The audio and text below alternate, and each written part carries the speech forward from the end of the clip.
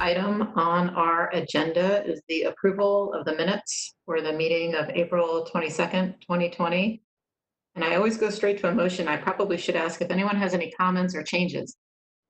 Actually, Adrian, before we get started, I just want to go over the procedure for the WebEx Sure, stuff, go for it. if I could. Yes. Thank you.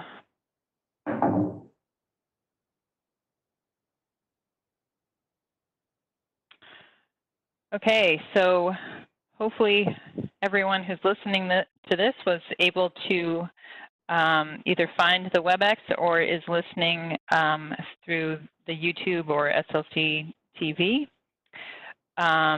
If you are watching from home and you would like to join the WebEx to participate in one of the public hearings tonight, you can do that through our website. If you go to slc.gov/planning, click on public meetings and look for the Planning Commission agendas and minutes, you can click on the agenda for tonight's meeting, May 13th, and follow the link to the WebEx.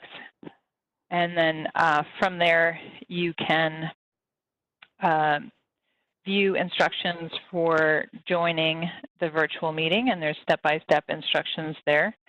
If for some reason your audio is not working and you are participating in the WebEx, or you are watching from home and are unable to participate in the WebEx, you can email your comments on a particular item to planning.comments@slc.gov.com. That's planning.comments@slcgov.com.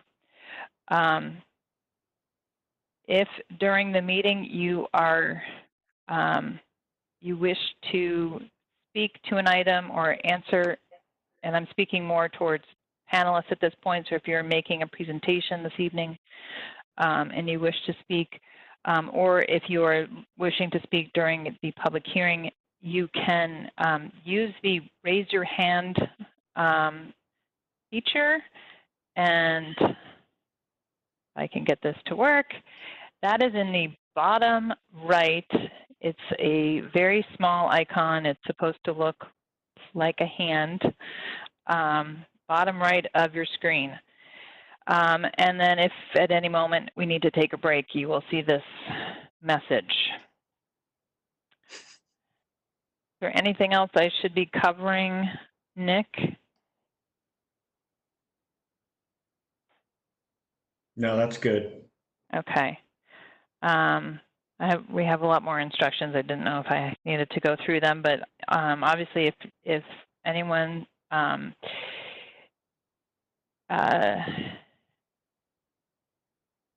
has any issues, please feel free to email us at planning.comments@slcgov.com, and we can hopefully get your comments addressed in the meeting. Okay. Commissioner Bell, take it away. Okay. Thank you. Back to the approval. Thank you, Molly. Back to the approval of the minutes for the April 22nd, 2020 meeting. Unless anyone has any changes. Oh, and there's Sarah. Welcome, Sarah. Would anyone like to make a motion? Motion to approve the minutes. Okay, we've got a motion by Matt. Second. Second by John. All right, let's go down the list. Maureen? Yes. Amy? Yes. John? Yes. Matt? Yes. Andreas?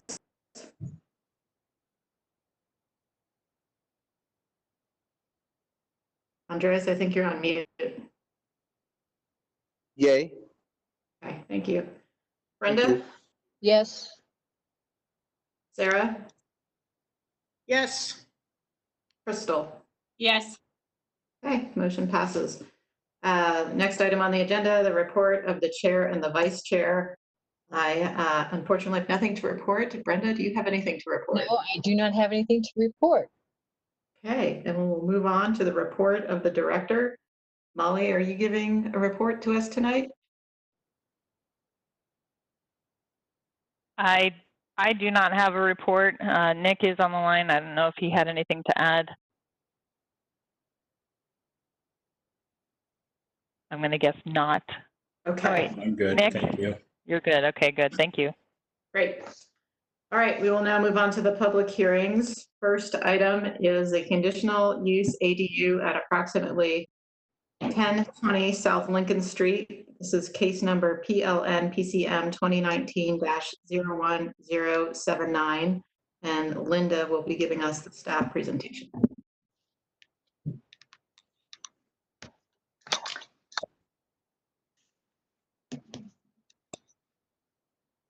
Molly, I'm not able to share my content.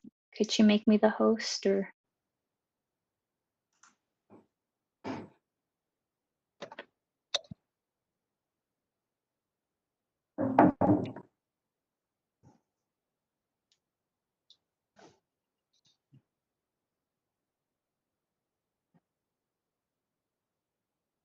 Perfect, thank you.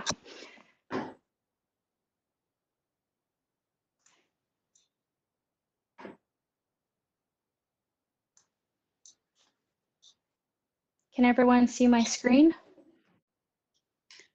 Yes. Yes. Yes. Perfect. Good evening, commissioners, chair, and members of the public. So this petition is for conditional use for a detached ADU to be placed in the rear yard of an existing single-family dwelling located at approximately 1020 South Lincoln Street. The subject parcel is zone R1 5000 single-family residential and is located on Lincoln Street between Belmont Avenue and Herbert Avenue. Staff is recommending approval with conditions. The proposed detached ADU would be located between the detached garage and single-family dwelling. The building footprint is approximately 425 square feet. It would be a one-story structure containing a bedroom, a bath, with a flat roof measured approximately 11 feet 9 inches in height. The primary exterior building material would be stained charcoal 6-inch wide vertical wood siding. The proposed detached ADU has a wraparound deck with the entrance facing the south interior lot line. There is a clerestory window on the west elevation located approximately 6 feet above the ground level that faces the alley, in other words, the rear property line. In addition, there's a 6 feet by 3 feet sliding double pane window facing the south interior lot line. These windows are similar in size and profile as the windows found on the principal structure. There is a pedestrian access through the proposed hard surface walkway with access from and to the alley, and additional pedestrian access through the existing north side gate to Lincoln Street. The parking for the existing house is accommodated by 2 off-street parking spaces in the detached garage, and additional parking on the shared easement, both accessed from the alley. As shown in the bottom image, the shared easement is approximately 8 foot in width, with 5 feet on the subject property and the remaining 3 feet on the abutting property. Off-street parking is not required because the property is located within a quarter mile of a bus stop, and street parking is available along the frontage of the property. There are a few key considerations regarding the ordinance. Only requires a minimum of 1 parking space for an ADU, with the exception that a parking may be waived if there's legal on-street parking available in the front of the property or the subject property is located within a quarter mile of a bus stop. So in this case, the subject property is located within a quarter mile of a bus stop, with the nearest bus stops located near the intersection of 900 East and Herbert Avenue. Second consideration is regards to the shared easement. So during the early notification process, staff received an email from a neighbor expressing concerns about the possible encroachment of the proposed ADU on a shared easement between the subject property and the abutting property to the north. According to the warranty deed for the subject property, the right-of-way easement is 8 foot wide with 5 feet on the subject property and 3 feet on the abutting property. The proposed ADU is approximately 8 feet 8 inches from the abutting property to the north. Therefore, the proposed ADU does not encroach on the right-of-way easement. Third consideration is the housing goals. The proposed ADU is consistent with the goals and policies outlined within the growing SLC housing plan. Housing goals are addressed under Standard C within Attachment F. And last consideration is in regards to the master plan. It's consistent with the following residential land use goals and policies included within the Central Community Master Plan as discussed in Attachment F. Here are a couple of photos of the site. Starting at the top left, it's just a view of the rear yard where the proposed ADU would actually be in line with the wooden fence, so a portion of that wooden fence would be removed. Top right would be the view of the rear yard facing the south property. And the bottom left is a view of the shared easement from the alley with the subject property to the right and the abutting property to the north, to the left. And lastly, the bottom right is the view of the shared easement, kind of standing near the front building line. During the early engagement process, staff received 3 comments regarding the proposal, 2 emails, 1 phone call. One of those emails were in regards to the shared easement encroachment, and the other 2 were just general questions, indicating no position. And then during this public hearing notice, staff received 2 emails and 1 phone call. One of those emails is actually from the East Liberty Park Community Organization, where they're recommending denial for a few reasons, and a copy of their email is in the Dropbox. First being their concern about the proposed ADU size is exceeding the limit allowed by the ADU standard. According to what they presented in terms of the size of the main house is based on the assessor's record, but this assessor's record is not including the enclosed porch, as you can see on the image to the right, which is also, this sketch is extracted from the assessor's record. So with the living area, which would equate to 910 right here, 910 square feet, and the enclosed porch, approximately 85 square feet, the total square footage of the principal building would be approximately 995 square feet. And 50% of that would be approximately 497. And the proposed ADU is 425 square feet. Another concern is the proposed ADU is actually larger than 425 square feet as indicated in the staff report. The way we measure it is exterior face of the wall, and if you look at the floor plan in the staff report, the exact measurements are 31 feet by 8 inches by 13 feet by 2 inches, and that would be roughly rounding up to whole numbers, 417 square feet. So the concerns about the proposed ADU and the size of the single family home meets the standards, and then concerns about the parking, that's already been addressed in the key considerations.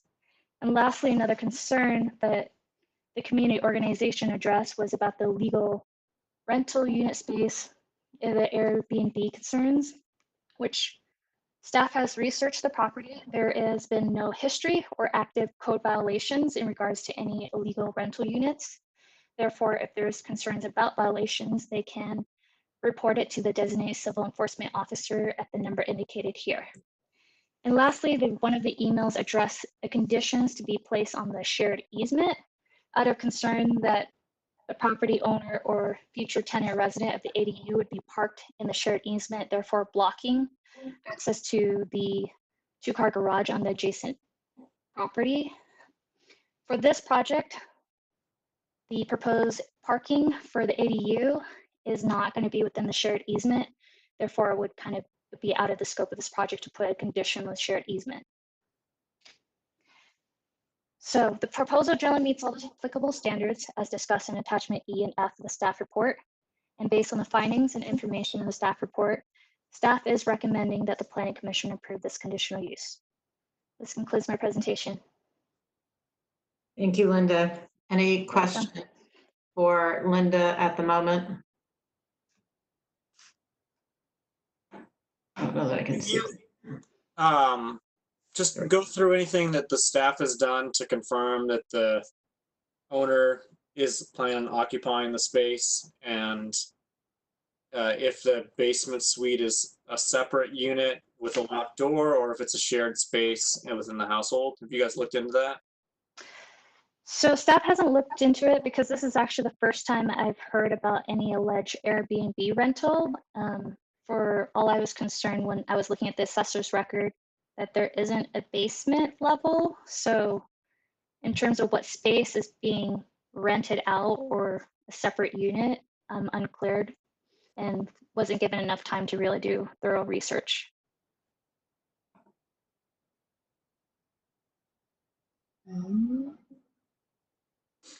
Any other questions for Linda? Yeah, can you tell me what about the condition of that alleyway? Is it paved? Is it hard surface paved? Is it paved with, what is the condition of the alleyway? So as you can see, some of these site photos, visit photos, at the front is slightly paved, not well paved, and near the center, it's a little bit of mixture of gravel, pavement that's just been deteriorated. And in this bottom left photo is the asphalt is still existing. It's not in great condition, but it's there.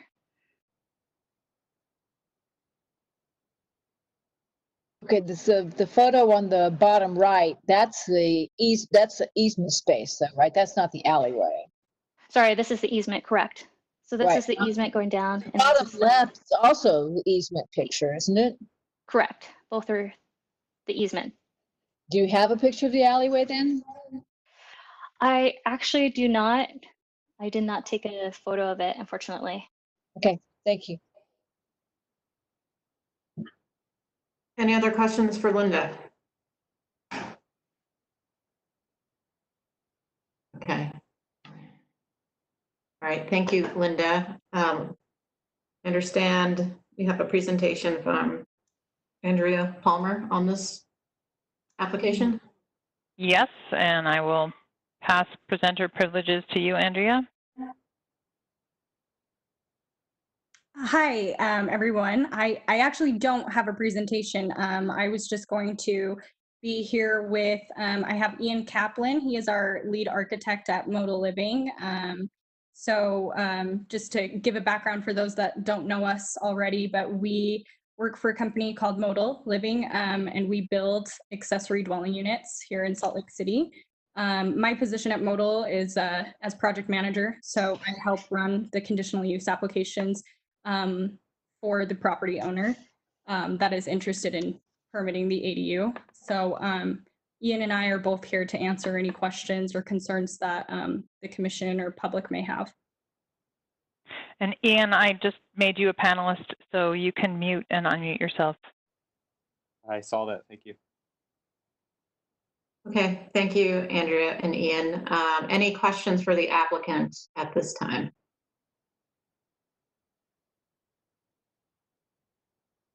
No?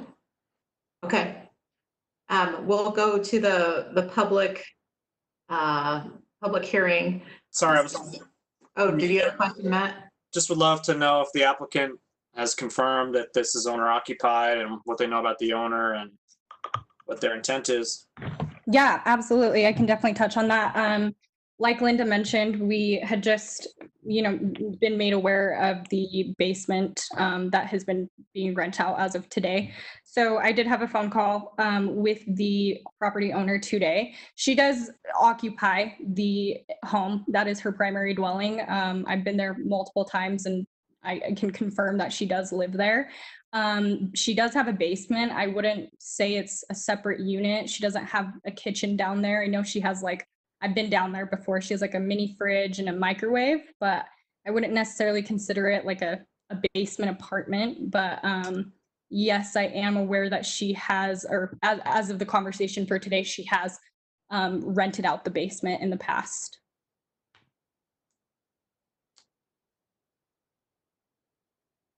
And I don't know if this is appropriate for us to ask or not, but just what's the name of the owner? Her name is Sandra Crow. She goes by Sandy Crow. All right, thank you. This is Crystal. When you say she has rented it out in the past, is she renting it out currently? The last conversation I had with her, because she was using Airbnb, but majority of Airbnb listings have seemed to be shut down due to the COVID pandemic. So I know she hasn't been able to really have any occupants as of, the last couple months. Maybe she's had one or two, but I know she's told me she's kind of struggled to have someone stay there due to the pandemic.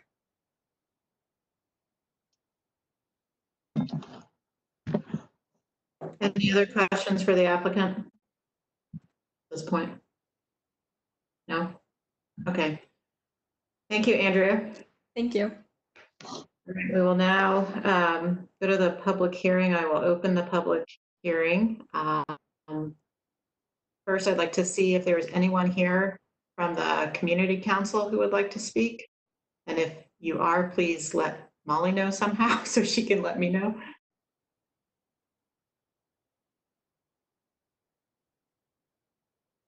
Any indications, Molly? I don't see the hand feature in the attendee list. Linda, do you know who the community council person would be? It would be Daryl High, and I think I see him on the Excellent. attendee.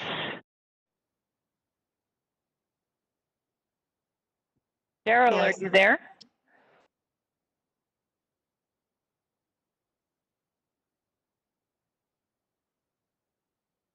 He's commenting on the side in the Q&A. Daryl, are you there? Molly, Daryl, this is John. Daryl sent in some comments too. So if he's having any trouble speaking, I can read that email from him as well. Thanks, John.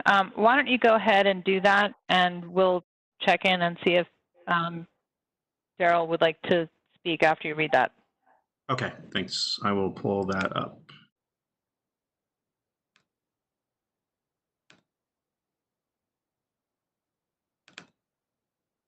Okay, so again, this is from Daryl High. He's a member of the community council. So we've conducted several site visits, discussions with neighbors, and weighed internal facets of this petition.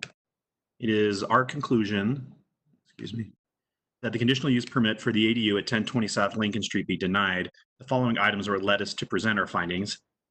Note the driveway between the properties on the north side is shared. The abutting owners have an easement and by mutual agreement use the Lincoln end. The house is 951 square feet. According to the city ADU regs, that calculates to something no bigger than 425 square feet. The owner is an active Airbnb host. She had 6 rentals in March alone. She advertises the basement studio as sleeping 4 individuals. The neighbors say there is constant traffic from the rental. The owner plus the Airbnb in the basement plus the plus the added ADU would effectively change the property into a triplex, contrary to current zoning use. There isn't enough parking for the requested use. Technically, this probably meets the squeak test for crossing all the check boxes. I question whether it meets the intent of the ordinance, especially when thinking of how jammed the lot will be. Other factors, primary access will be via the alley. The alley is not maintained, plowed, or lighted. It is very narrow with mostly 0 setbacks. Fire emergency access is questionable. Then he references Andrea Palmer as a marketing agent for Modal and then places their website. The last ADU applicant was 942 South 900 East, owned by Kimberly Lofthouse. At the hearing, we raised the question of access. She asserted the tenants would be able to use the driveway from 9th East as well as the alley and subsequently block the driveway access. At the end of the day, someone should ask, does this enhance or detract from the fiber and character of the neighborhood? He then put in a listing or shared a link to the Airbnb listing. The owner of the Airbnb is Sandy. Sandy has had at least 6 rentals during March 2020 during the height of the mandated COVID shutdown. The petitioner intends to install a model 1 unit, which is too large. We agree this proposal does not fit with the intention of the ADU ordinance as passed by the City Council. It is effectively rezoned to a triplex with none of the off-street parking or reduction in impact on neighbors. We look for these examples, especially for a narrow and dense street like Lincoln. We encourage decisions based on whether the project is viable under the conditional use exception, and we think we can make the claim that it's too much. Further, staff report the use is compatible or with conditions can be made compatible with surrounding uses. The use is consistent. However, if the owners are acting in violation of other city ordinances, then it might be argued that this ADU will exacerbate the issue and thus is not compatible. Again, if the applicant is violating city policies, then it should be argued that the request is not consistent. The downside of cases like this is they show the negative effects can occur due to ADUs. That's from Daryl High, co-chair of the East Liberty Park Community Organization. Thanks, John. And I'm going to try and unmute Daryl again. Daryl, if you're there, do you have anything to add to those comments?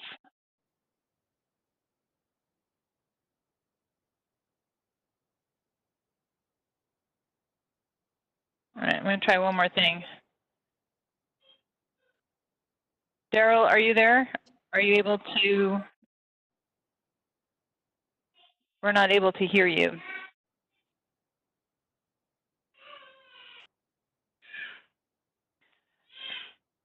Okay.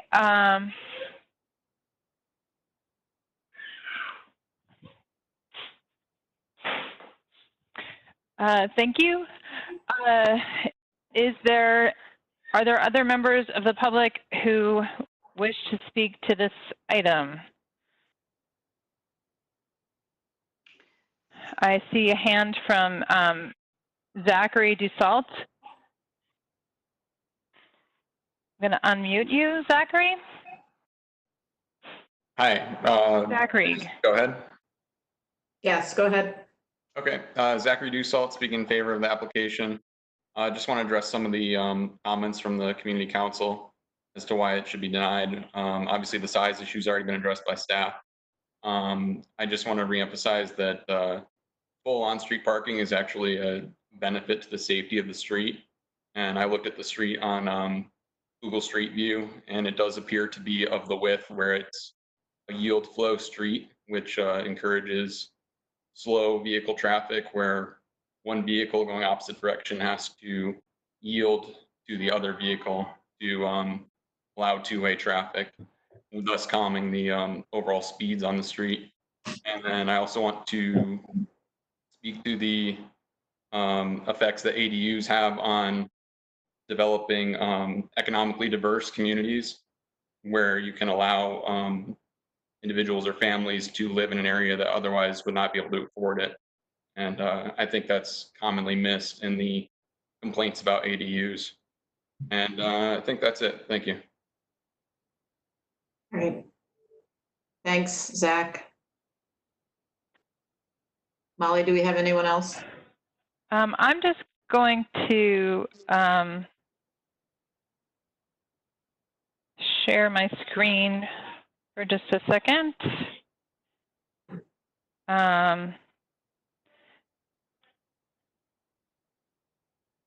And see if I can do that. For some reason I can't do that right now.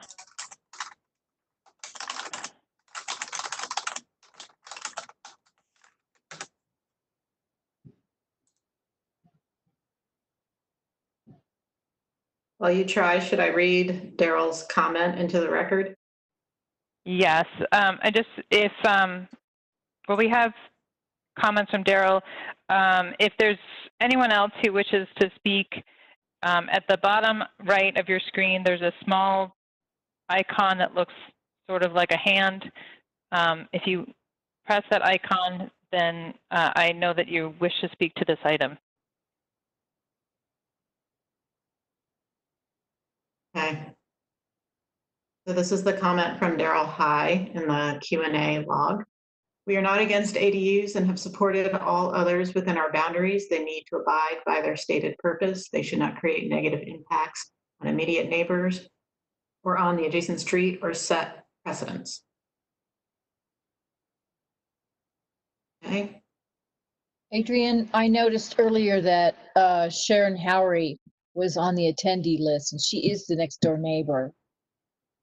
I'm wondering if she wants to speak because for any reason can't. She's still there. I can't find the list of attendees now. Sharon, are you interested in speaking to this item?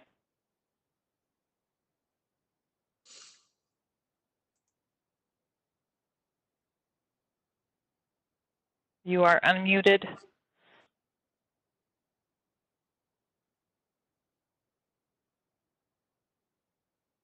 There's another next door neighbor. Okay. There's another attendee, Amy R. Are you interested in speaking to this item? I had a question. Yes, Amy, go ahead with your question. And please You have 2 minutes. How and Amy? when were the percentages set for filling up the yards with structures? And how broadly does that apply for neighborhoods? Amy, would you mind speaking your full name for the record? Oh, it's Amy Rosenberg. Thank you. So this is Nick Norris. I just typed in the answer to that question in the Q&A, but basically the total lot coverage requirements, the code have been in the code for about 15 years. The ADU requirements about the sizes were adopted in 2018. About the sizes of the ADUs? So the ADU size regulations were adopted in 2018.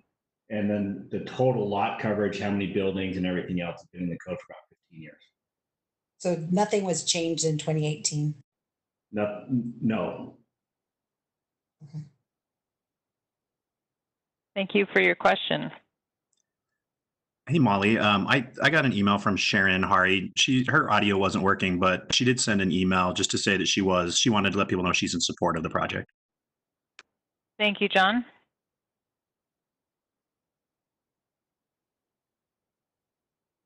Molly, is there anyone else who's indicated an interest in speaking? I don't see anyone else. John, are there any other emails? John, any other emailed comments on this one? Looks like Sharon just sent one more short little email that I can share. She just mentioned our concerns about our shared driveway easement are the biggest concern because parking in front of either garage on the alley blocks access for both garages. Preserving the easement area is not enough. Both garages face the side lot line. And that's the end of comments that I have emailed. Okay, thank you. All right, thank you, John. We'll go ahead and close the public hearing and bring the discussion to the commission and see if anyone would like to bring back the applicant or bring back Linda with questions. Yeah, I have a question for staff about the lot coverage and what percentage actually is being covered. Sure. I can actually share my screen real quick.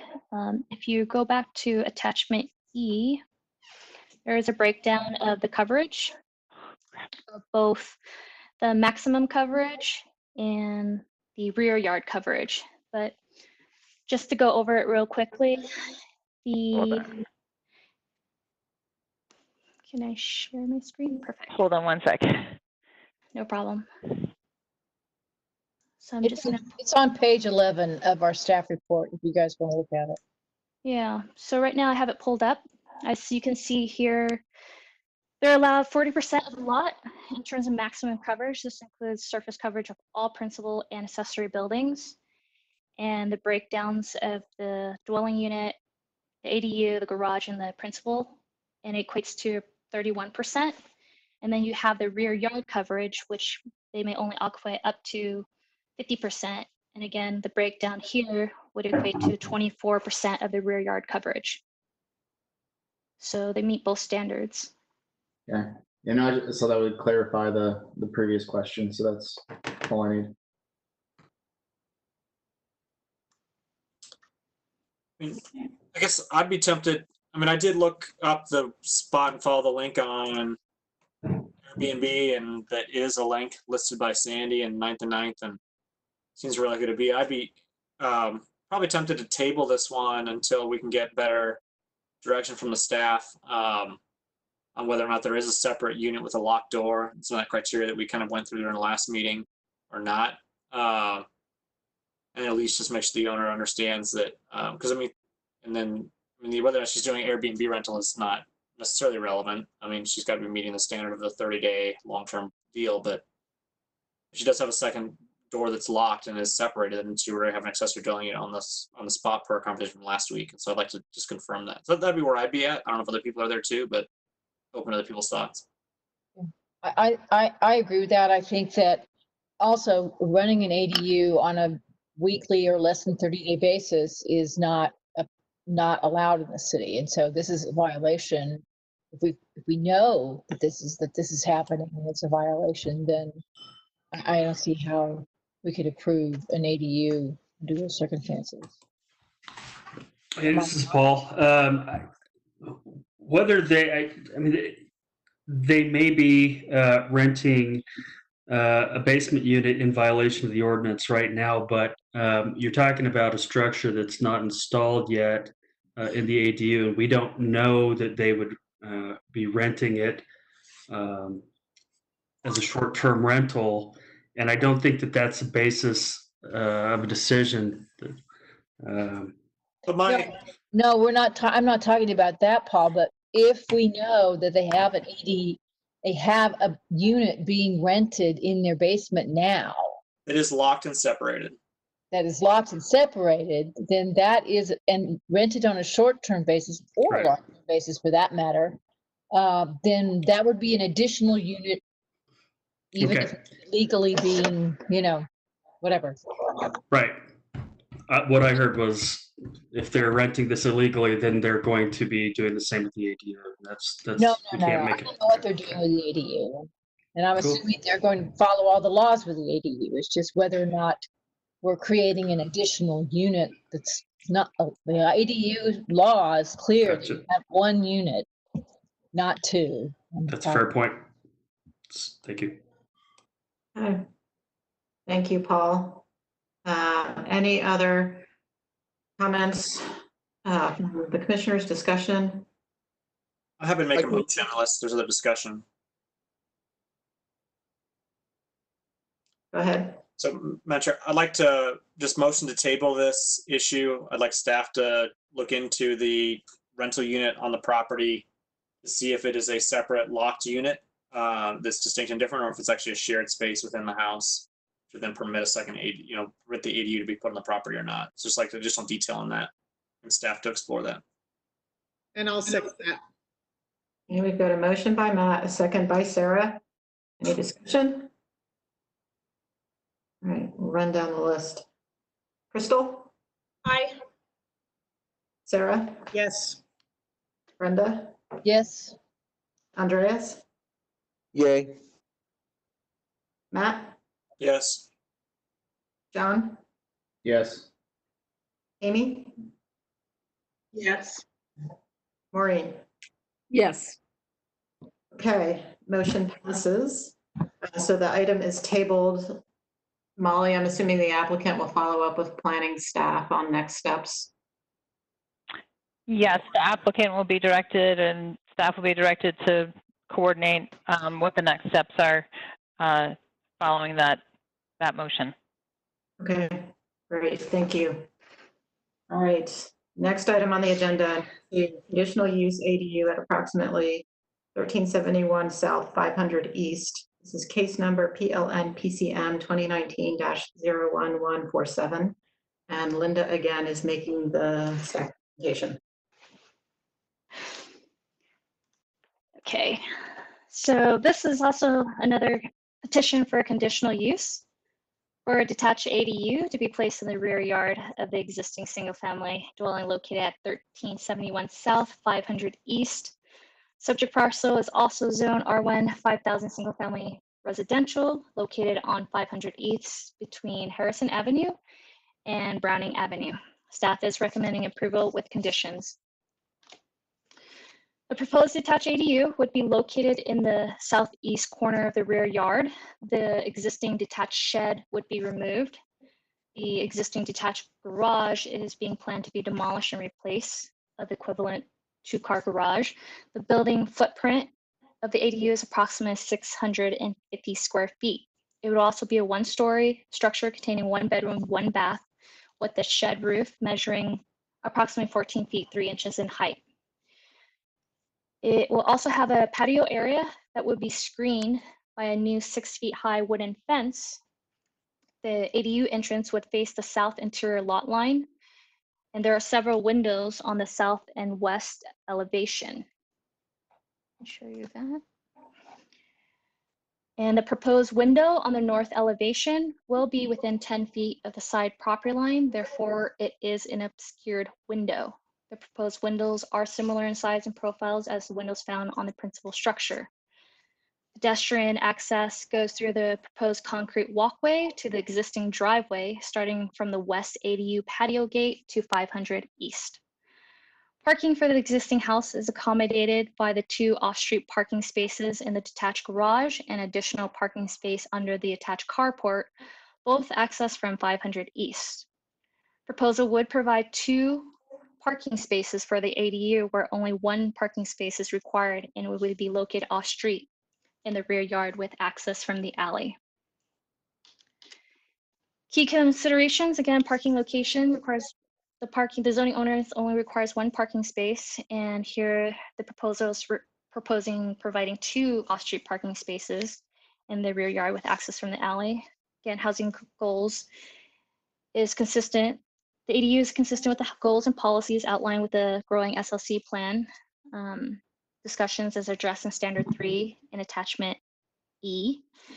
Central Community Master Plan. The proposed ADU is consistent with the residential land use goals and policy included in the Central Community Master Plan as discussed in Attachment E.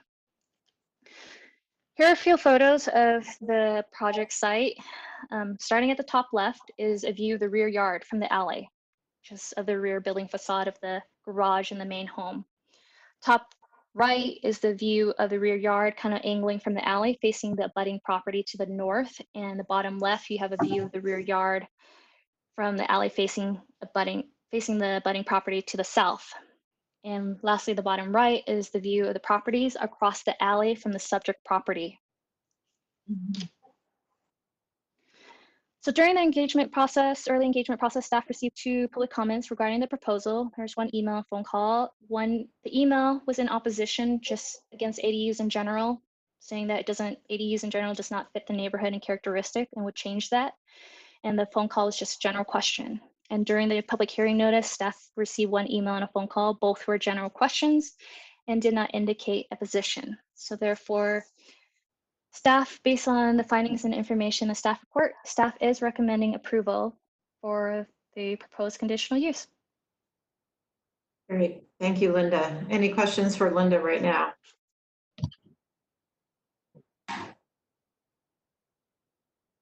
Okay, not seeing any.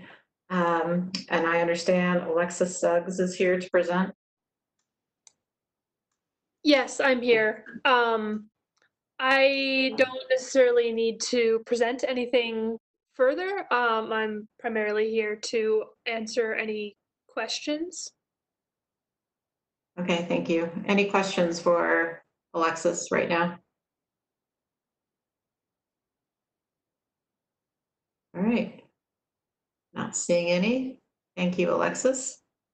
We will now move on to the public hearing. I will go ahead and open the public hearing, and then I will ask Molly if there is anyone here from the Community Council.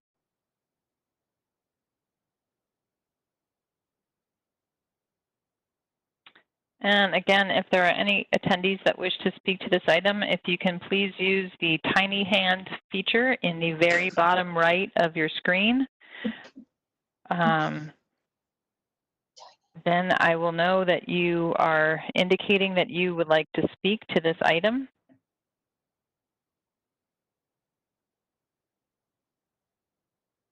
And let's see, Zachary Dussault. Hi, can you hear me? I can. Okay, Zachary Dussault, speaking in favor of the application.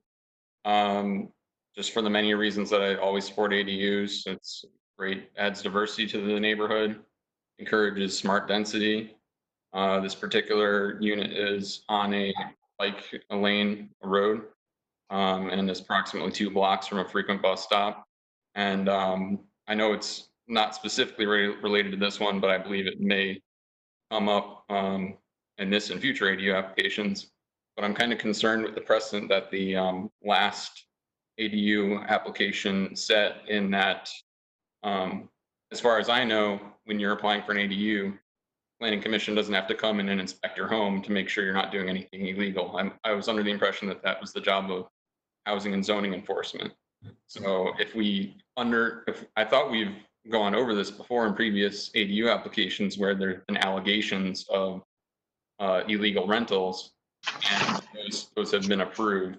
And so I'm just a little bit concerned with the fact that the planning commission might be adopting the role of housing and zoning enforcement and kind of succumbing to the pressures of people who are just generally against ADUs and finding excuses to get them disapproved. And that's it. Thank you. Thank you, Zach. Molly, is there anyone else who's indicated an interest in speaking? I don't see anyone else on the list. Linda, do you know the name of the community council representative who may or may not be at this meeting? Don't remember her name off the top of my head, but it's Liberty Wells, but they had no comments during the early engagement and she didn't have any comments after. Okay. Thank you.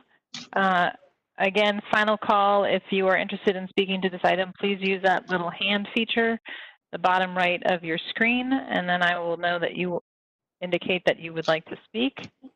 Molly, there's a question from Jason Leiser that says he had just lost audio, so I don't know whether that means he was trying to speak or whether all of us couldn't hear us anymore.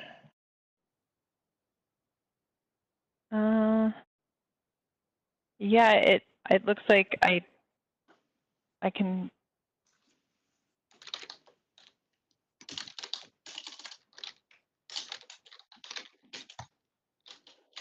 Strange. Jason, I can't even seem to make you a panelist to allow you to speak in that regard either. If you want to type your question or comment into the Q&A section or into an email, planning.comments@slcgov.com, we can kind of wait a minute and see if something comes in.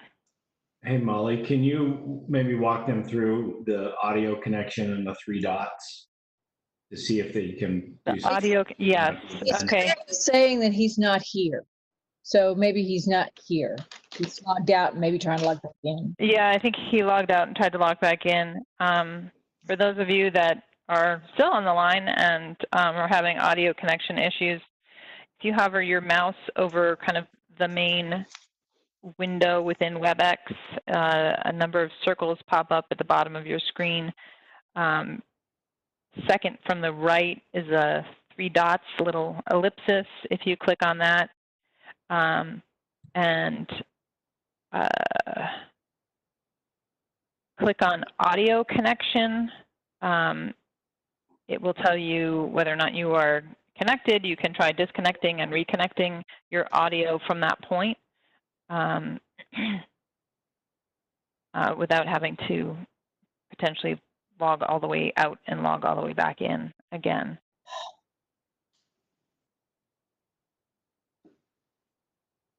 Jason's audio was working earlier because we tested it before the meeting started.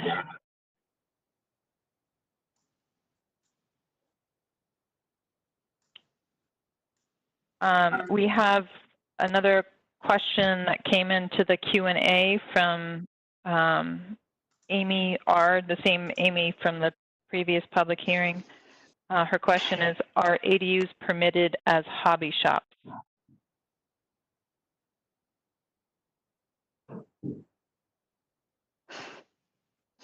So this is Nick, I can answer that.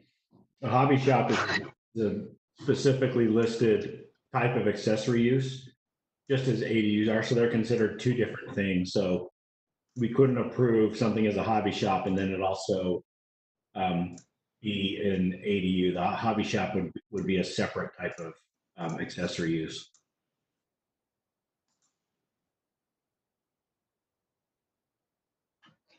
Thank you, Nick.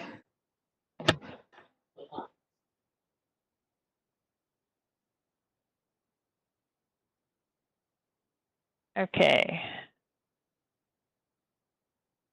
I'm still not seeing Jason anywhere. John, have any emailed comments come in? Not for this project. Okay, and do you know if we had any other emailed comments for this project, either prior to the meeting? No, we didn't have anything before or during the meeting. Great, thank you.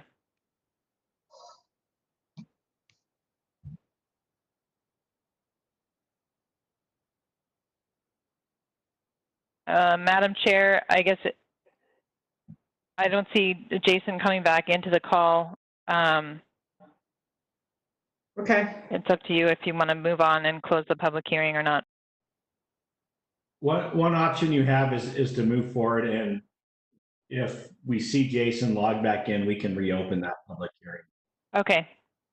Okay, let's do that. I'll close the public hearing now, subject to Jason returning, and then we will reopen to get his comments. We'll bring the discussion back to the commission. Any comments, discussion, questions for staff on this one?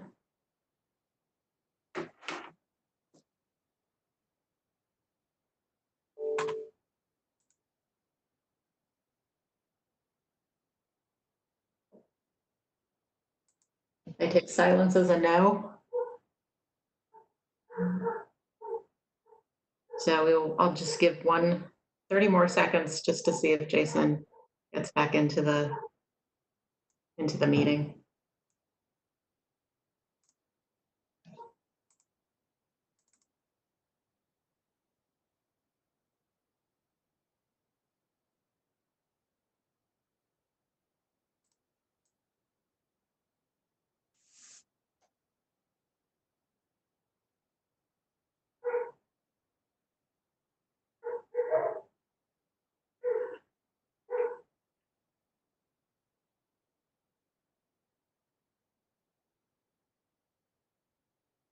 All right.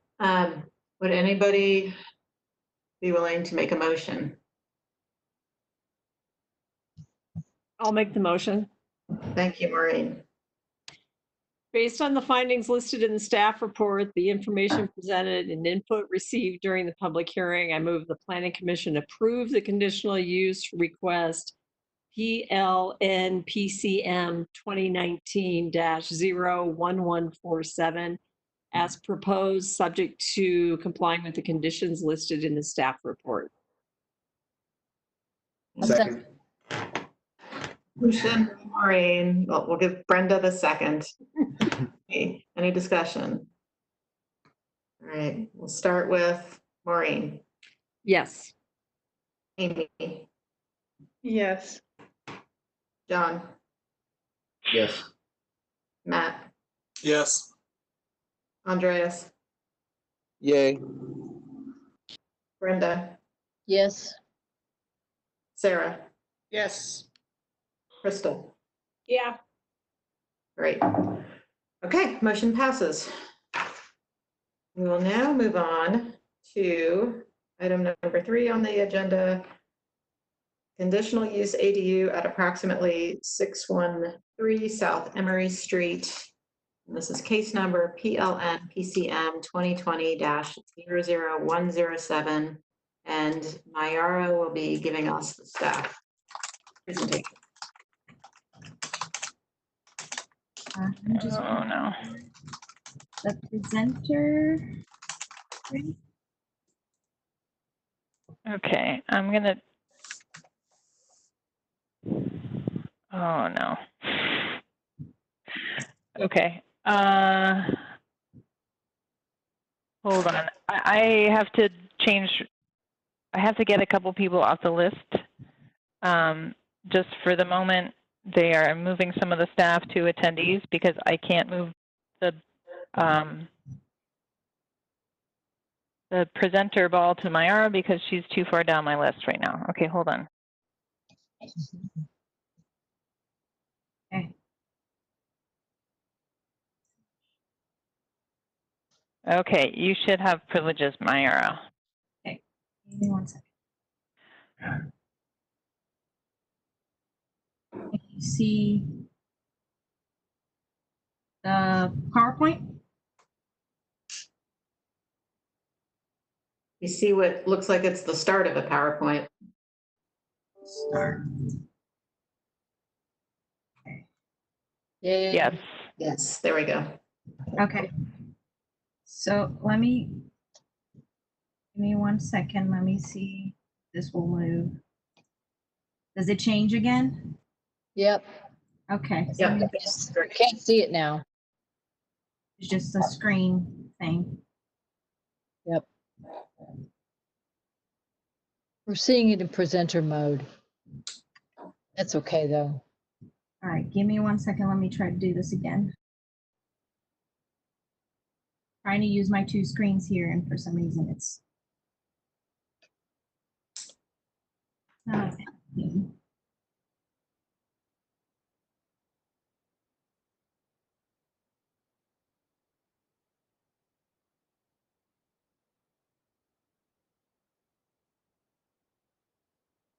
Sorry about that. That's okay. It worked the other day. Let's work.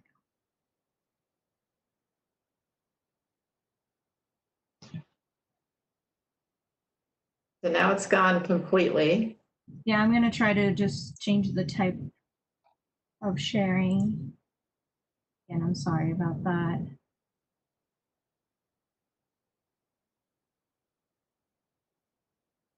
Can you see it now? It looks like it's, Yes. yes, there we go. Thank you.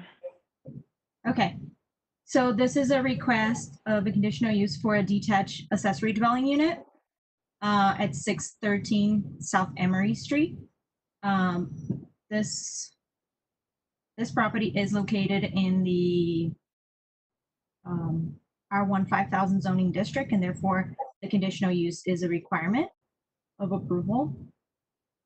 The proposed ADU is to be located on the rear of the property. The property does have a detached garage, so that would be a second accessory structure on the lot. The accessory dwelling unit will have a footprint of about 425 square feet. And you will have 1 bedroom, 1 bathroom, and a combined kitchen and living room. It will be connected to the street and the alley through walkways and new concrete pavers in the rear. The openings of the ADU will be facing the facades interior to the lot, so not adjacent to any of the property lines.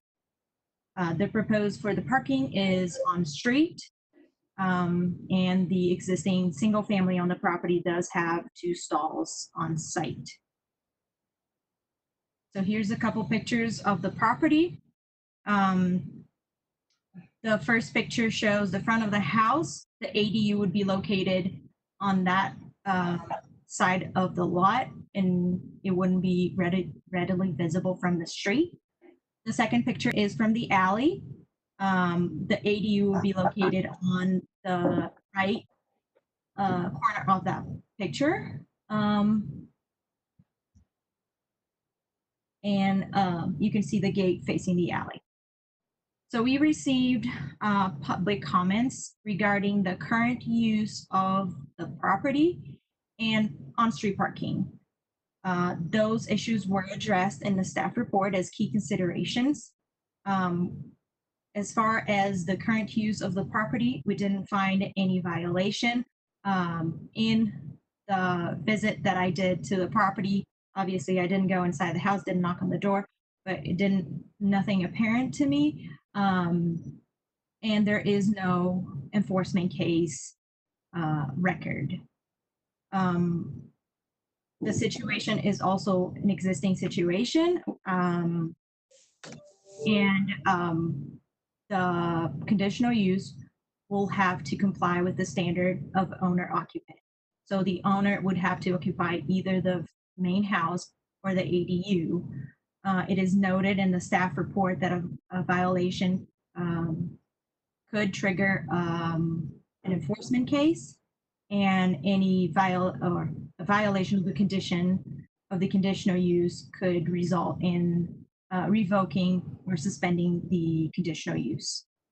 The second issue was the neighbors commented that the current tenants use on-street parking rather than off-street location on the property. It is noted also in the staff report that although we require the stalls on the property, there's no zoning regulation or traffic regulation that prevents the tenants or property owners to utilize on-street parking rather than their off-street parking. The existing house, as mentioned, does meet the current standard, which is 2 stalls, and the ADU also comply with the standard because there is available on-street parking directly in front of the property. So staff is recommending that the commission approve the request with the conditions listed in the staff report. Those conditions are the typical conditions we have for ADUs. And that's the end of my presentation. Great, thank you, Myra. Any questions for staff?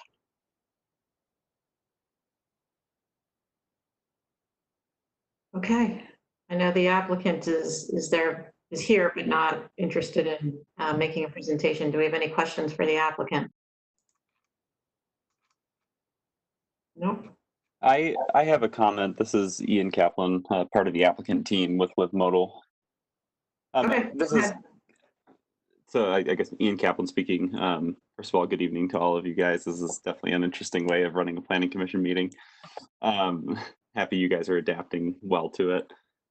So my general question, this has come up in the past several planning commissions, and I think everybody has kind of addressed it at one point or another, is the kind of enforcement of the owner occupancy clause, and obviously now the Airbnb rental of these units. So as a company for Live Modal, and obviously I'm a third-party architect that is hired by them, I'm just curious, like, where does the delineation stand? Because as a company, obviously they've notified all their applicants that you have to be owner occupant and you cannot be breaking any other civil laws, right? But from the city perspective, I know the planning commission is reviewing this for any negative impacts it may have, but in terms of the kind of boundary of whose responsibility is whose, does enforcement lie on a civil, like an open civil complaint against a specific property owner? So if the planning commission doesn't have any of those open to them currently, can they deny an application based on allegations, or does that have to be investigated and then a report filed against the property? How does all that work? Molly or Nick, do you want to potentially respond to that question? Do you want to hold that until we come back after the public hearing? This is Nick. I'm happy to respond. So no, we can't deny something off of an allegation. We have to make sure that there's some evidence that there is a violation occurring. And if that violation is related to the proposed conditional use or not. So in a situation where it may create an additional dwelling unit, or if there's questions about that, that is certainly related to whether or not an ADU could occur on the property. If it's related to people just renting it, that's something that, not on a short term, but on a more than 30-day term, that's something that's allowed by code, and we couldn't deny a land use application based on that. And that goes for any other violation. So if there's another violation, say it's not that there's one here, but say there's weeds or some other zoning violation, as long as that's taken care of, we can't deny an application because of that. That's a separate enforcement issue. Madam Chair, just because I think I made the motion on the one that is kind of a question here, and I'm probably out of line here, so you can mute me if necessary.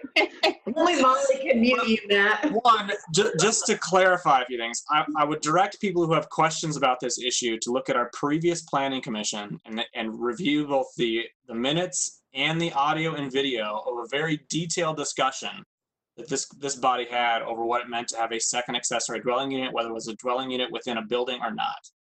There's a very detailed conversation about that and whether or not how it applies. You should review because that was pertinent in that last discussion. And I think here too, in terms of stuff that I look for in terms of a body or what I review, when there is evidence, something that may not meet the standards in the ordinance of an accessory dwelling unit, and there's evidence brought forward to us that seems compelling, it might change our position one way or another.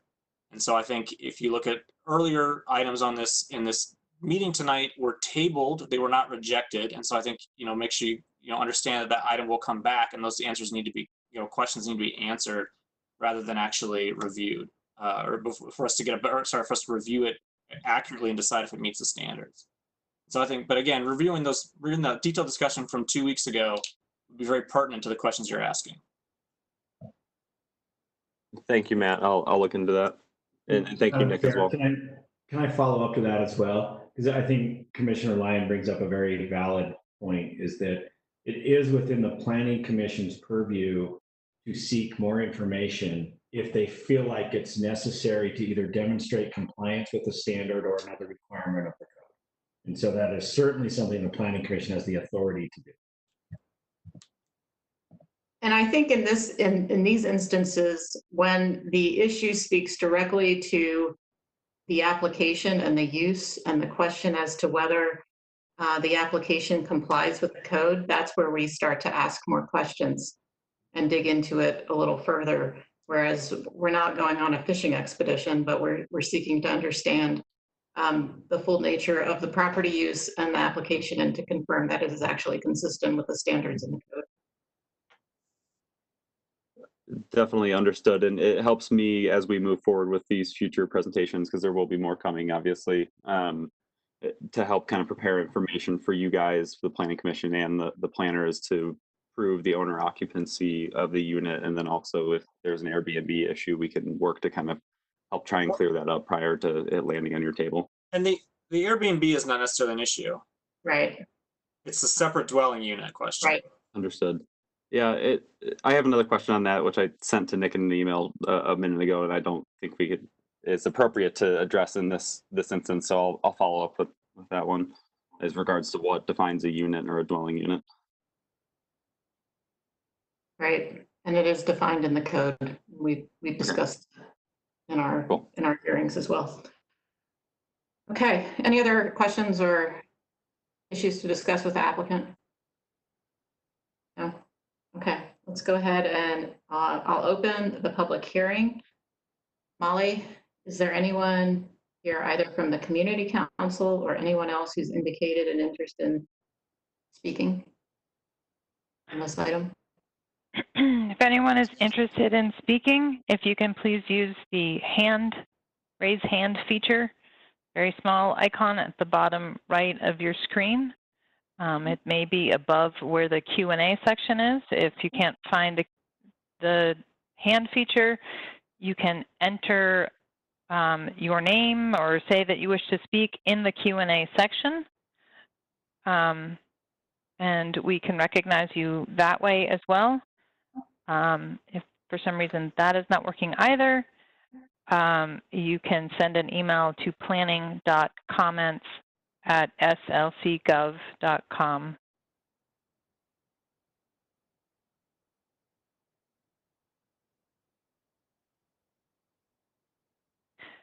Looks like Zachary is interested in speaking again on this item. Zachary, are you there? Hey, how's it going?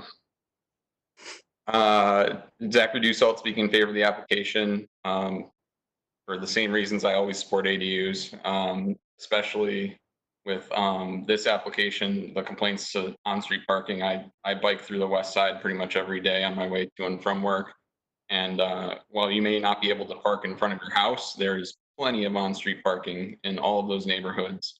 And there's not really hope of making any of those yield flow streets because they're wide enough to land a plane on for most cases. But the on-street parking issue may be a minor inconvenience, but it's certainly not a prohibitive issue of not being able to find any on-street parking. And I just want to address Matt's comments from from the previous planning commission meeting where we had that lengthy discussion of what is a dwelling unit and what role the planning commission should play. And I thought that that previous discussion had set a important precedent to leave inspections to the inspectors and for the planning commission to make their determinations based on objective facts and what's already in the public record. Obviously, if a person with a duplex applies for an ADU, the planning commission would deny it because that doesn't comply. But the allegations of short-term rentals, I don't see why that should have a impact on the planning commission's decision. Obviously, if the use is approved and the person continues doing short-term rentals and there needs to be an enforcement case opened about that, then I obviously understand that and I would support that action. But I don't see the planning commission's role in making those determinations. And that's it. Thank you. Great. Thank you, Zach. Molly, is there anyone else? I believe Dennis Ferris is here and is a representative of the Community Council. Dennis, are you interested in speaking to this item?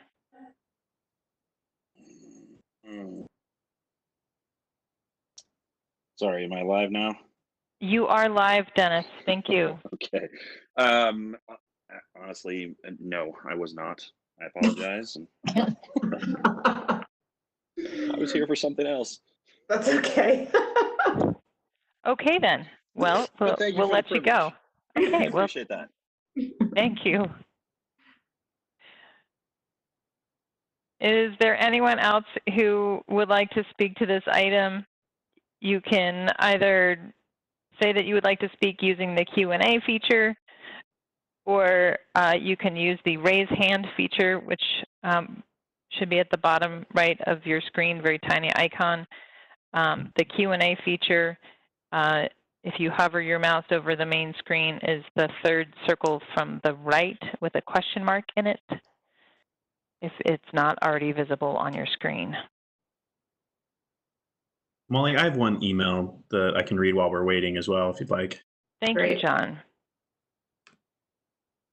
This is it's an email I received just a few minutes earlier today. My name is Michael J. Namelka, and I live on 9th South, just east of Emory Street. It is my understanding the Zoning Commission is considering changing the zoning from single-family dwelling to multiple-family dwellings at 613 South Emory Street, with an additional dwelling at the rear of 613 Emory Street.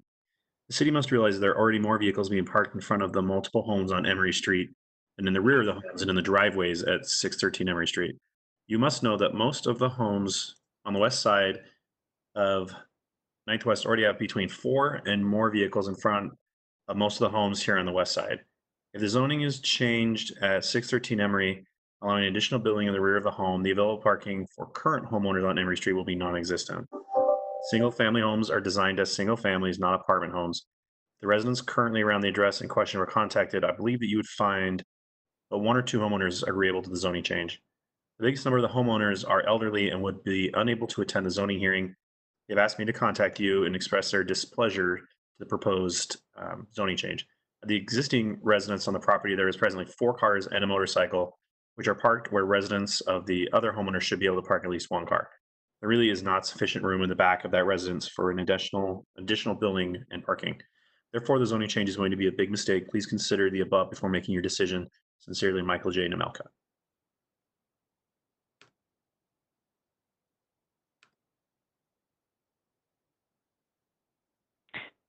Thank you, John. Yeah. Molly, anyone else? I do not see any other hands raised. Okay. All right. We'll go ahead and close the public hearing and bring the discussion back to the commission. Any discussion, questions, comments from the commissioners on this application? Or any of the comments received?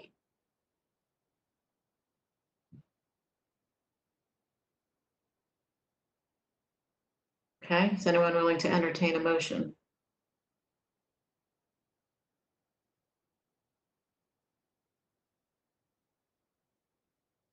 I'll make a motion. Thank you, Brenda. Based on the information listed in the staff report, the information presented, and the input received during the public hearing, I move that the commission approve the request for conditional use for an ADU at 613 South Emory as presented in petition PLN PCM 2020-00107 with the conditions listed in the staff report. A motion by Brenda, I'll second. a second by Maureen. Any discussion? All right, we will start with Crystal. Sorry, yes. Sarah, Yes. Brenda, Yes. Andreas, I'm not sure why I'm having a difficult time with this one, but I will vote yes. Matt, Yes. John, Yes. Amy, Yes. Maureen. Yes. Okay, motion passes. Thank you all. Moving on, item number 4, the Zephyr Lofts design review at approximately 360 West, 200 South. This is case number PLN PCM 2020-00067. And David is making the presentation for staff. Okay, good evening. This is the design review application for the Zephyr Lofts apartment, as you noted, and the application number. It's a 138 unit apartment building in the D4 zone, and they're requesting a building of 85 feet tall. I can share my presentation screen. Molly, do you have? You can. You should have presenter privileges now. All right.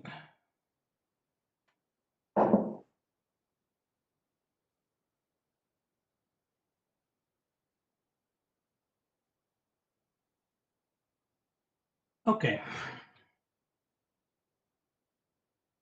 And that probably went full screen, but I hope that still works. Yes, that looks good. Thanks. Okay, so this is a 138 unit apartment building on a 0.73 acre lot in the D4 zoning district. It currently functions as a surface parking lot. The request is for a building of 85 feet tall. Buildings over 75 feet in the D4 downtown secondary central business district are allowed to be touted in 75 feet, but under 120 through the design review process with planning commission approval. So the applicant is requesting that extra 10 feet of building height. Zoning and location map for context.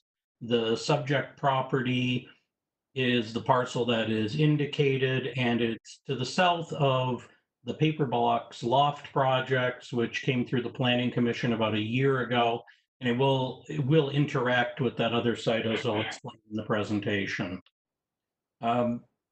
Site plan very briefly. So the Paper Box Loft site is to the north, and there will be a shared driveway access that comes off of 200 South running north that also goes towards the Paper Box Loft site, and parking for this particular development will be underneath the building and accessed towards the rear of the building. So parking will be under the building. I mentioned that shared driveway towards the back of the building, and the project does include a mid-block walkway that runs from 200 South to the Paper Box project to the north.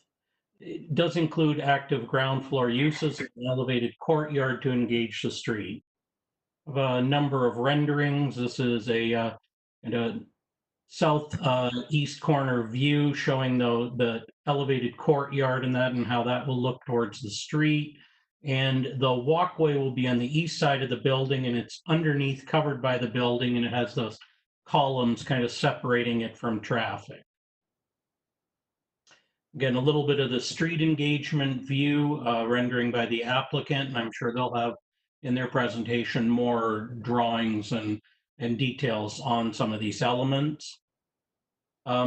To the west of the subject property, this is the Dakota Lofts building, and the particular, somewhere where you see that driveway going down is about the property line for the proposed project, the Zephyr. So it's adjacent to that property, just to the east of it. And then, so here's the view looking across the parking lot towards the Dakota Lofts building, and it's that surface parking lot that's being removed. To the east of it is the Westgate Apartments and Loft. So you see that view of the building to the east. And across the street would be, this is some of the existing development in the warehouse district across. Number of key considerations that were outlined in the staff report. We were looking at the neighborhood compatibility, especially in view of that extra height, how that fits in. What is the public realm experience? How does the building work with the street and provide a pleasant atmosphere and that interaction and engagement of the street? The mid-block walkway design details. Again, how is that designed to present a inviting pedestrian experience? And also the master plan compliance. We did receive several public comments, which were included in the staff report. And I know that there'll be at least one more for the record that John Anderson, I believe, will read into the record once we get to that portion. Staff's analysis, we concluded that it generally meets the design review standards for additional building height. Additional information would be needed, or we would like additional information on the design details of the mid-block walkway, the public realm interaction, some of the landscaping and lighting. So we're recommending that these items be included as conditions of approval delegated to planning staff for verification of compliance. The staff is recommending that the Planning Commission approve the design review application subject to a number of conditions listed in the staff report. That's the end of my presentation. Thank you, David. Is anyone have any questions for David right now? No, okay. I understand the presenter, Micah Peters, is here and wants to make a presentation. Yes, Adrian, thank you so much. I also have my architect, the talented Julia Ordota, helping us tonight. I think she's going to run the presentation, and I'll try to do some narration of it. Julia, do you have access? I am on. I do not think I can share my screen just yet. Hold on one second, Julia.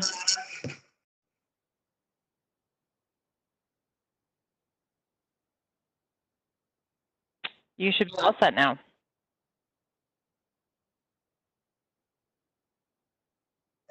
Can you see my screen? Yes. Yes, thank you, Julia. Okay, guys, this is Micah Peters, CEO for Clearwater Homes. I just want to thank David and Molly from the planning staff for all their hard work on this. I certainly appreciate you guys spending the time and effort on our project. So just in general, you guys will see this front rendering of our project. It's a 2-tower project with the raised courtyard in the center. We really wanted to try for some distinctive architecture on this project. And so we have these amenity bridges. They're effectively 50 feet across and 20 feet wide. Between the two bridges, you'll note that what looks like an art piece on the right-hand side there, that's actually a projection screen that will just be a benefit to the amenity space for the projection of pieces of art that are on rotation. And it's visible from the street, both on the north and the south side of the street in respect to kind of the photometrics that we've run. Additionally, the amenities bridges will be just used by our residents for sunrise yoga, meditation, dining, and recreating. On the top bridge, which is at a height of 75 feet, on the left-hand side is a test kitchen and a whole community set of large tables for community gatherings and dining up there. In the main part of the courtyard, we have a swimming pool, and we approached the landscape design of this project much like we approached the RDA project we did at Marmalade.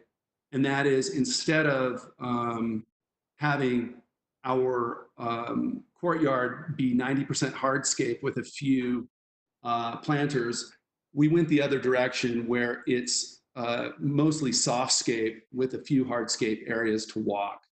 So in that sense, we just really like our mature trees and our landscaping.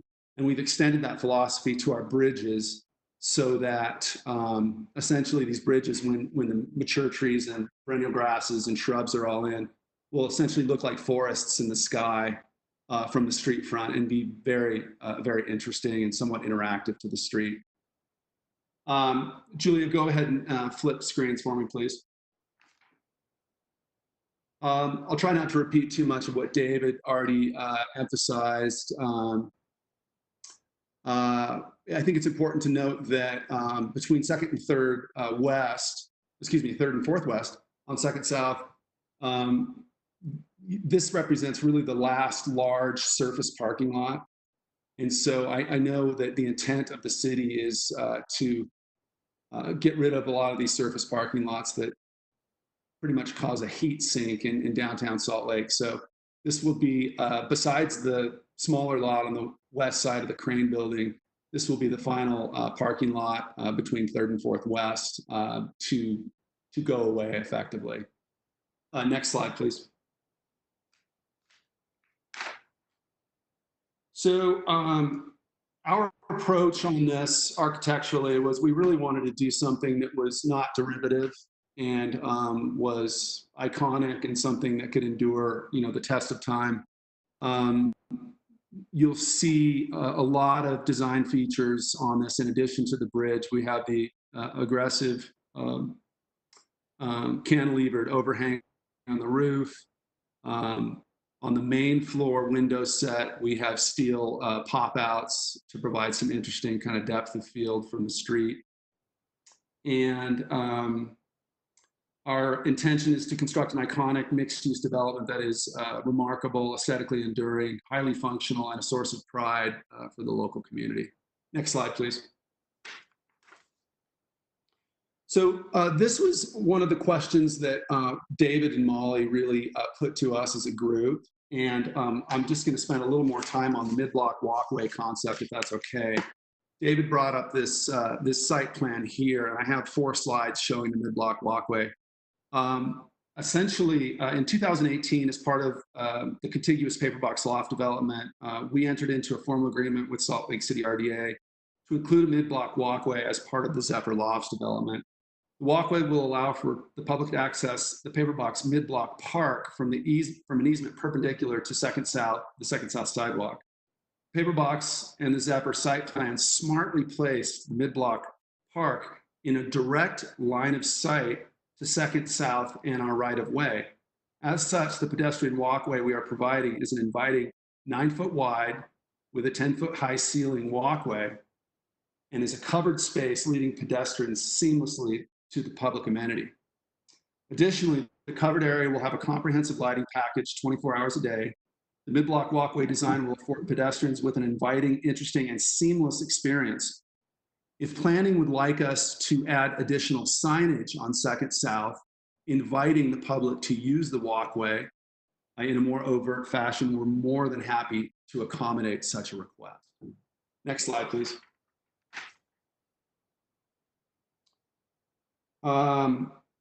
You can kind of see in the lower right-hand corner our loggia and our mid-block walkway going back. We, rather than just creating a sidewalk there, we felt for safety that it was important to demarcate the pedestrians as they go back to the park from the right-of-way, where our the automobiles from our community will be egressing and ingressing from our parking lot. And then it's important to note, I know there was some questions as to our landscaping, not so much within the project, but on the street front. We currently have a historic drive approach on the southwest section of our property that we are going to be eliminating as part of the project. So not only will all of the street trees that are currently there be preserved or replaced as part of the project, an additional one will be added where our current historic driveway is. In addition to that, our outdoor dining area, the entrance to our lobby, and all along the loggia and the mid-block walkway will have planters and aggressive trees and shrubs as much as possible for what is essentially a zero lot line development. Next slide, please. This slide just shows more of that path for the mid-block walkway. If you're coming off 2nd South there, your target is the mid-block park, which is essentially a 7,000 square foot park in the middle of the paper box development. So that would be the destination.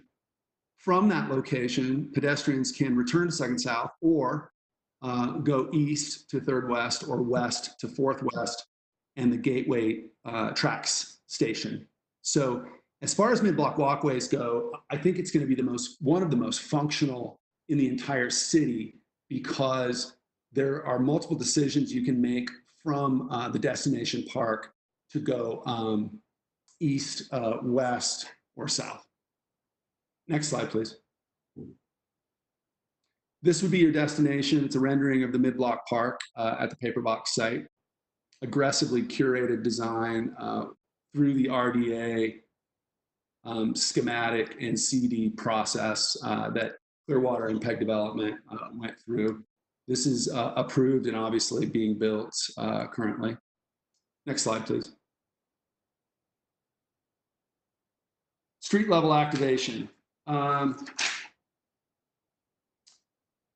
This stretch of 2nd South between Main Street and 3rd West has been an urban energy vacuum of surface parking lots for decades. While it's difficult to provide street level activation on 2nd South, which is an extremely wide street, currently lacking any sense of community intimacy, our design is attempted to provide activation on the frontage.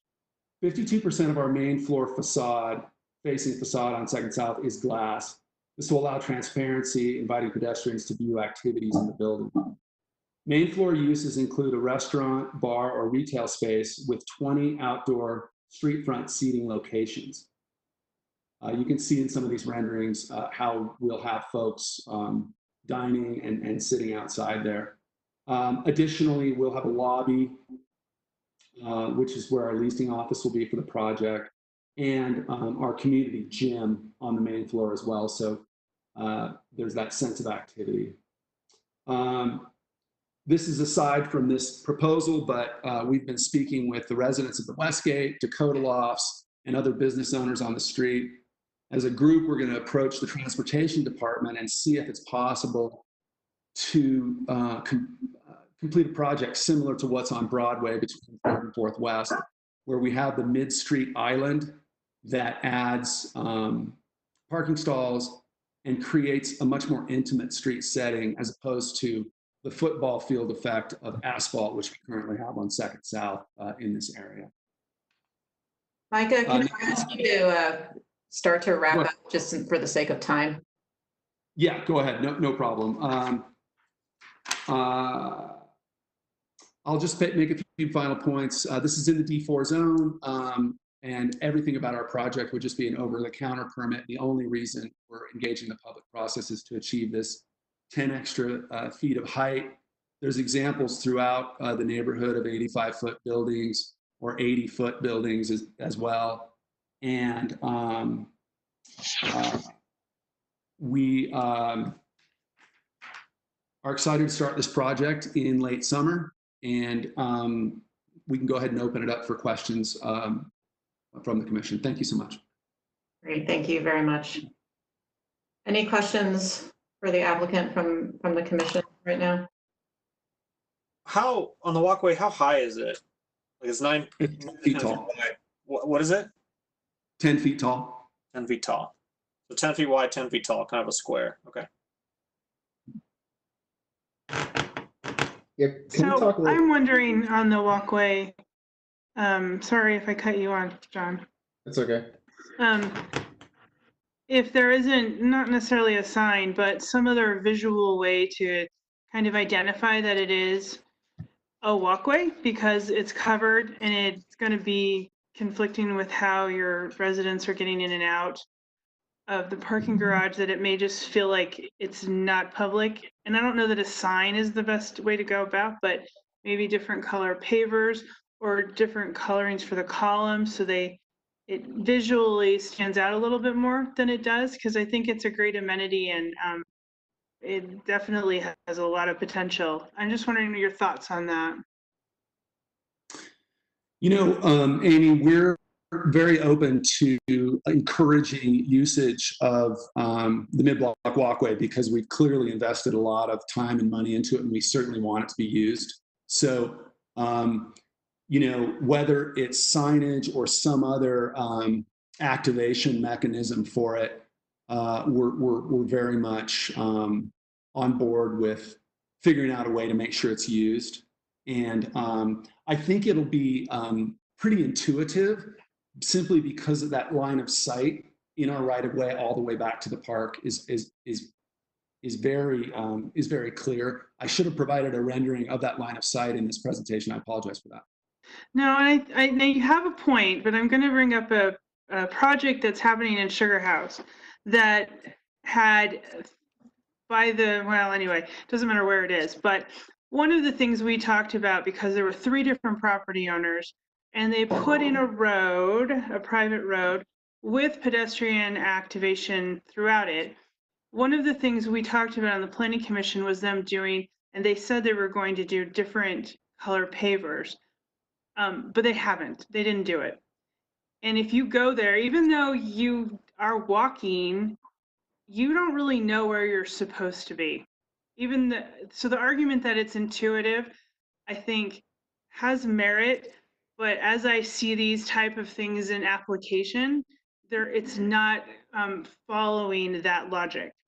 So I kept looking for them to identify where they wanted the pedestrians to be and to be moving with those different color pavers. And I think that would have made a huge difference, but they didn't do it.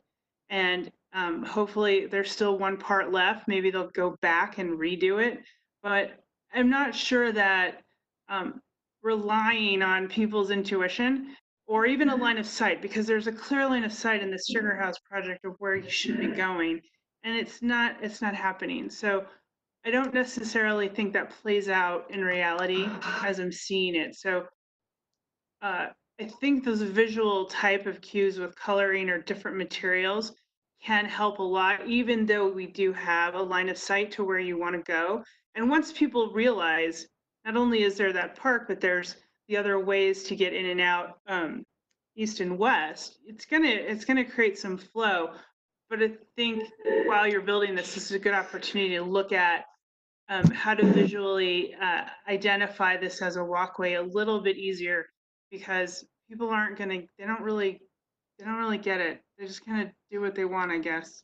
And that's just what I've noticed in an on the ground project that I'd been waiting to see how it was going to play out. So I would just give it a little bit more thought to how you can visually raise that impact of that walkway. Thanks, Amy. Point taken. We'll take a look at it. So Yeah. I have a question about the access driveway that you have to your parking. So that in the back of the property, it dips down. Is that correct? It goes below the level of the street level. That's correct, Brenda. The ramp has a slight pitch, which it doesn't accelerate downward for a few feet away from the walkway area that would go to the park. So they would have to veer to the west pretty substantially to start to engage with that. Okay.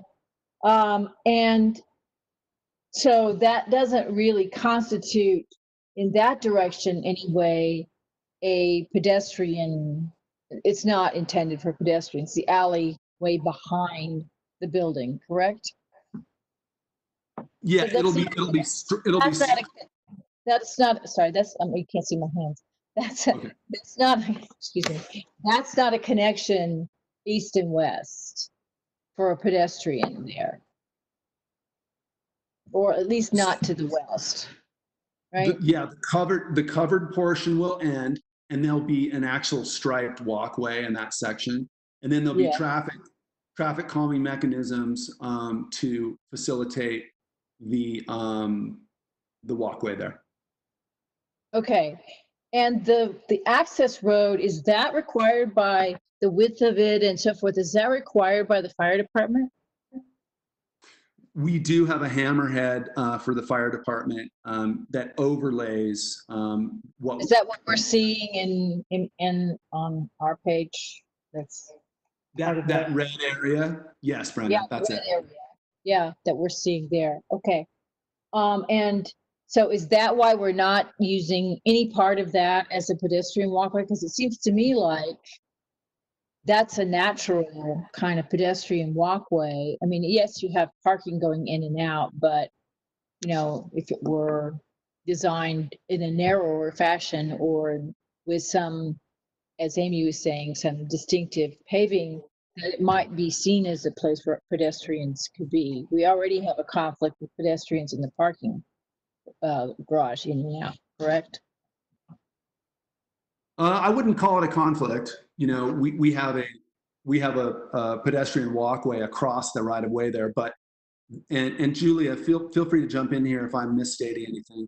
The width of our right of way is 30 feet, which is what is required by fire. So that determined the location of our building. You can't, in addition to that, throw an 8 or a 10-foot walkway outside. No, I understand that. I'm just saying, it's an unobstructed walkway. That doesn't mean people won't walk on it or can't walk on it, right? I'm standing on 200 South and I see that lovely park right there. You know, I might just walk right down that access road instead of your carefully designed pedestrian walkway. You are right. Yeah. I mean, so if somebody's walking down there, they can look down there and they could walk down the roadway area. We tried to, I mean, in an ideal world, yeah, this could be pedestrian and vehicular. And I think it probably would be in all reality. We don't have, except for one free where we have a grade issue, we don't have curbs or anything between the mid-block, the walkway we have on the loggia and the drive aisle. So it's a free-flowing space. We just wanted to provide a covered protective area. The paving on the drive aisle is asphalt, or what is that? It's concrete, I believe. Okay. That's all the questions I have for now. Any other questions? Okay. Yeah, I do want to jump in here. So I have a few comments and questions about this. So to jump back to the arcade, that pedestrian walkway, is there any program that's going to happen on that walkway at all? I just see a lot of doors that are opaque and not very inviting. That would be one of the questions. Because one of my thoughts would be if you could open that corner up to maybe even a restaurant or something, and then you could flank those columns with some planters. There's a lot of planters in the front, but I feel like the pedestrian walkway could really use some of that to spill over into that area, which would make it feel more pedestrian, more inviting. And I think engaging that as a real pedestrian corridor, there's a missed opportunity there not to have some sort of retailer engagement in that walkway. You guys have any thoughts about that? John, Micah here. So there are the frontage of 3 main floor units with floor to ceiling glass facing the loggia and the mid-block walkway there. And then the ceiling of the mid-block walkway at 10 feet is tongue and groove, smooth side down cedar. So it has a really warm, you know, kind of a feeling of walking back there. And then our material on the walls, what was the acronym for the material again, Julia? It's GFRC. It's GFRC. So John, I think actually with the 10-foot ceiling and its kind of seamless interaction, with the outdoor, but being a covered area, it actually is a really pleasant space. Yes, the first probably 30 feet of it are utilitarian in the sense that there's ingress and egress to our elevator core. But it does have an engagement component given that there's 3 residential units that then dominate all the glass in the front of it going back. Okay. Yeah, and I guess I would just kind of echo that thought of maybe adding some planters along that edge, just to kind of create an inviting feel until you enter that engagement, because it's all about eyes on the street and feeling like you're safe. And a lot of times when you're in a space like that, even though the materials are inviting at night, it's not very inviting. So I would just kind of suggest doing something with that.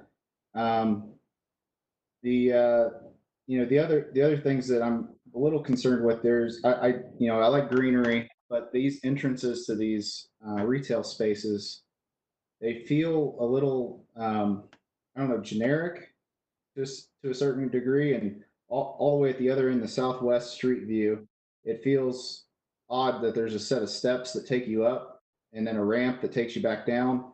I think that makes it a little bit of an awkward entry for a retail space. Can you talk to the reasoning for kind of level change in that particular way? Yeah, John, I can't change the grade of the street, right? That's Right. predetermined. And what you're seeing in that ramp is an ADA requirement. What Right. we're doing is that patio area there in front is actually outdoor seating. So what we have is steps up to the door, which is on the southwest corner, and then all street front glass there that opens up at bar level so that the noises and the sounds of the inside are transmitting out to the street. And then in front of that glass will be, and going all the way down in front of the gym there to the middle of the building is the outdoor seating component. But yeah, that ADA ramp and the way that's designed there is a specific response to the existing grade and ADA requirements. Yeah, and I mean, a lot of times you can step a retail unit down to kind of transition that a little smoother. Right. But you're talking about opening up that glass wall by the ADA ramp. Is that correct? Is that what you're saying? Yeah, that entire wall, with the exception of the southwest door, above 42 inches, opens up like an accordion style all the way across. Okay.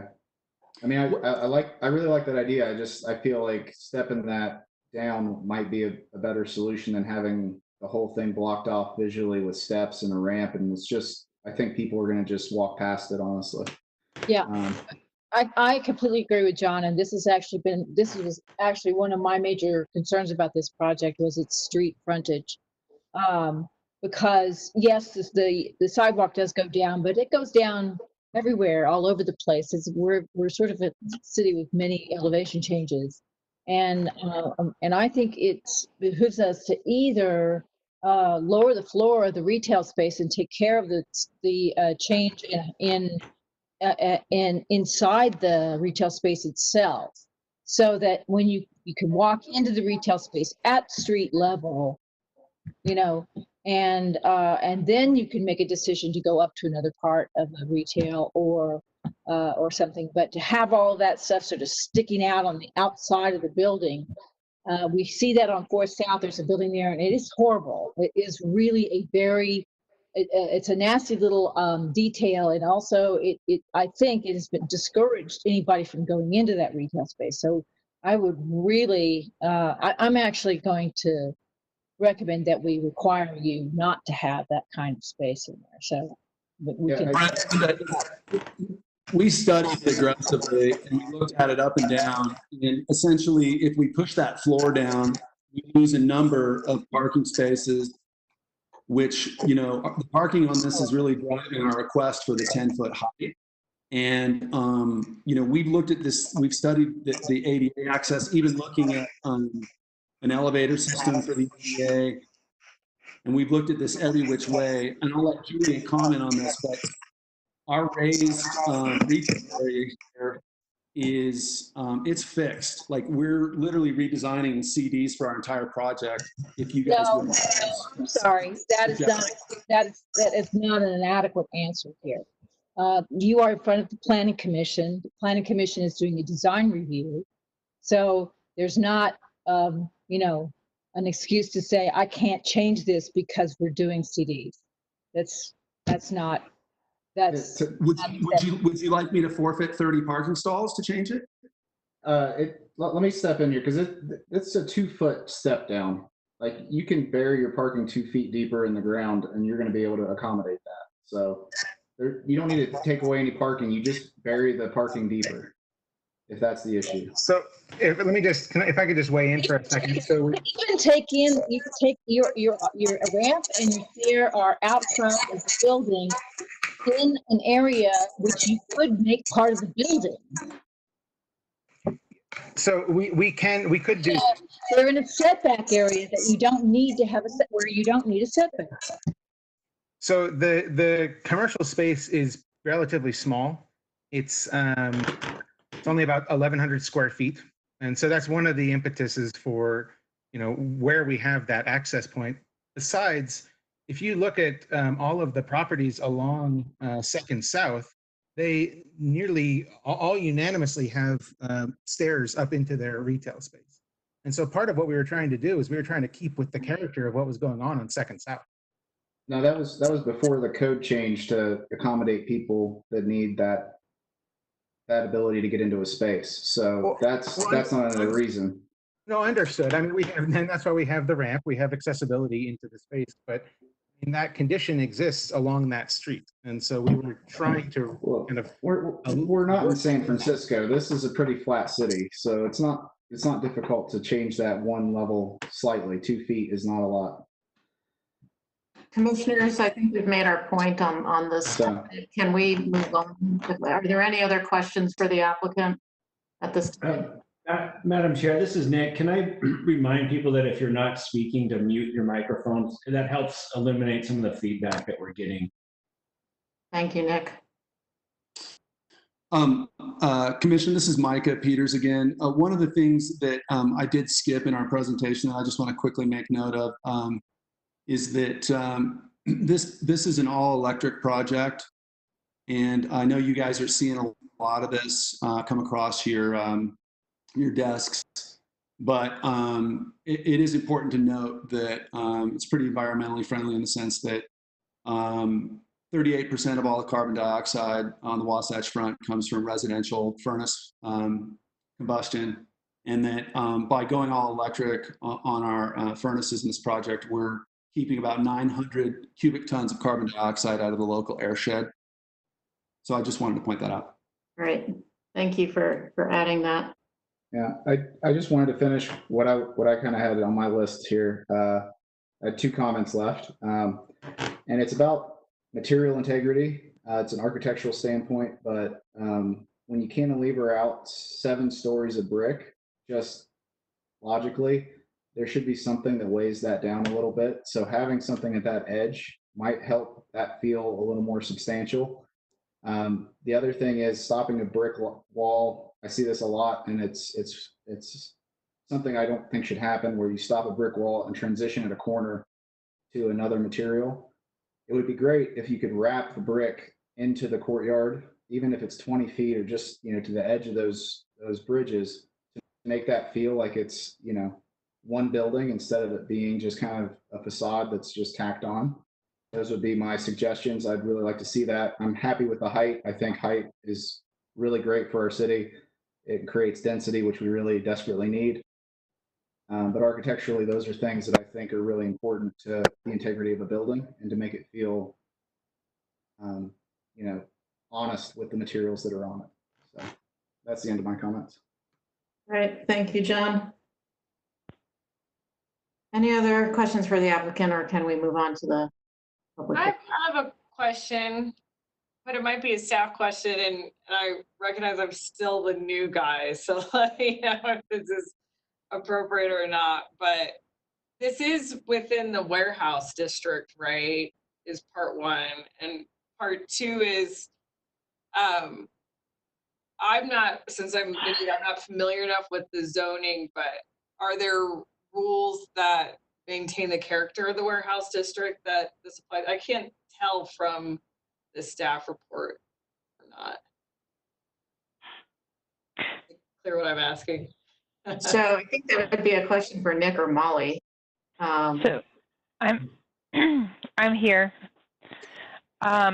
So to answer the first part of your question, yes, this is in the National Historic Warehouse District.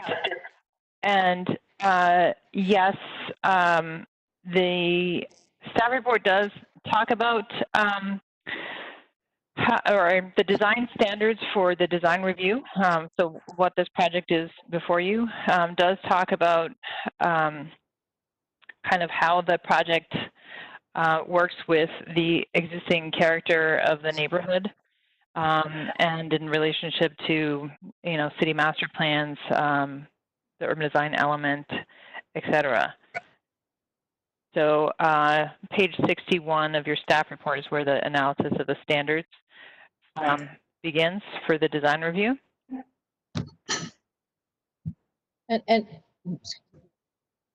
Madam Chair, can I add to that too? The designation, and sorry, Molly may have missed this or said this and I missed it, but just to reiterate, if not, a National Historic District doesn't carry any regulatory teeth to it. It's there to provide incentives for tax purposes for preserving historic buildings and things like that.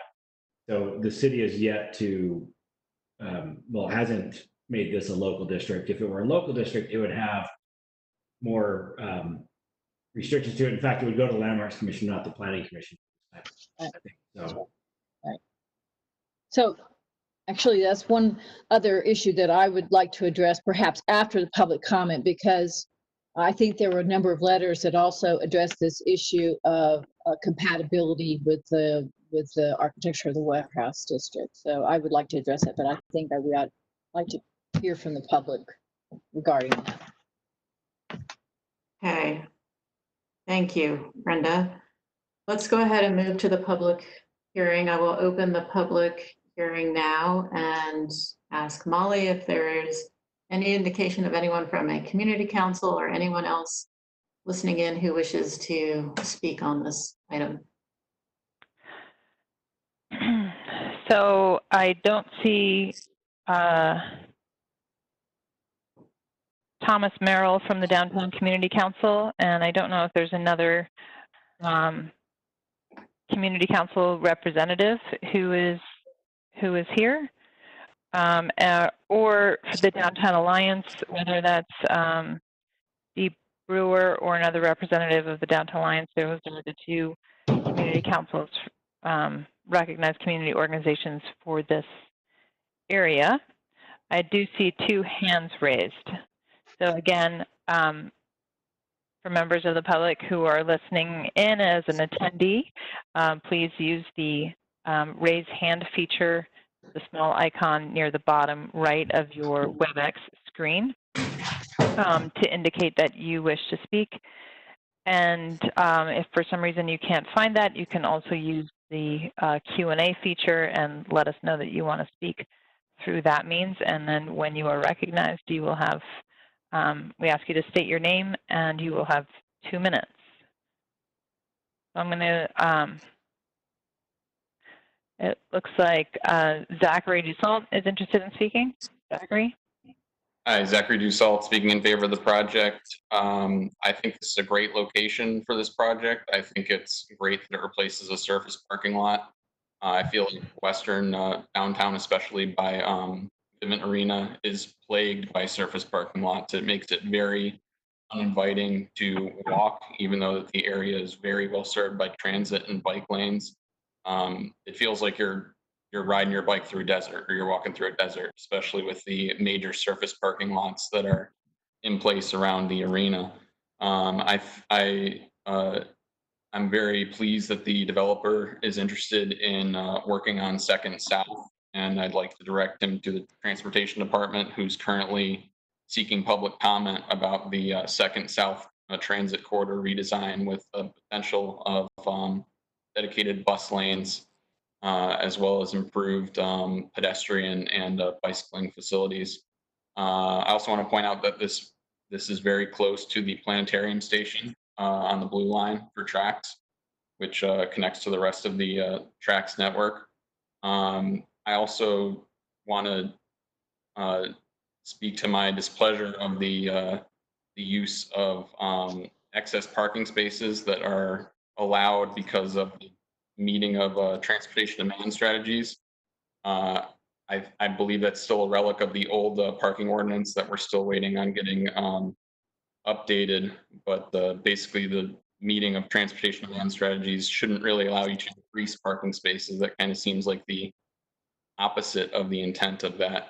But reading through the staff report, it sounds like the developer is kind of hamstrung with a court settlement to provide parking spaces to the next door condominiums. And I also want to point the developer towards Regent Street, the most northern part that goes through the City Creek development. I think that would be a great model for this mid-block walkway. And that's it. Thank you. I don't know if anyone could hear the timer, but I did have a 2-minute timer on that one. Okay. Thank you for that, Molly. Is there anyone else? Yes, there was Tucker Samuelson. Hi, can you hear me? Yes, we can. Tucker, please go ahead. You have 2 minutes. Thank you. I'm Tucker Samuelson, speaking in favor of the application. I own a condo in this neighborhood and know this particular lot very well. This development strikes me as entirely appropriate for the neighborhood and a welcome addition to downtown Salt Lake. So addressing the character of the neighborhood, when it comes to adding units and residents downtown, I can't imagine anything that would fit the character of this neighborhood more. And it's the surface parking lot that doesn't fit. This is an extremely walkable, transit-friendly neighborhood, and the surface parking lot there is very out of place. And with regard to the additional 10 feet, truthfully, my opinion is that I wish the building was even taller. This is a downtown lot with tons of amenities nearby, and the area can support far more residents than it currently does. So, thank you. Thank you.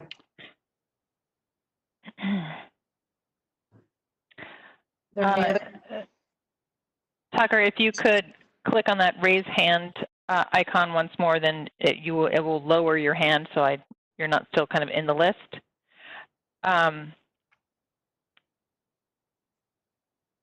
Is there anyone else who is an attendee who wishes to speak? I know we have some written comments that were submitted via email. I wanted to recognize anyone waiting online who wishes to speak to this item. Please either use the Q&A feature or the raise hand feature.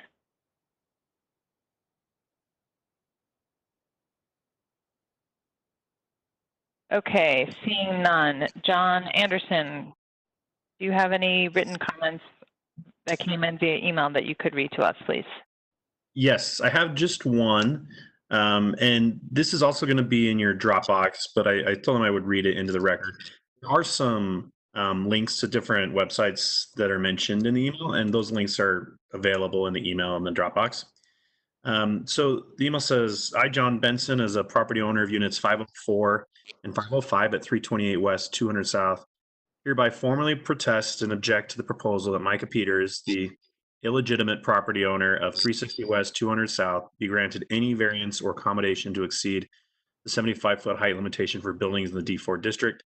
Please deny approval of this request, as is your right and duty. Furthermore, the design as proposed should be rejected as an abomination to the historical nature of the neighborhood and is not in character of the historic warehouse district's long and storied history. Lastly, in the pandemic era of COVID-19, the last thing any city needs is increased density. Thank you, John Benson.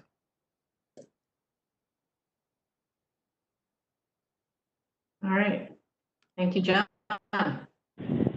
Thank you, John. I don't see any other hands raised from members of the public on this. There were several other public comments that were submitted, and they are in your staff report. All right. Thank you, Molly. I'll go ahead and close the public hearing and bring the discussion back to the commission. I know there are some strong opinions on this particular project. I would just suggest that we also keep in mind what the ask is, and it's for 10 feet of additional height, and focus our discussion on the request in addition to the other comments you have, but to keep in mind what is the basis for this application coming before us. Well, I'd like a little clarification on that if I would. If I, am I still, no, I'm not saying. No, you're talking. Yeah, you just muted yourself. There you go. Okay, thank you. The applicant has applied for an additional height, and the cost, so to speak, of getting that additional height is a design review. Am I correct about that? It's not that we are reviewing the additional height. It is we are reviewing the whole building because they want additional height. Is that subject to the standards in of the design review? Of course, subject to the standards. Right. And so some of the standards have to do with compatibility.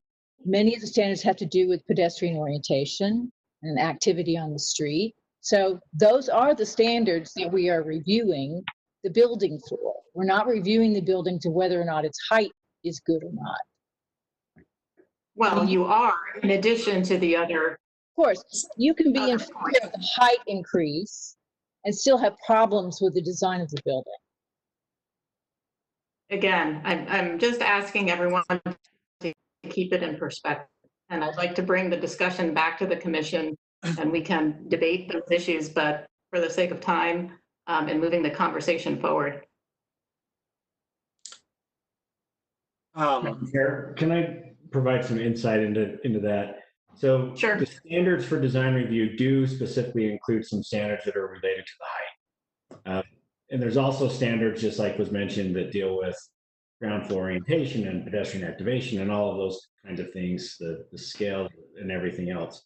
But what the design review chapter does say is that if the underlying zoning district has a standard that is related to one of those design review standards, then the planning commission has to accept meeting the underlying zoning standard as being compliant with the design review standard. For example, one of the common design standards that we have is the percentage of ground floor glass. So if a project meets that ground floor glass in the underlying zoning district, it means that at least that component of the ground floor design in the design review sections has to be considered met, if that makes sense. So just to rephrase that, if the ground floor glass is met according to the standard, we can't require more ground floor glass. Correct. Exactly. Okay. Yes. Understood. I don't know how everybody's feeling, but I'm ready to make a motion. If we need more conversation, I understand that too. I have many more comments to make, Sarah. Okay. I'm sorry to keep everybody, but I think this project, as is pointed out by at least two of the people who sent us letters, is really well. One of the issues for me is the ground floor and the way that the retail is accessed.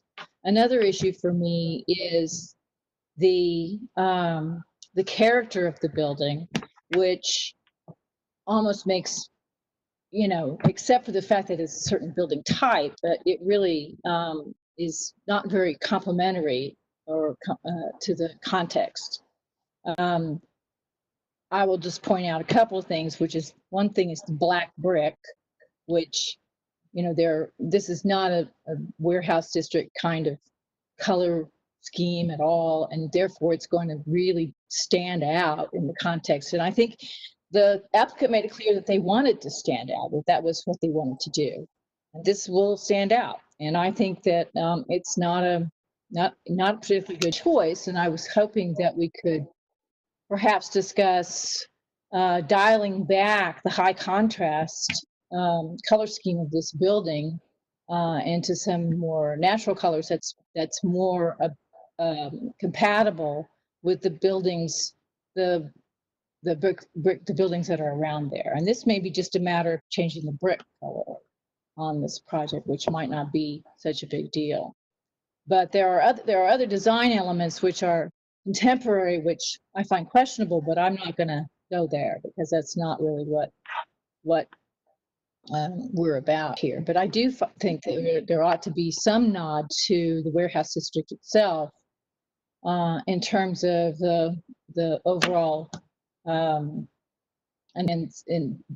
I don't mind the design of the building. I think the bridges idea is a very interesting idea. I don't mind having the extra height, and I think the way it's mostly articulated on the facade is great. I just think that it's, as it is shown right now, if you lined it up against all the other buildings there, it would just be a big, a kind of object that would be a problem from the standpoint of its color.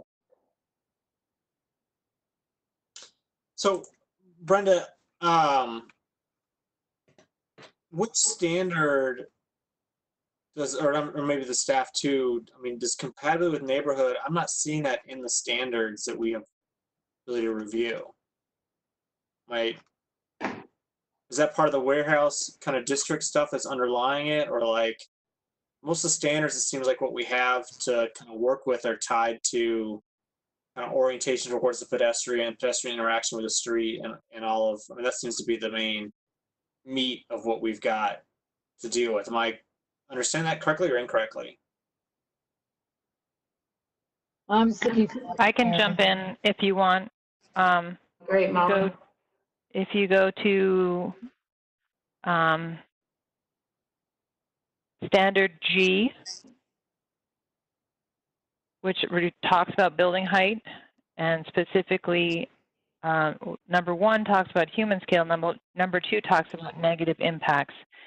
And what we're looking for is a modulation of taller buildings vertically and horizontally so that it steps up or down to its neighbors. And so that's about the relationship of the building in question to adjacent buildings, or the kind of scale and character of the neighborhood. But go ahead. In terms of color and whether it matches the intent of the warehouse, which I mean, I do really love the warehouse sort of district and design. I mean, is that part of it or not? Is that I mean, the color, like the feel of a warehouse sort of district? I mean, is that, I mean, it's that kind of height stuff and ups and downs and variance and pedestrian friendliness? Well, what I would throw in is I don't think it's as much about the color as it is the integrity of the material use, and that's kind of where I was trying to get at. I think the color palette, a building should feel new. If it's new, it shouldn't try to be something it's not. But I do think certain materials have a certain use pattern, and it is nice to kind of keep with that. That's what I was bringing up earlier, but I think we're getting a little bit in the weeds with going that far down the path. I think, the building does fit within the context of the site and the character of the neighborhood. I just, it's just the use of materials I think could be thought about, and that's really part of what I was trying to bring up. But I just worry we're going to go too far down this path. I'm not even seeing materials really listed as much of the standards. We do talk about it in standard D, where we refer to large building masses. So this, again, is related to the building height. Specifically, we don't specifically speak to materials, but we do talk about reflecting the scale and the solid to void ratio of windows and doors of the established character of the neighborhood, or that is that which is desired in the master plan. So we don't get too much into materiality per se or color. We do kind of reference the character of the neighborhood in a couple of places. I hope that helps. Other than you talk about hardscaping and public space interaction, sidewalks, walkways, that's where the code seems to speak to material issues or materials issues as opposed to brick on the building. Yes. Okay. Though you could potentially make the argument about the type of material used and if it's emphasizing a larger mass instead of minimizing a larger mass, that they could use material to de-emphasize that larger mass to be in better scale with the surroundings, just as for sake of our argument there. Okay. All right. Any other discussion among the commissioners? We do, just a reminder, have 3 more agenda items. I am ready to make a motion if there are no other comments. Okay. I guess I still have a question. I'm sorry, because I'm still learning. I don't have a problem with the height, and building's definitely better than a parking lot. And I guess where I'm struggling is I definitely don't think it matches the character of the neighborhood, but I don't know if that's our decision to make or not. Is it? We have to evaluate the application based on the standards listed in the code, which are outlined in the staff report. And I think we've been having this discussion a bit about what compatibility means. If we're talking about massing and height and those sort of measurable things in some way, that's in the code. If we're talking about potential brick face and whether it matches the building to the left or the right, I would say no, that's not within our purview. Unless you can tie it to one of the standards, the way Molly was doing, that because of that material choice, it affects one of these, the massing of the building or its impact in some other way. I don't know if Nick or Molly, you have any, I mean, if I stated that correctly or your thoughts on that. That was spot on. Adrian, this is Mike. If I can just comment on one thing that Brenda brought up, just as an aside, I would certainly be willing to look at the extension of the brick into the courtyard that John mentioned. And I would certainly be willing to look at a different brick tone for the front facade if that was something that the commission thought was appropriate for the situation, even though it sounds like you guys really don't want to ask me to do that. It just in an act of collaboration here, I'd be more than happy to do that. But I will point out that this block is very eclectic in terms of its brick colors. To assume that the whole block is a historic Utah desert brick is not accurate. The Dakota Lofts has black brick on it. It has exposed black steel. There's eclectic buildings all over this street. So I just wanted to point that out as well. But I do also want to volunteer that I am flexible on that exterior facade color and the extension of the brick, as John mentioned, into the courtyard. Okay, thank you, Micah. Just as a point of information, this is a period of discussion amongst the Planning Commission members. And if they have a specific question for the applicant, they should ask that question directly to the applicant. But otherwise, this is a conversation just for the commissioners. Well, I would say that if I were interested in having 3 changes to the project, one of them would be to moderate the color of the brick so it's not necessarily a particular color or matching anything. Because you're right, there's lots of different colors there, but none of them are this sort of stark black and white situation. So it's so I would try to look at a more toned down contrast of the materials. The second would be to really take a look at that sidewalk, and if there is some other way to deal with that ramp and entry into the retail area. And I think that that is a really important pedestrian ability to serve the pedestrians well in that neighborhood. And I also think it will help your retail rental as well.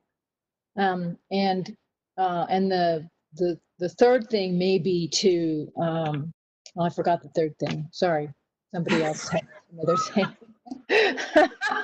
Those are the two things really for me. And I know that John had the issue of wrapping the brick around, and I kind of agree with that as well.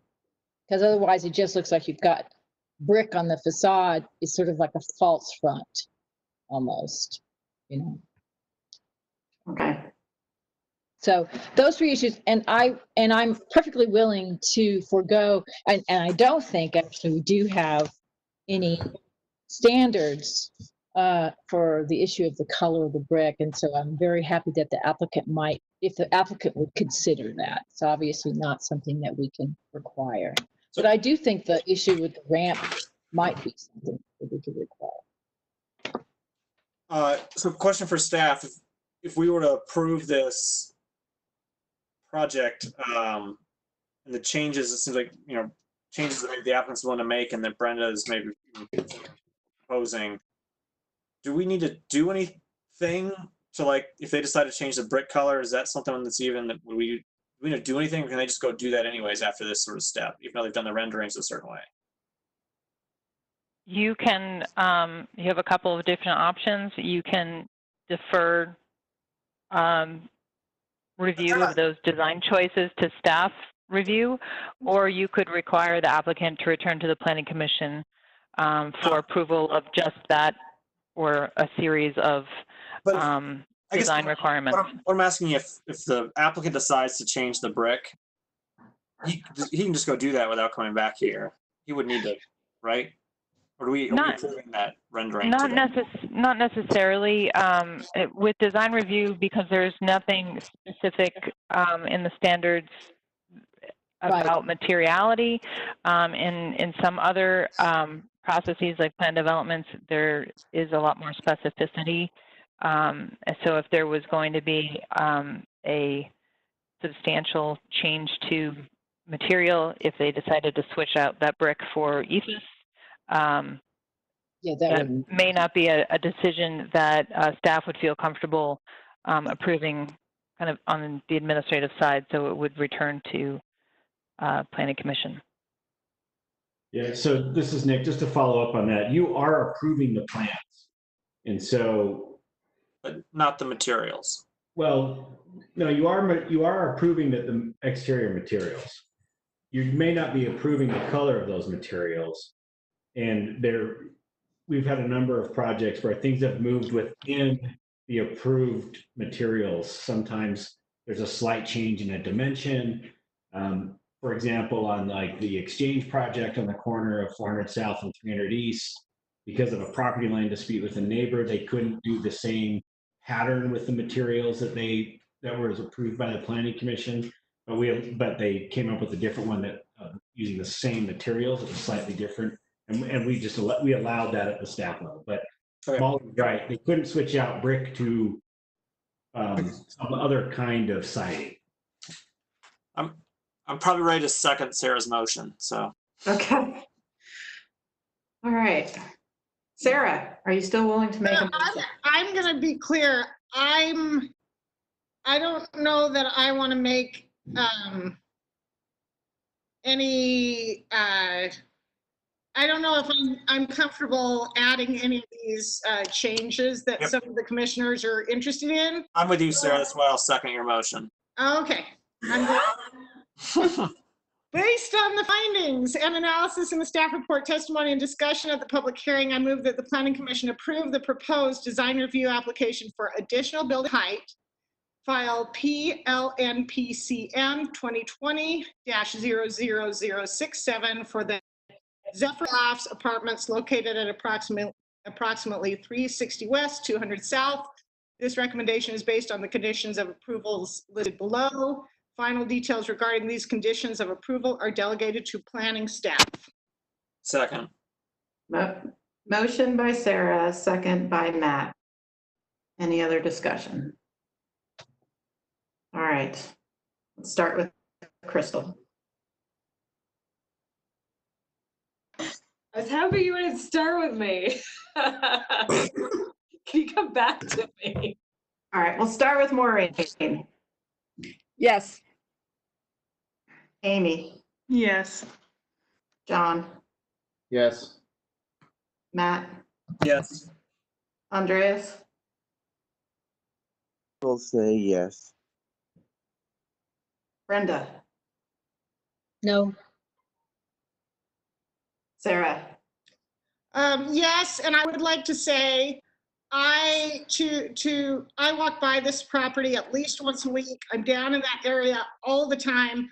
I'm super excited about this project, and I say kudos to the builders and the project managers. I think this is going to be a really nice addition to our neighborhood, so thank you. Okay, and Crystal. I'm going with no. Okay, 1, 2, 3, 4, 5, 6 in favor, 2 oppose, motion passes.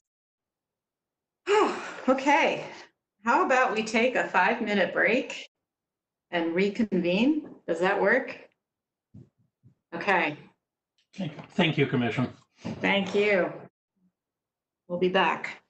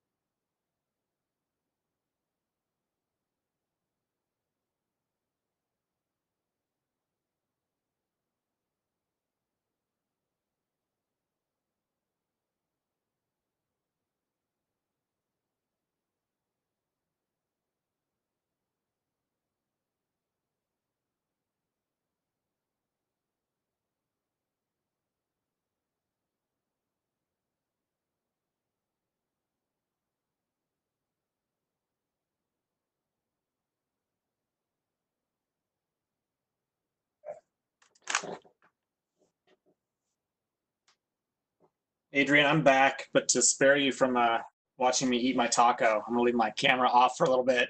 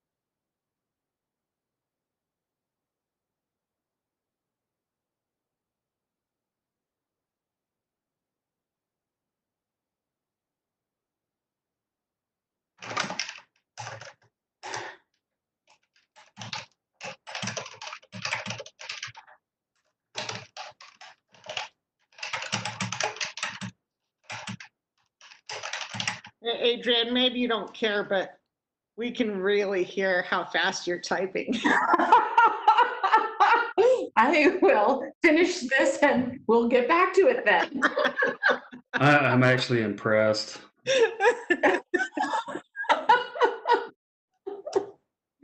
Okay, exclamation point and done. Okay. We have everyone, almost everyone, not quite yet. Wait another minute. I'm kind of missing the cookies. Yeah. I think you're right. I went upstairs and I found some, crackers and cheese, but not the same as the cookies. Mm-mm.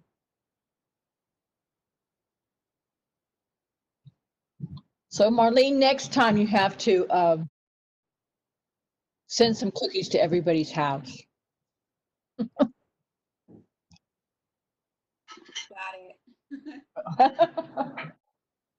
That could be a confusing Grubhub order. True.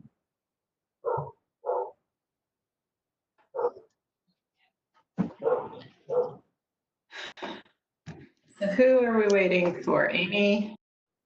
And I know Matt is there. He's just not there. Amy's back.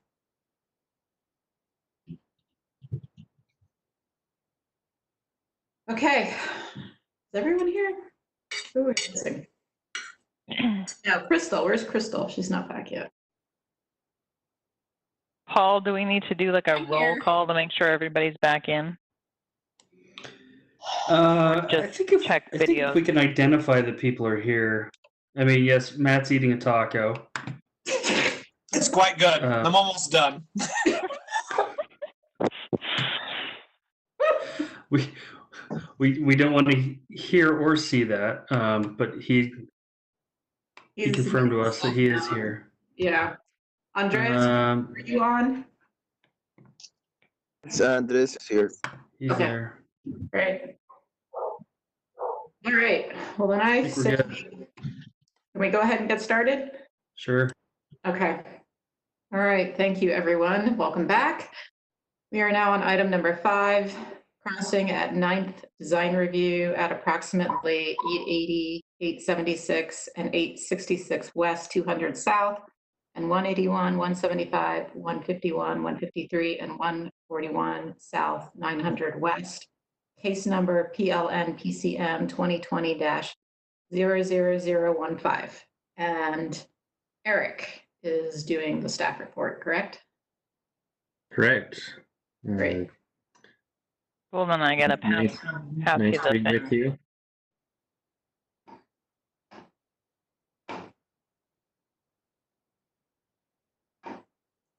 All right. See if we can get this going here.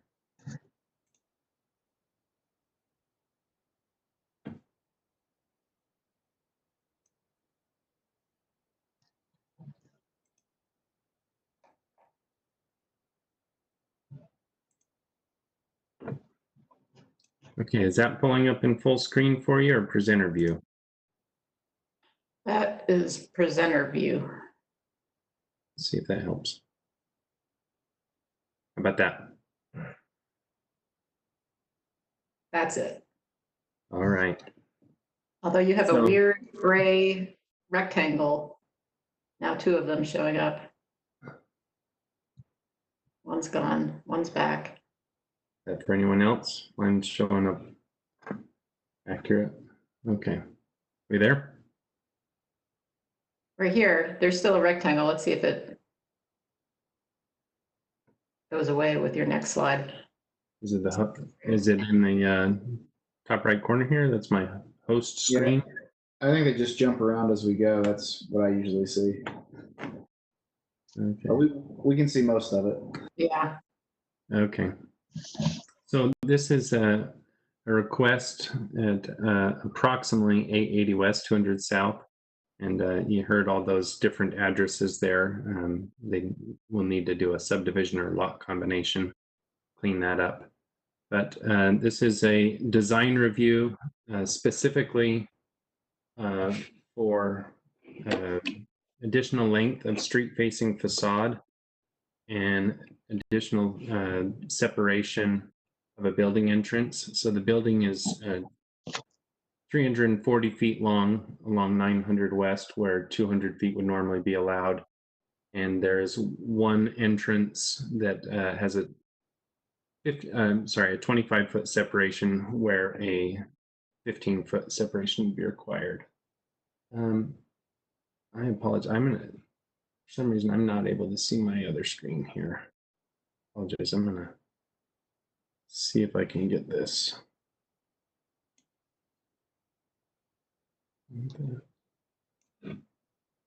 And drop to my other screen here. Okay.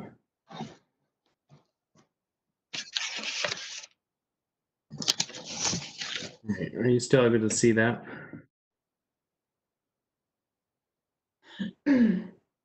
Yeah, we can see it. You know, Eric, I'm wondering if, because it's not in full screen mode, maybe that's why we're getting that gray square. It's not in like presentation mode. I don't know, but Okay.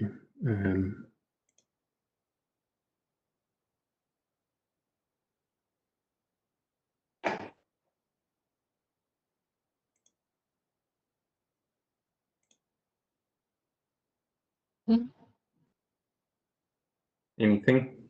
Or no? It's fine. Yeah, I think that's fine. I mean, we can see both your presenting and your next slide, but I think it's fine. Okay. All right. I'm gonna try one more thing because it takes away my other screen here with my notes, but that might be inevitable. We'll wing it a little bit more because it's taken away my notes, but that's right. We'll go from there. And so staff is recommending approval with the conditions listed in the staff report. And I did want to point out that similar to the comments and the questions about the last design review you just reviewed, this design review is specifically because there are 2 conditions of the design standards that are not being met. They're being requested to be modified. And so the design, the ordinance specifically states that it should be only the standards of design review that apply to the requested modifications should be considered. So there are 3 of those, and we'll talk about those in a little bit as to what those are. Okay.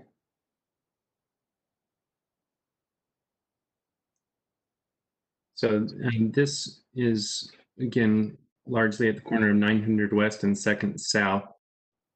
And it is within the North Temple Boulevard study area that was done as part of the TSA zone a few years back. And the area entirely surrounding the subject property is zoned transit station area, urban neighborhood transitional.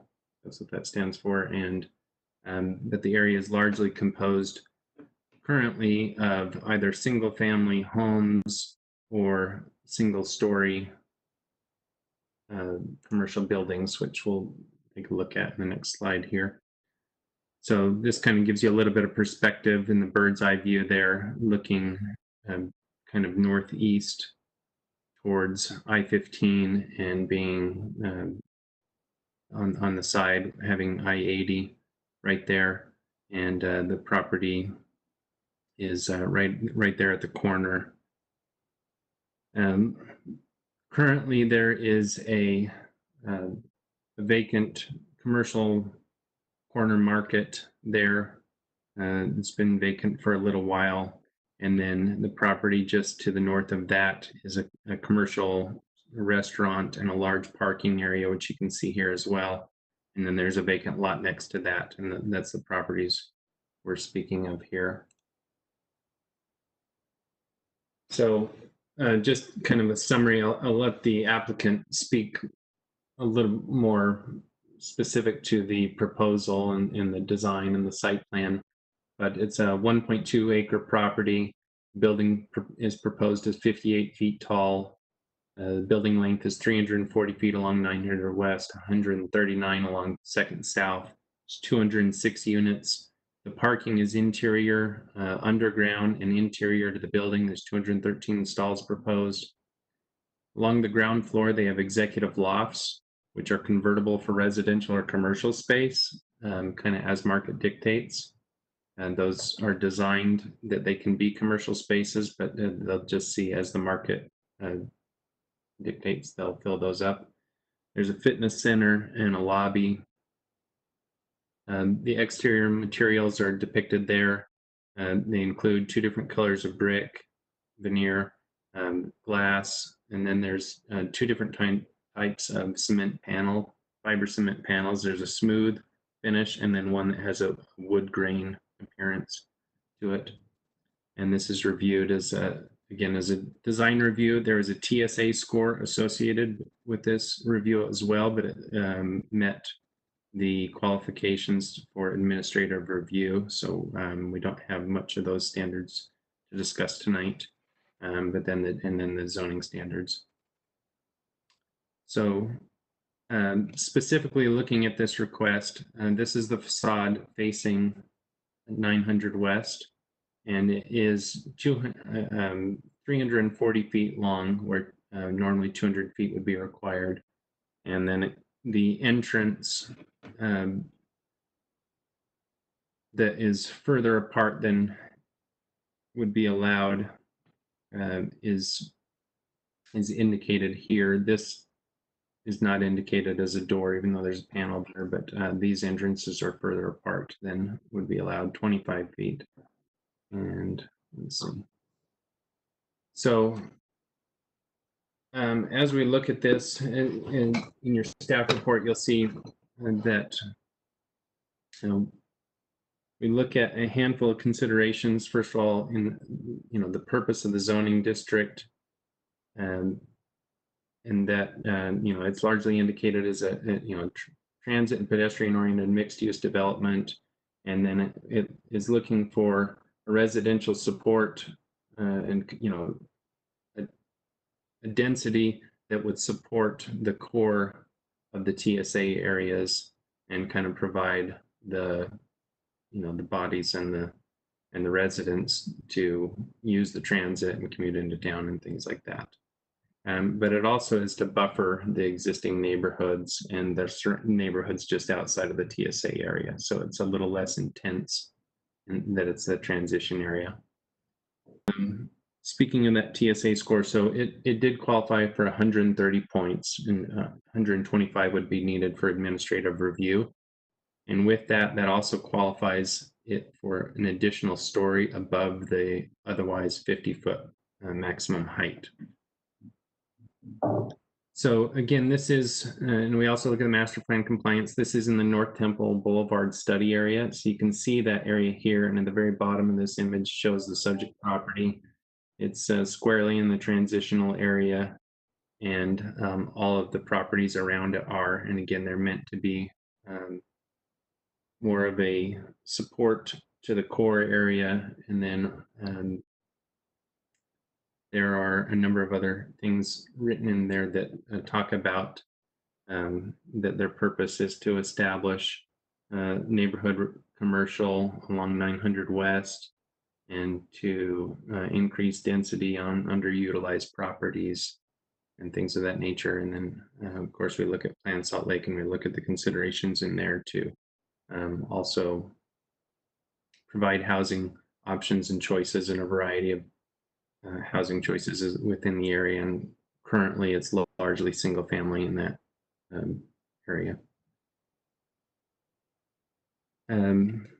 Another consideration we look at is the neighborhood compatibility.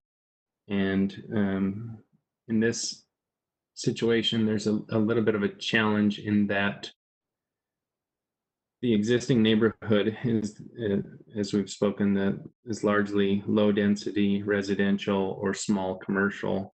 And so the property ought to be compatible with existing development, but at the same time, we have to realize that this area is in transition and it's slated to, all become transit-oriented development.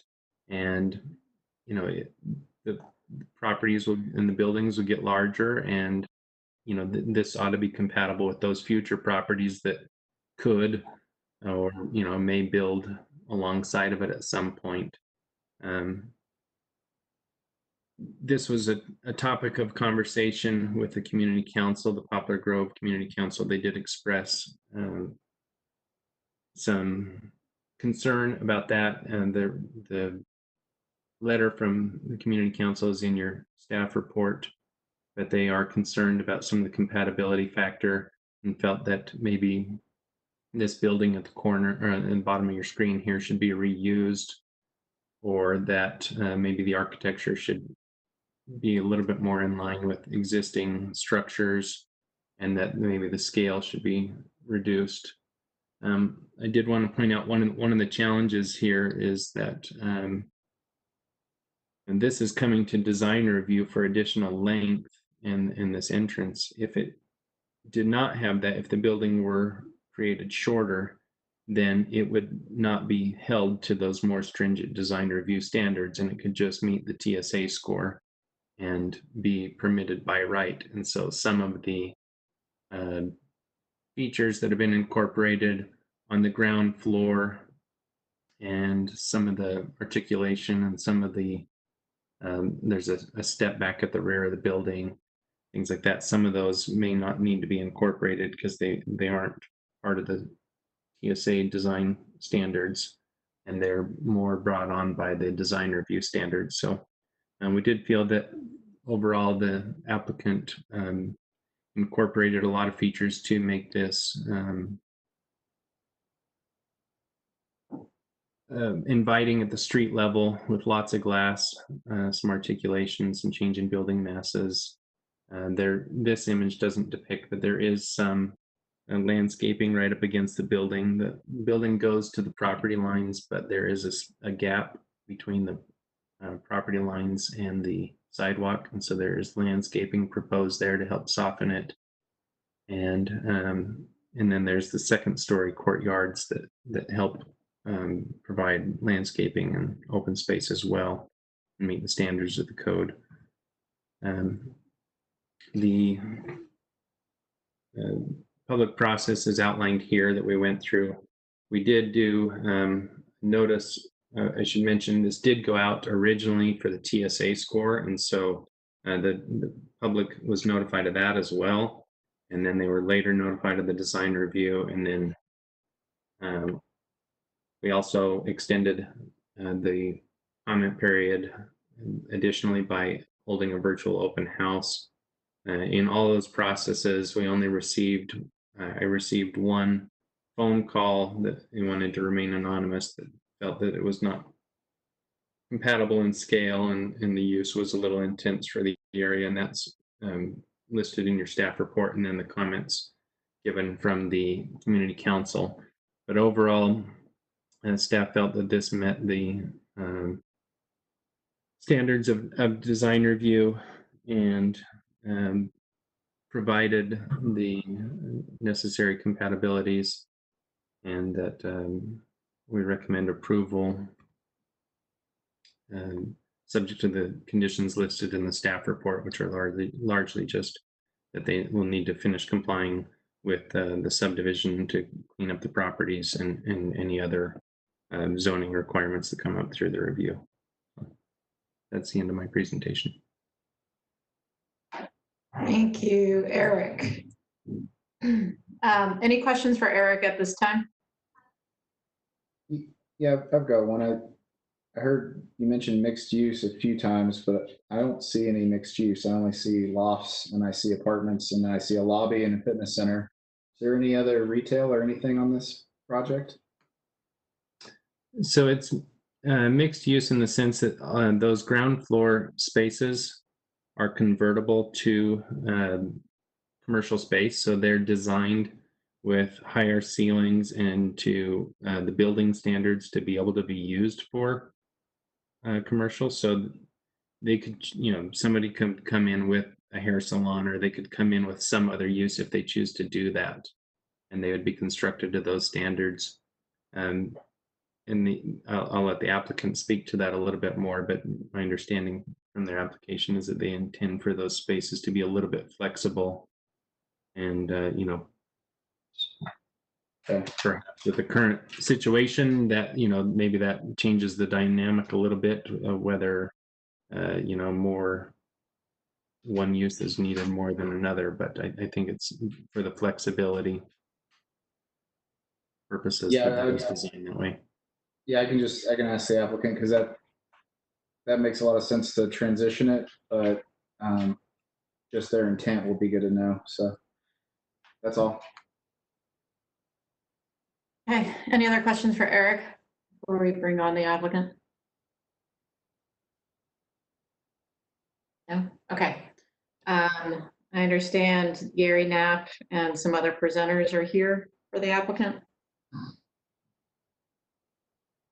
Yes, we are here.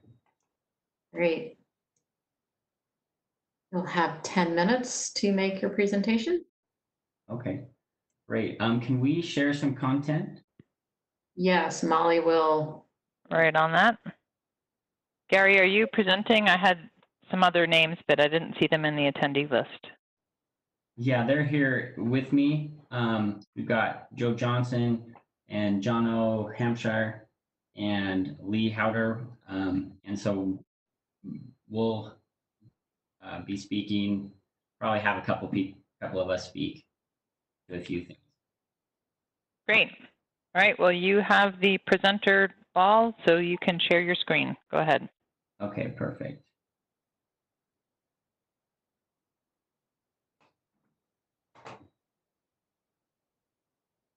So thank you. So we appreciated Eric's comments, and just want to kind of show the building and the thoughts that we had as we went about designing this, and also as we worked with the planners to meet the TSA score, number 1 and number 2, for this process to kind of show that the building is broken up enough. So even though we're going longer, it still is very pedestrian friendly and oriented, and will feel nice for people for the area, and that it fits in the area. We did kind of a massing study in a few of these renderings that we're going to show here that kind of show the freeway and some of the trees that are around there, and kind of helps us feel how it will fit in the area. So it kind of shows that it fits in.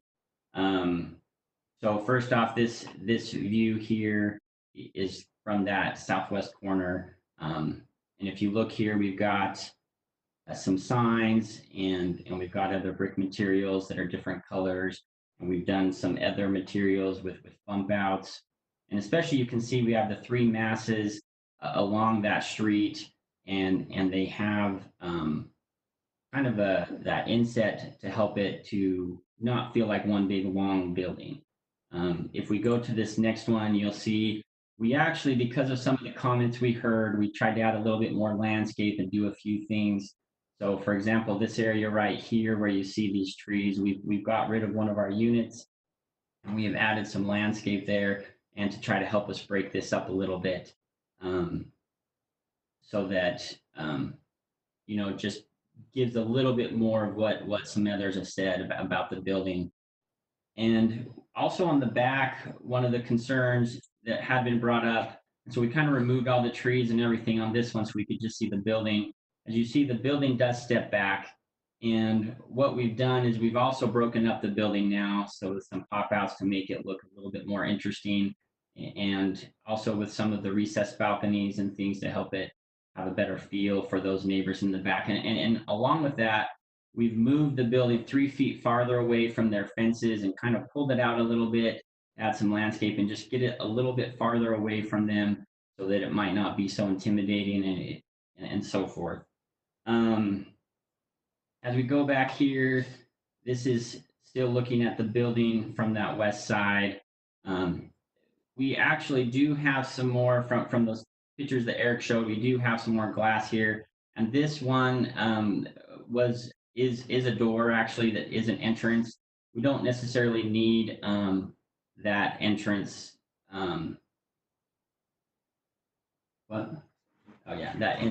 Entrance exception for that. So we took some other pictures. Here's one under kind of the freeway there to kind of show how it fit in. I think it feels like it fits in really nicely. And that freeway is very large. Anyone that's driven by there will kind of see how big that is and how this will fit in nicely right around there. This kind of shows a view here from the northwest side here, looking back toward the freeway, and how that will feel if you were on the street there. Here's another one from the backyards here. This is on that northeast side, looking at the corner. We did take out some fences and things, but you can kind of get a feel for the size and how it will feel for the neighbors there. This is on Jeremy Street, right across there on the east side of the building. And these are kind of massing that kind of shows the size of the homes and the trees that are there. And you can see it above there, but it doesn't seem to tower over, and it fits in that area quite nicely. Here's another one from Jeremy Street, a little farther to the south. And here's another one where we're showing kind of the freeway back there with some of the trees that are there, and it gives it a nice feel, and it's broken up in a way that makes it pedestrian friendly, gives it that human scale that we've been looking for, and makes it so people want to walk here. Just to answer the question that was brought up earlier, right now we aren't intending to use any of those spaces for commercial. That was a thought that we could do, but right now that is not the plan, to have any commercial in this. It's going to all be residential units. Joe, do you have anything you want to? Yeah, this is Joe Johnson, one of the owners, and I maybe just wanted to, I appreciate Eric's precise presentation, and Gary, maybe to answer one question as to why we designed the building the way we did and why we're pursuing the variance on the length of the building is, in our in our due diligence downtown, working with property management companies, we know parking becomes a point of contention with a lot of buildings and is an emphasis. And we wanted to make sure that we had enough parking on site underneath that we could control all of our parking requirements and not have cars and guests and people spilling out onto the streets. And so by elongating the building the way we have has allowed us to, again, park over 1-to-1 in the building and maintain our residents underneath. The other thing I wanted to just point out with this project that we're super excited about is I've actually had an opportunity to speak with some of the people that live in the neighborhood or have lived in the neighborhood. And that is, as members of the Planning Commission, you guys see apartment projects coming across your desk all the time. And there's a lot of big projects going on in and around downtown on the east side. And this is a nice housing project in a TSA zone that will provide nice housing for people in Poplar Grove, Euclid area, west side of Salt Lake that want housing as well. And we've done in this building, not only do we have a fitness room, we have 2 courtyard areas. One will be for activities, one will be for outdoor eating and gathering. And then we have a multi-purpose room where tenants can have Christmas parties, Thanksgiving parties, birthday parties on site. And so it's a very family-oriented building that will be rents that are affordable. Not affordable housing. We're not qualified for affordable housing, but when I use the term affordable housing, meaning rents are rising quickly in Salt Lake, as we know, and we're excited to bring housing to a transit station area that, as Eric pointed out, this is the vision of Salt Lake City, and we're excited to be part of it.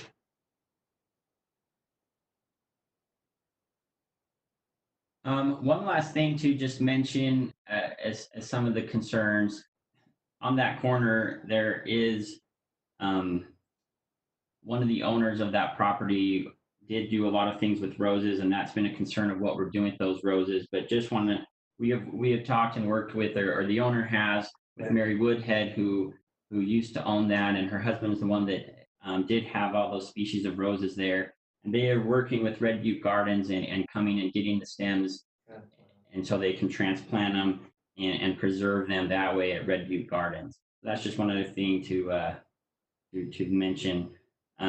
Besides that, we feel comfortable that the building has been broken up in multiple different ways, and we've worked with these planners to go above and beyond some of the standards that they've asked us to do, and we feel very comfortable with where we're at with the design of this building.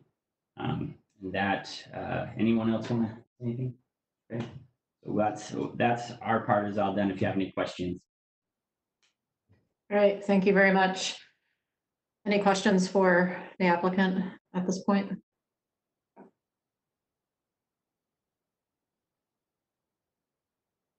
Okay, seeing none. Thank you again. We will now go to the public hearing.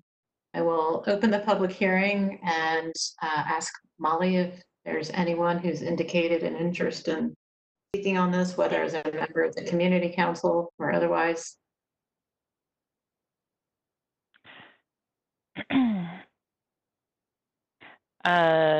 The community council chair that I know of is Eric Lopez. I don't see him on the attendee list. Is there another representative of the Poplar Grove Community Council? Molly, Dennis Ferris, who was on earlier, is the vice chair. Sorry, what was that name? Dennis Ferris. I don't see him on here now. We may have taken too long. We may not have had the patience for it. It's been a little while. I do have 2 hands raised. Michael Fife. Hi, can you hear me? Yes. Alrighty, my primary concern with this building, of course, is the massive 340-foot length is at the street level along 900 West. What a pedestrian would see as they walk down 900 West is a two-story brick wall interspersed with windows, half of which would have their blinds closed because they're residential lofts and efficiencies and look directly onto the street. And all other ground floor uses in the building are internal to the occupants of the building. Only including the hope of a commercial component in the future, this immense structure provides no reason to visit if you don't live there, so it doesn't activate the street in any way. Rather, it is an uninviting space to get past as you walk by on your way to somewhere else. I would also note that the landscaping plan contemplates 20-foot trees on all streets, even though the extremely wide park strip on 200 South could accommodate much larger trees that would help buffer the building from the traffic noise on I-80 across the street. The TSA UNT zone anticipates a moderate level of land development, buffering of surrounding neighborhoods from the intensity of the core zone, serving surrounding neighborhoods and providing a mix of compatible uses, which would include ground floor commercial or office uses, with the intent of creating a lively, active, and safe streetscape.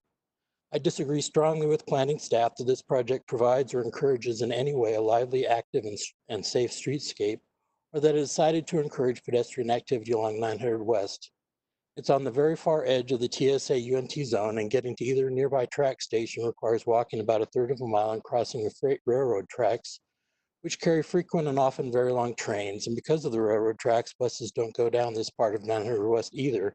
So even though it's in a TSA zone, it's in one of the least transportation-friendly locations in the zone.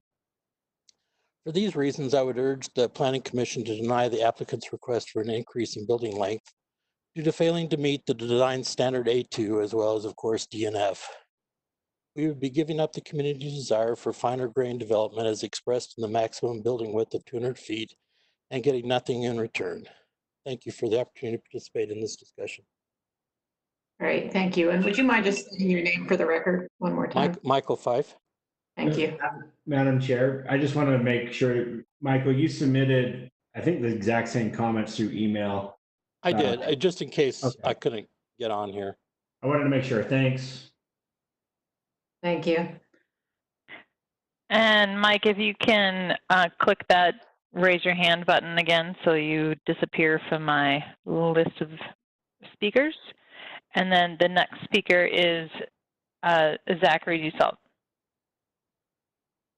Hi, Zach Dussault speaking in favor of the project. I think that the developers attempt to break up the masses of the buildings with the, it appears to be 3 separate major masses, kind of mitigates the variance that they're requesting for the street-facing facade.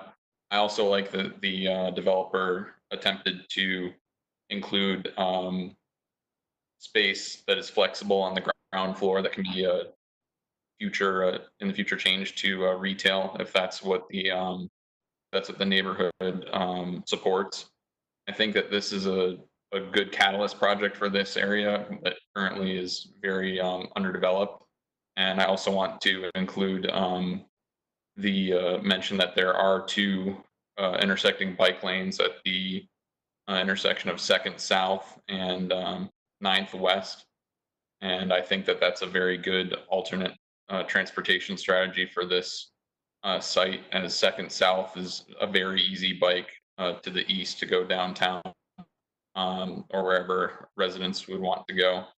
And I'm just in favor of the project, and I like to see these ground floor convertible units. That's it. All right, thank you, Zach. Thank you, Zach. Next up, I see Tyler Cole.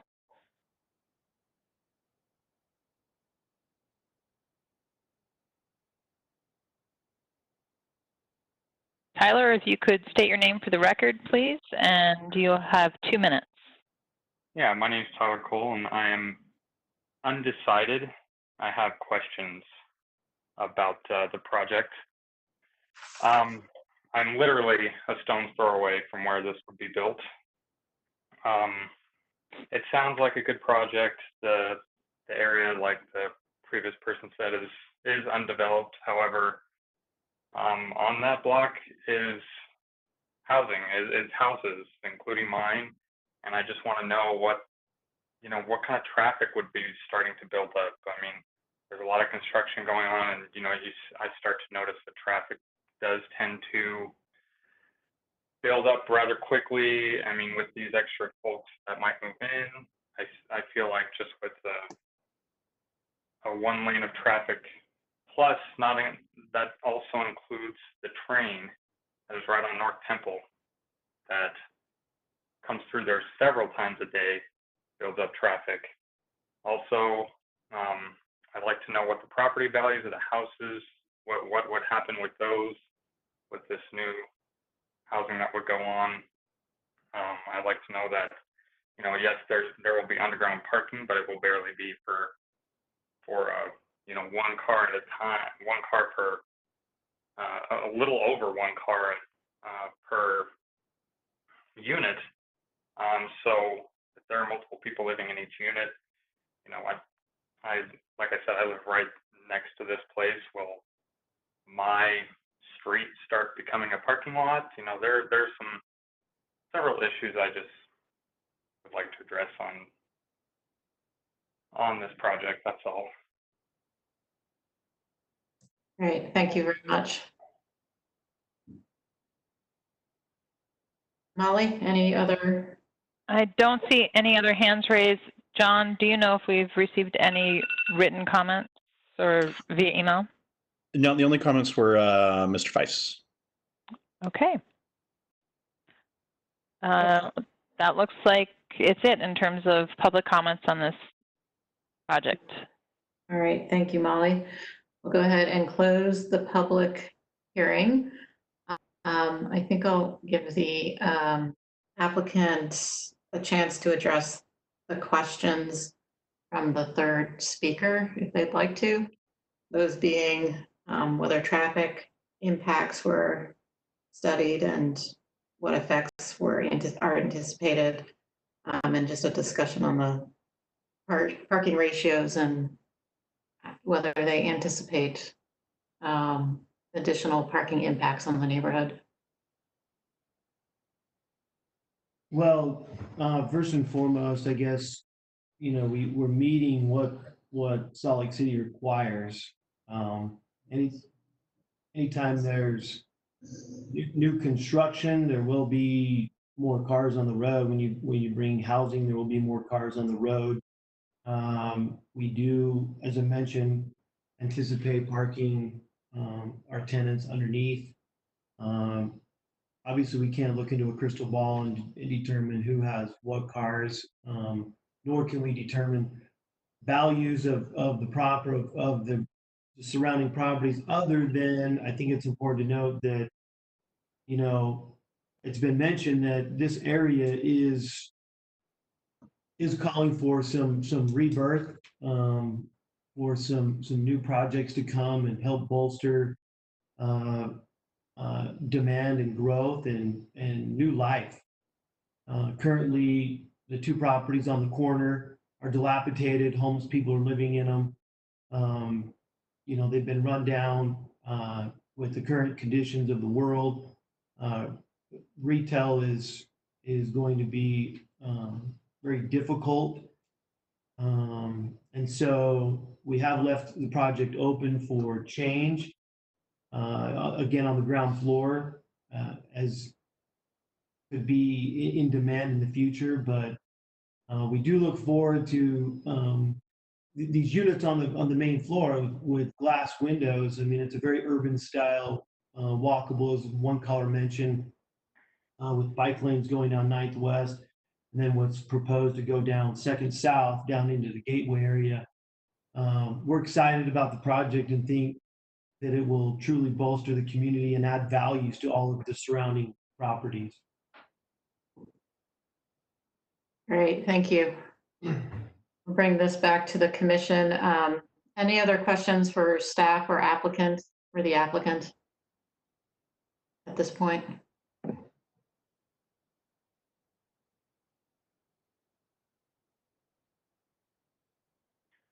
Would anyone like to make a motion? I mean, I guess I have concerns about this project, particularly as it relates to the massing. And and the changes. I mean, we've seen this style of project and this length both now in Sugar House and in really along 4th South. And both those cases are much more urban, not necessarily in transition zones, but they are kind of in heavy centered, transit, right along transit. And this is supposed to be kind of a transition zone. And just the length of this building and the fact that all 3 towers kind of look the same and match the same sort of deal, and that this clearly feels like one building rather than multiple buildings, makes me feel that this is just a very large scale building does not fit this spot, and I really don't think it fits the design, and particularly E3, the massing changes and the material changes that to break that up enough in a way that feels like it's inviting to the pedestrian and the community. And so I don't know if anyone else feels that way. I mean, but I'm inclined to oppose the project at this point for those reasons. Yeah, I would jump in. I would agree. I think the issues for me is that there is zero retail. I mean, I get the idea of it could transition and that there's maybe not as much need in the neighborhood, but I do think this is an awfully long way to walk without anything that's really drawing people to that area. And the fact that you've got residential units that are just basically gonna have blinds drawn the whole time, that defeats the whole purpose of like eyes on the street and creating an engagement into a building. It's really set up and it looks like it's retail. So that's going to be deceiving to people. They'll be attracted to it and then they'll get there and realize it's someone's house, or maybe they'll knock on their door trying to think it's a store or something. So I think there's some confusion there just through the architecture. I also think that the architectural moves are pretty chaotic, and I would agree that it does feel like one building versus it being 3 separate buildings, which I think would help quite a bit with breaking down the mass of the entire structure. It's come a long way from what I've seen in the staff report, where the back was just one straight wall. That's been brought in and articulated, so that does help. But I think that these just random panels that are inset are just a bit of a cop out on trying to figure out a way to break down the mass. It doesn't really work that well. I think treating each building almost like it's an individual building and making it feel more like a city, that's really what we want to see from an architecture standpoint. And I think that's, I would be open to reviewing it again, but I would want to see a facade change for sure.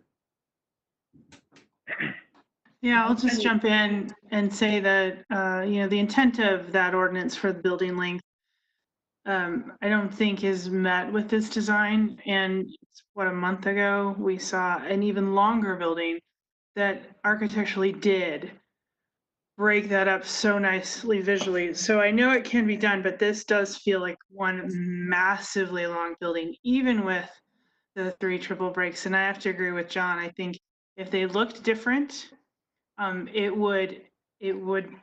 wouldn't feel like one massive building. And as this is now, I don't support extending that length beyond 200 feet.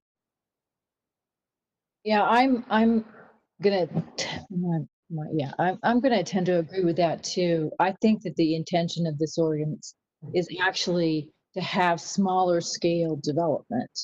And that doesn't necessarily mean not tall development, but not a massive one building development.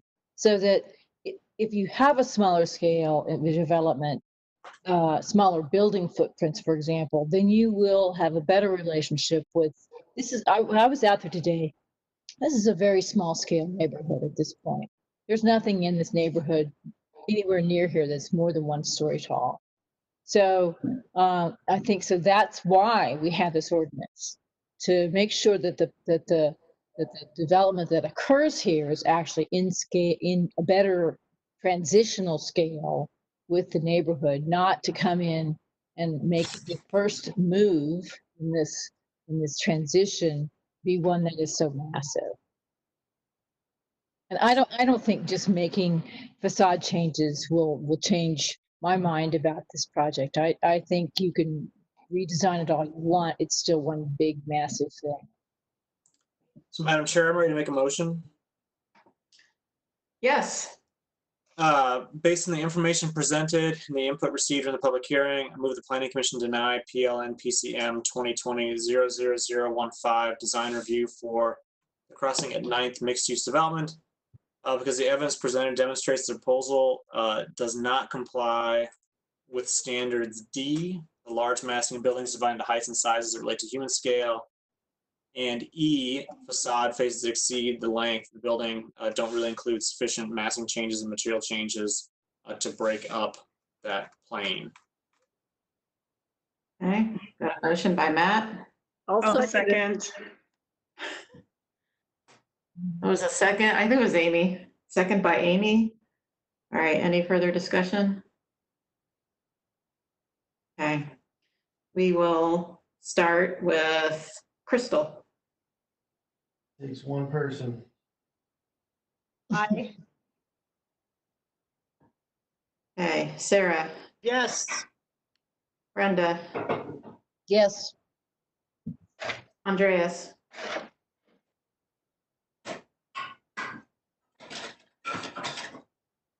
Andreas. Yes, okay. Matt, Yes. John, Yes. Amy, Yes. Maureen. Yes.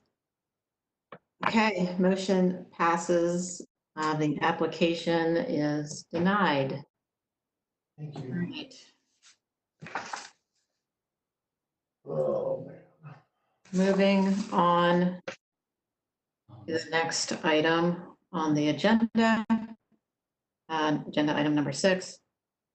Greenery on 9th plan development at approximately 110 West, 900 South. This is case number PLN SUB 2019-01033.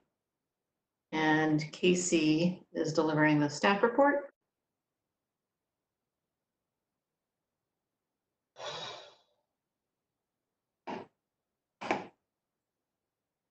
Sorry, 1 second. Just got to get Casey on board here.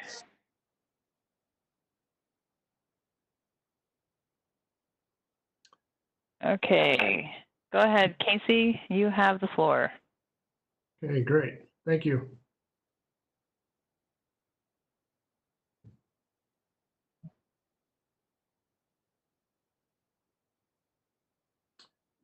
Okay, good evening.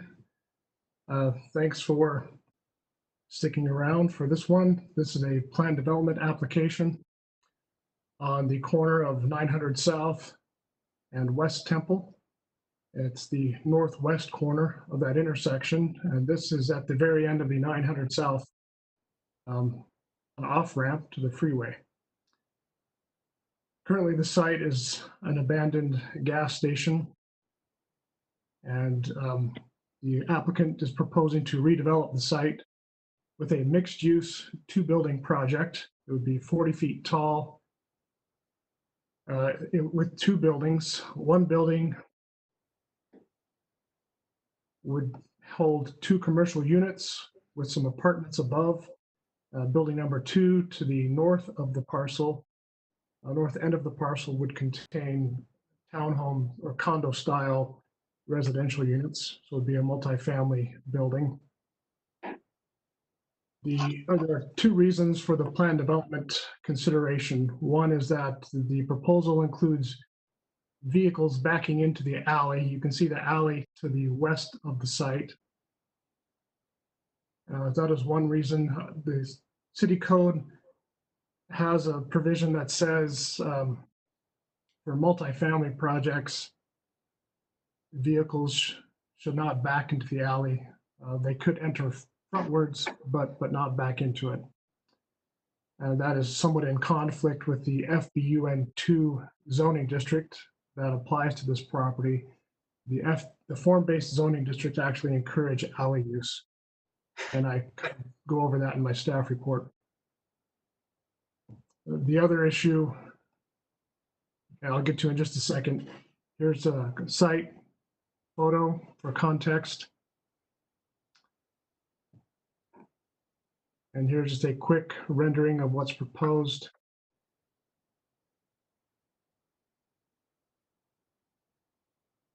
So the bottom right image shows the 2 separate buildings. Building 1 on the left-hand side, building 2 on the right-hand side. Building 2 has a portion of it on the ground level near the right end of it, that is a garage for one of the, for the end unit essentially. And that garage is less than 25 feet depth from the front face of the garage. That's a design requirement for the form-based district, that some use other than parking occupy the first 25 feet deep of a building. Casey, could you better identify exactly where that is for me? I may have not been able to follow you in time. Okay, yeah, next slide will show that. Thank you. So here's a site plan. You can see that on the left, again, the vehicle backing into the alley issue. And then on the right-hand side, that northeast unit has a garage right there at ground level. Okay, so because I'm not, can you go back, Casey? I needed time to figure out where Northeast was on that. Where exactly are we looking? So this right comment points Okay. to it. Honestly, Casey, that lettering is so tiny, I can't read it. So I have to take a Okay. little bit of extra time, but now I see where it is. Thank you. As far as where it is on the face of the building, the lower image indicates the area in question. So those are the two driving issues behind the plan development request. Staff conducted or sent it to the community council, the Central 9th Community Council. Did not receive any official, well, excuse me, and the Ballpark Community Council, both community councils. The Ballpark Community Council replied with some written comments overall in support of the project, but there was some question about the improvement of the alley. To clarify, the applicant has indicated that they are improving the alley adjacent to their project, and that is also an issue raised by the city engineering division wanting that done. So that has been resolved. This slide shows the 4 units backing up against the alley. These 4-unit garages would, the vehicles exiting those garages would back into the alley. There have been a handful of projects in the FBN2 that have requested and been granted relief from this particular provision because it is somewhat in conflict with the parking chapter provision. So staff is recommending approval of the project. And I think, yeah, I have received no other public comments on this particular project. And I'll end with that. Staff's recommendation is to approve. Great, thank you, Casey. Any questions for Casey at this time? Yeah, I have one question. Casey, these are townhouses, is that right? In the main, It'll be condominium style units. So those in building 2 on the north end of the property will be sold as condominiums. okay, They look like row houses. right. Right, and their front door, so to speak, is actually on this little courtyard. Correct. The main entrances, I'm sorry, jumping images here. Correct. The main entrances will be through the courtyard. Okay, so, okay, that's all. So it's condominium style. All right, thank you. That's all I needed to know. Okay. Any other questions for Casey? No? Okay. I believe Gonzalo Dalquin is here to present. Yes, can you guys hear me? No. Barely. Barely. Speak up. Is that any better? Yes. Yep. Okay. So yeah, my name is Gonzalo Calquin. We're representing Alec Harwin and the owners here in this. I'm with Brian Zaitz here. We're with JZW Architects. Madam Chair, I can't hear him at all now. Eric, let me see if I can figure out this speak. Is that any better? Hello? Oh, yes. Yes. All right, there we go. Just had to turn it up. And my apologies for mispronouncing your name. Oh, no worries. No one gets it right. All right, share content. I'm going to share my screen here. Okay, so just to give some clarifications to those questions that Brenda brought up, if you look at the site plan here, correct, these are like road type housing, that they are condos. You'll have 10 units that are accessed from this private courtyard. And the majority of them have private garages. This is the only studio unit that does not. And then you have some mixed use building 1 here with 2 tenant spaces on the ground floor. And then on the upper levels, as you can see here, you have access to 4 1-bedroom apartment units. There's the 2nd and 3rd floor levels. So yeah, 2 distinct buildings. Building 1 here and building 2. Like Casey mentioned, he did a good job of really the 2 major things that we're requesting exceptions for are the backing into the alley, which a project down the road was previously approved for. Very similar thing here with the use of the alley, which the FBUN2 zone encourages. And then I just wanted to touch a little bit more on this unit along West Temple here. So the code actually, let me go to that facade here. So the code actually, there's a couple things to consider here. One is the ground floor transparency, because this is a street face facade. There's a 60% glass requirement that is we were originally hoping to treat this as one facade, and if that's the case, we are complying with the 60% glass. The planning team decided that these to be treated as 2 separate facades. So now this portion of the building actually has slightly less glass than the required 60. We feel that requirement is more specific to commercial uses. This being a residential use, which is a permitted use. It sort of conflicts with the internal configuration of the building, which is actually a clause in the code that there is exceptions for that, but only for commercial uses, not for residential. So, our intent really, I don't think we would ideally like to have these windows looking into a garage.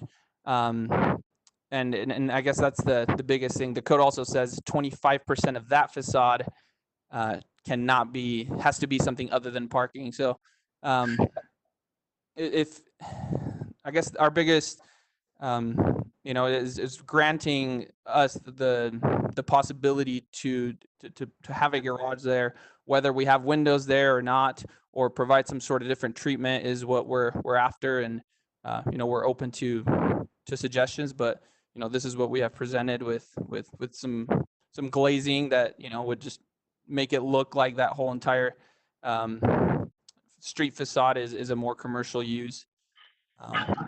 But just to be clear, this portion of the building on the right side here is solely residential.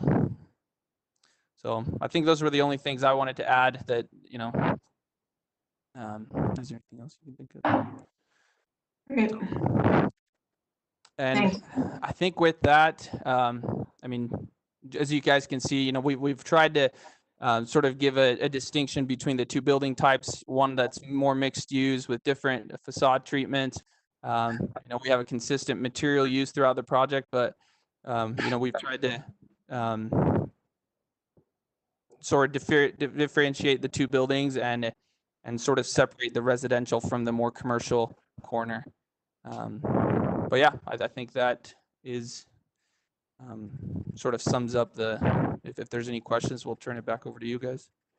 So I have some questions, Gonzalo. Could you go back to the slide that has the multicolor parcels? That one. Can you walk me through since this feels, I can't get oriented, and the font is so tiny on my screen, I can't read it. But is that West Temple, the gray street right there? Yeah, that's West. Oh, there it is. Okay, thank you. So will you move over to the alleyway? Yeah.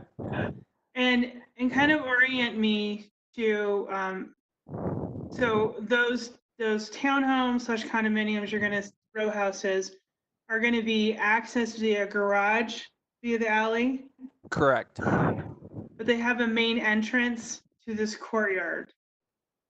Yes, the front doors are on this private courtyard, correct? And what about those that are backing up north? Same thing. So they have and we provided a sort of a private driveway here for those units since we can't use the alley for those. But the same thing, they have entries into the units from the courtyard. And then what's going on then with that second building, the north facing to the courtyard? How's that functioning? So this has currently no issues with the courtyard. The units are accessed from an internal lobby, stairway and elevator, and you can either exit out on the street. Sorry, let me go. So you can see here, there's an internal corridor on the second and third floor.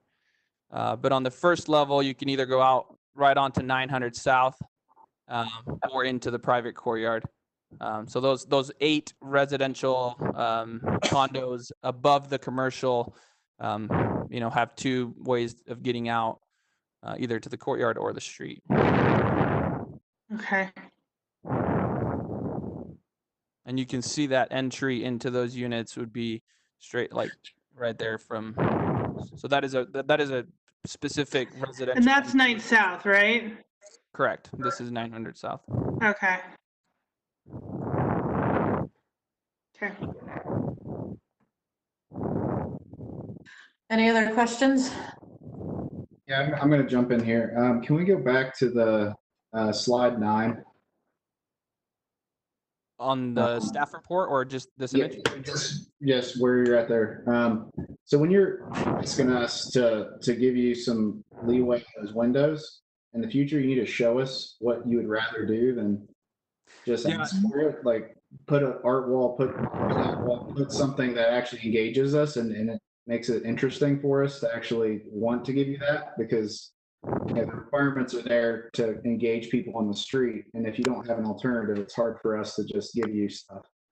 Yeah, there's actually a lot here to unwrap because this is a pretty chaotic building in my opinion. Can you explain these tower white turrets that you have on the building, please? What is the purpose of that? I mean, really, they're right side of the building. Yeah. Architectural features that are really, in most cases, in these townhome units, the landings that stairs, with accent windows that just bring in lighting, so you can see here. I mean, it's just an architectural treatment to a specific portion of the building. I think it's a stretch to call architecture. I think it's very overbearing, overwhelming. It's not human scale at all, which is one of the things we're looking for. Let's come back to that number 9 image again. Yeah. I mean, if you look at these hats that are on the top, like they're completely out of scale to the rest of the building. It just makes no sense. And then you repeat them in the middle, and that also makes no sense. There's just so many things happening on this building. It's really hard to unwrap all of it. But you can go to slide 8. Like it just continues on this side. There's a big rectangle that for some reason is just stuck on the side of the building. There's 20 different materials going on. Like just pick a direction, please. There's just too much. Honestly, it's a little frustrating to see this much just tacked onto a building like this. I'm going to jump in here too. I'm actually going to disagree a little bit with John on this. I think actually this facade has a lot more logic than most of the ones we've been seeing.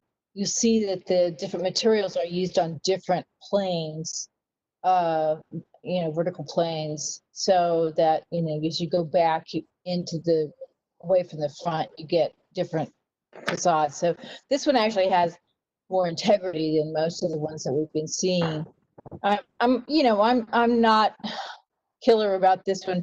I'm going to raise the question that we had before, though, about, what does design review mean, and what is it that we're actually looking at here? Is it okay to allow the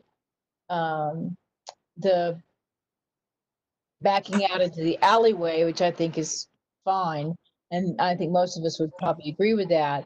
And is it okay to have windows, to have that garage be on the front edge?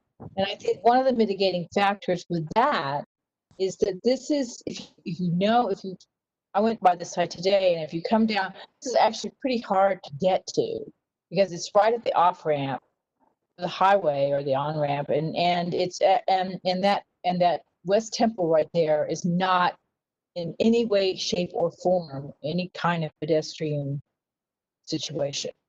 So it's a very awkward. It would be very awkward for pedestrians to be in that situation.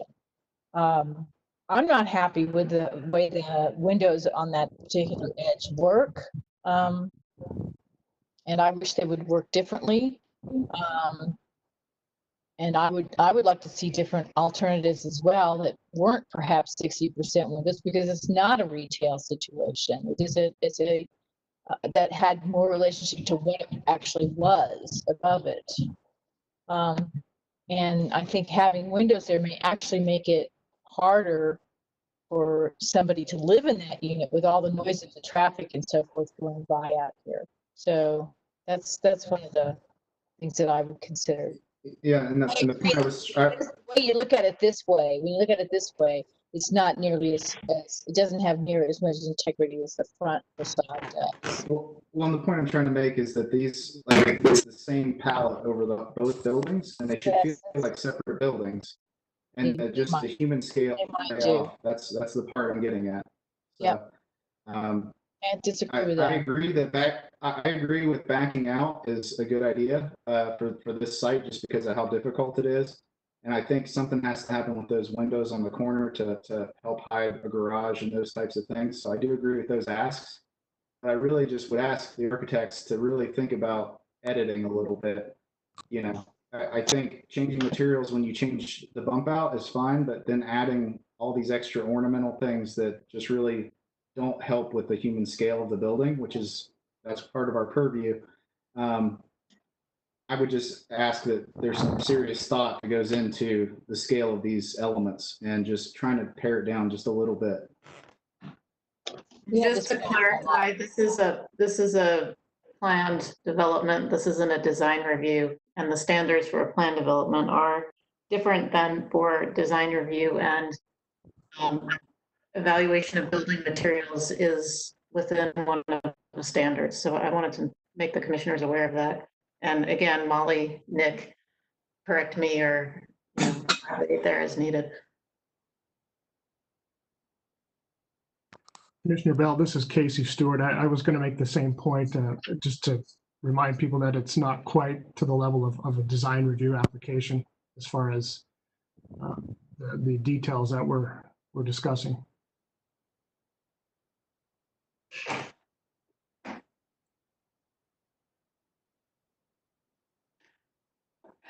Any other questions for the applicant at this point?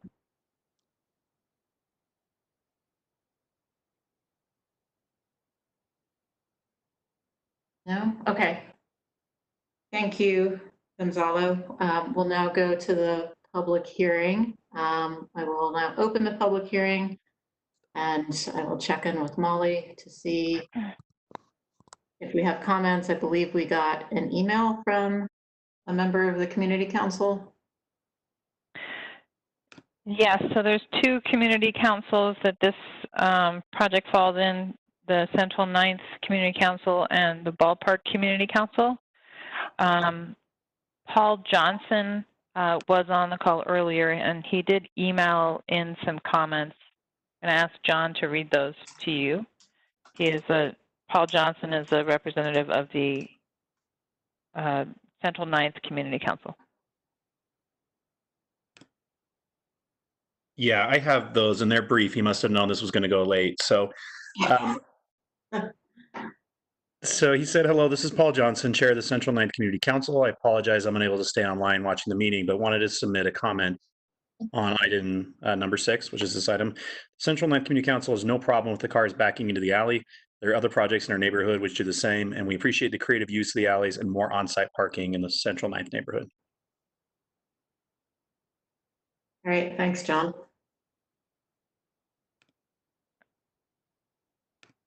And I believe Casey said that there were comments that were submitted from the community council, and they're in the staff report for the Ballpark Community Council. Is that right, Casey? Yes, that's correct. Okay. I don't see, oh, I see two hands raised. Zach Dussault, please state your name for the record, and you'll have 2 minutes. Zach Dussault, speaking in favor of the project. I just wanted to address what Brenda said and agree that the West Temple Road is definitely not pedestrian oriented in any way. But I think most pedestrian traffic would be going west along 9th South and utilizing the track station that's less than a 5-minute walk away. I also support the backing into the alleyway. I don't see how that could be an issue with this development. And I've never seen the planning commission do this, but the window requirement along the garage, I know the developer isn't asking for relief on that, but I think we all agree that looks pretty dumb. And I would support the commission maybe considering adding an amendment to this that would allow for the windows to not be there, and maybe impose a condition of maybe a planter or an art wall or something like that. Because frankly, that's the one thing that jumps out to me and says, like, that's a dumb design decision that was made because the ordinance requires it. So I would say with that, and that's it. Any questions? Good, thanks. Thanks, Zach. Okay. Thank you. Anything else, Molly? Mike Fife. You can state your name, Mike, and you'll have 2 minutes.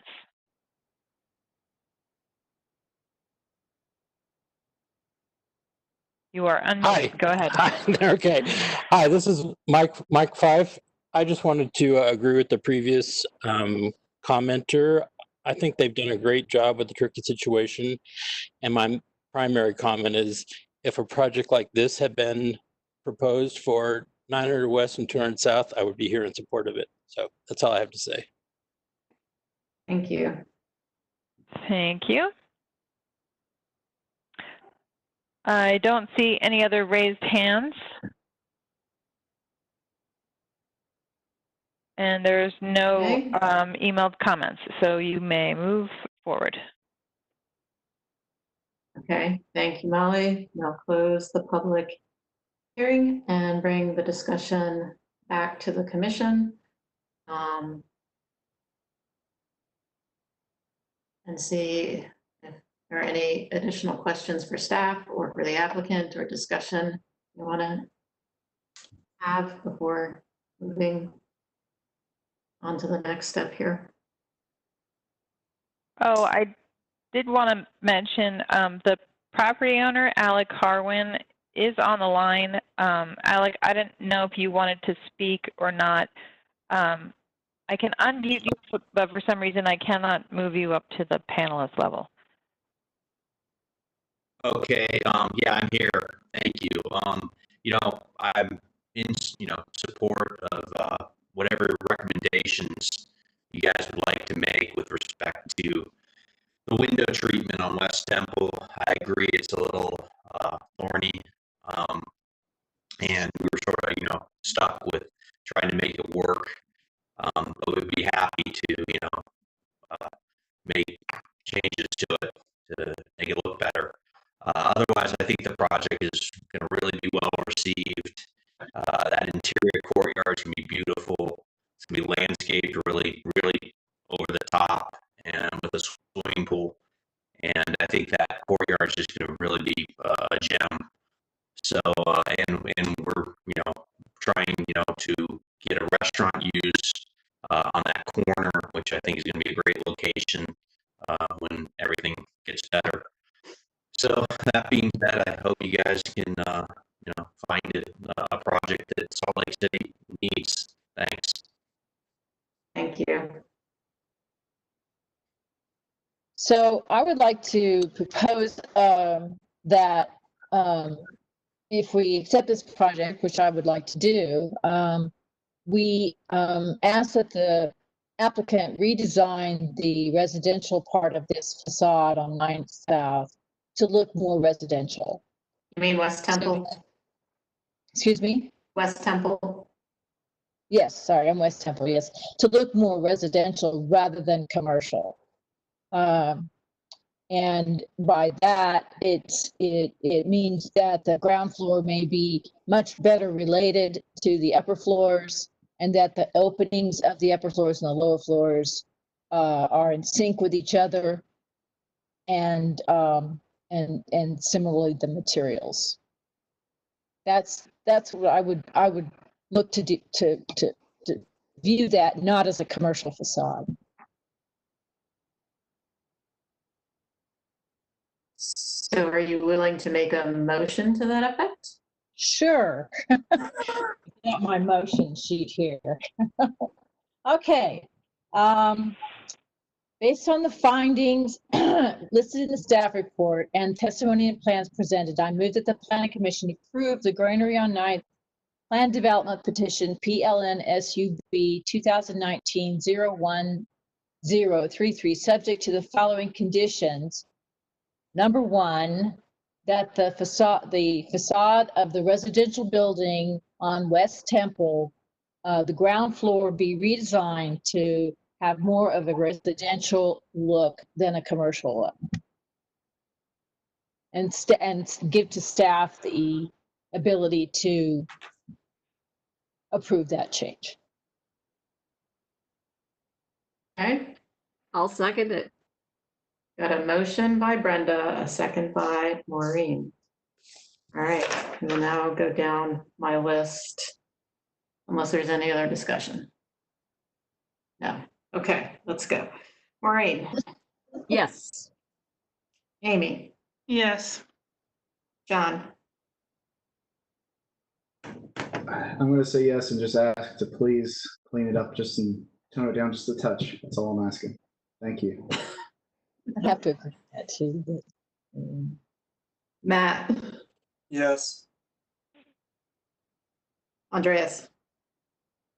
On this project, I'm actually so entranced by it that I'm willing to approve it simply to see what it's going to look like. So I'll say yes. Brenda. I would like to also add, I really like this project and the massing and so forth of it. So I think it is a good project in general. So yes. Sarah. Yes. Crystal. Yes.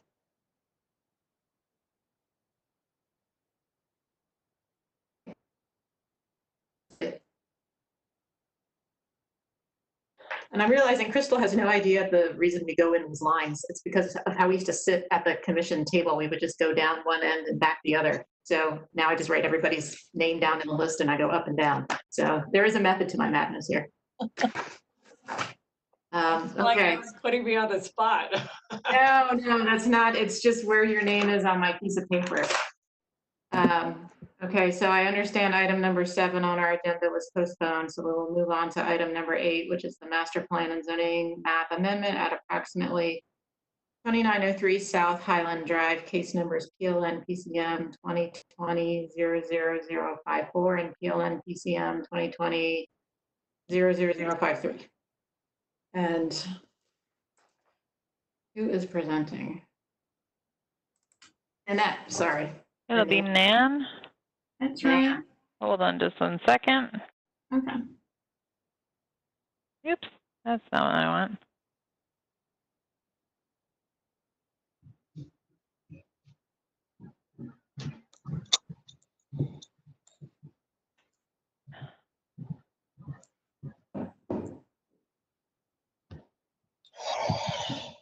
Hello? Hold on. What?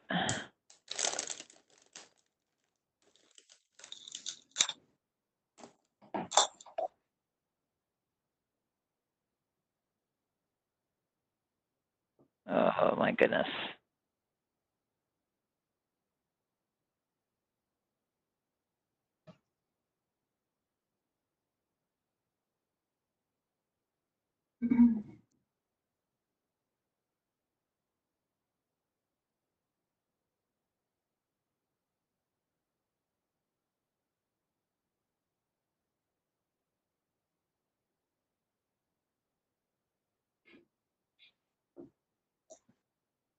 Okay. And I am sharing the screen.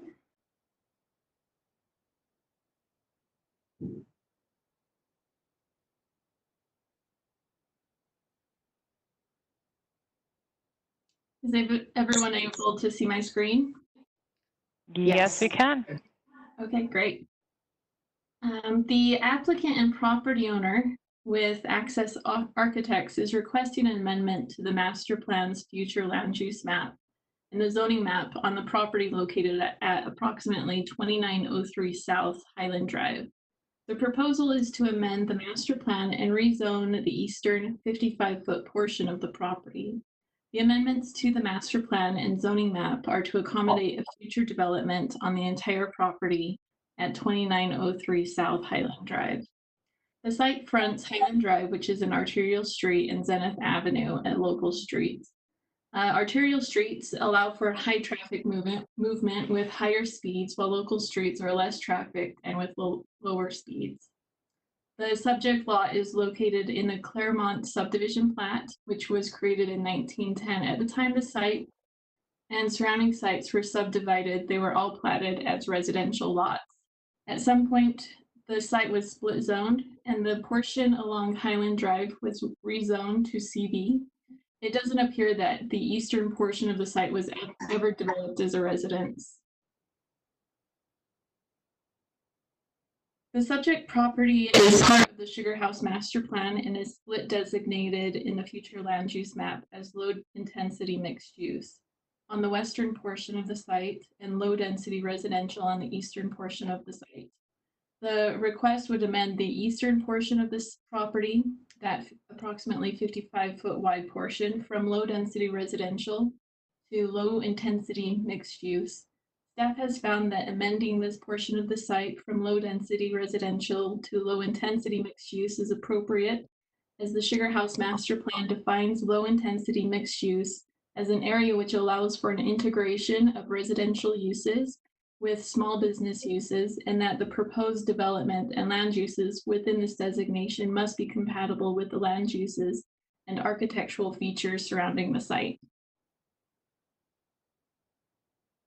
The property is also split zoned on the zoning map. The western portion is currently zoned CB, or commercial business, and the eastern portion is zoned R1 7000, or single family residential 7,000 square foot lots. The requested amendment would rezone the eastern portion of the property from R1 7000 to commercial business. The proposed rezone to commercial business also meets the intent of both the future land use designation in the master plan and the proposal of the community business zoning district, which is an integration zone between the moderately sized commercial areas and the residential neighborhoods. During the public comment period of the review, a few comments were received by staff that voiced concerns about building height and parking requirements for the proposed rezone in the future development of the site. As reviewed in the staff report, the building height and parking requirements in the CB zone are generally similar to the single family residential units to the north and east of the subject site. A landscape buffer of 7 feet from adjoining residential properties will also be required for any development in a CB zoning district. Further, the CB zone requires that a design review is reviewed by the Planning Commission if the proposed building square footage of the first floor is greater than 7,500 square feet or has an overall square footage greater than 15,000 square feet. This review would include whether the design of the building is compatible with the surrounding development in regard to height, massing, vehicle access, landscape buffer, and building stepbacks.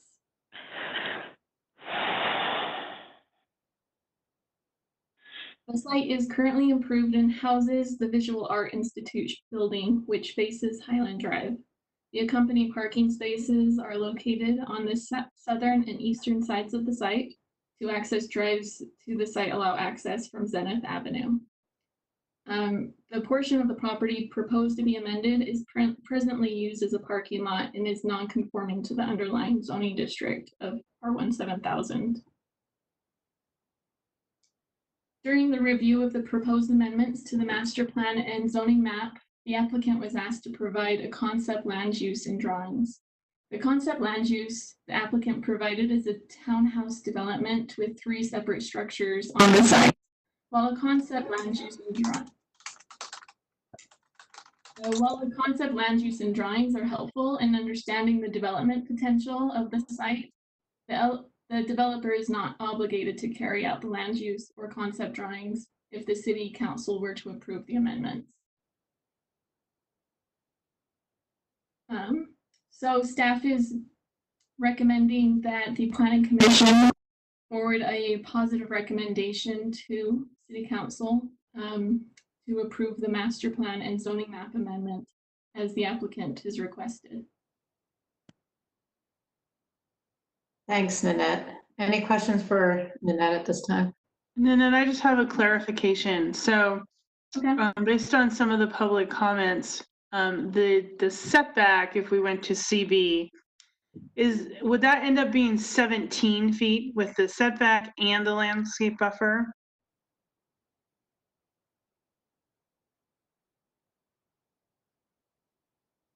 It wouldn't be 7 foot. The landscaping requirements of the landscape would be 7 feet of that 10 for the rear setback. The rear setback would be 10 feet, but it would have to meet the landscaping buffer requirement. So 7 feet of that would have to be landscaping. Correct. That's correct. Okay, that's what I wanted to clarify. Thank you. Any other questions for Nanette right now? No? Okay. We have our 2 presenters, Pierre Lang and Michelle McDonald. Are they both on? I'm on. This is Pierre. Thank you for your time. First of all, I would like to thank Nanette for her hard work on this project, as well as the commission. I know it's late, and so I will be brief. We're seeking the update of the zoning and master plan so that our entire property is in one zone. Currently, 2/3 is in CB and only 1/3 is in R1 7000. Including the entire parcel in the CB zone is consistent with the existing use of the property and that of the neighboring properties. Right now, there's an old building, a parking lot, and a billboard on the site, which we tend to remove. So this project will improve the neighborhood. This request is almost identical to the property two doors to the north that was approved 4 years ago, where they had the same issue where part of their site was R1 7000 and the other part was CB, and that project was approved. This proposal is aligned with the Sugar House Master Plan goal to provide more diverse housing, and townhomes will provide a more affordable product compared to single-family homes. I can also address the public comments at this time or later. It's up to you. Meaning what we've already received? Correct. Sure, if you'd like to address those now, we Yes. can do that. Thank you. Briefly, so we had some concerns about high density housing. This project is actually low density. They're just townhomes. We're not putting apartments or anything. There was a concern about parking, and we're providing 2 stalls per unit, so we meet the parking ordinance. Also, there was a question about green space. So each townhome has a private yard, and there's a community space with a playground, barbecue area, and eating areas outside. And then I think there was a comment in general that was against future development in the area, and we think our project will enhance the community, and we will get rid of a dilapidated building with boarded up windows and provide much nicer housing. Thank you. Great. Thank you. And did Michelle, do you wish to also speak at this point or at this time?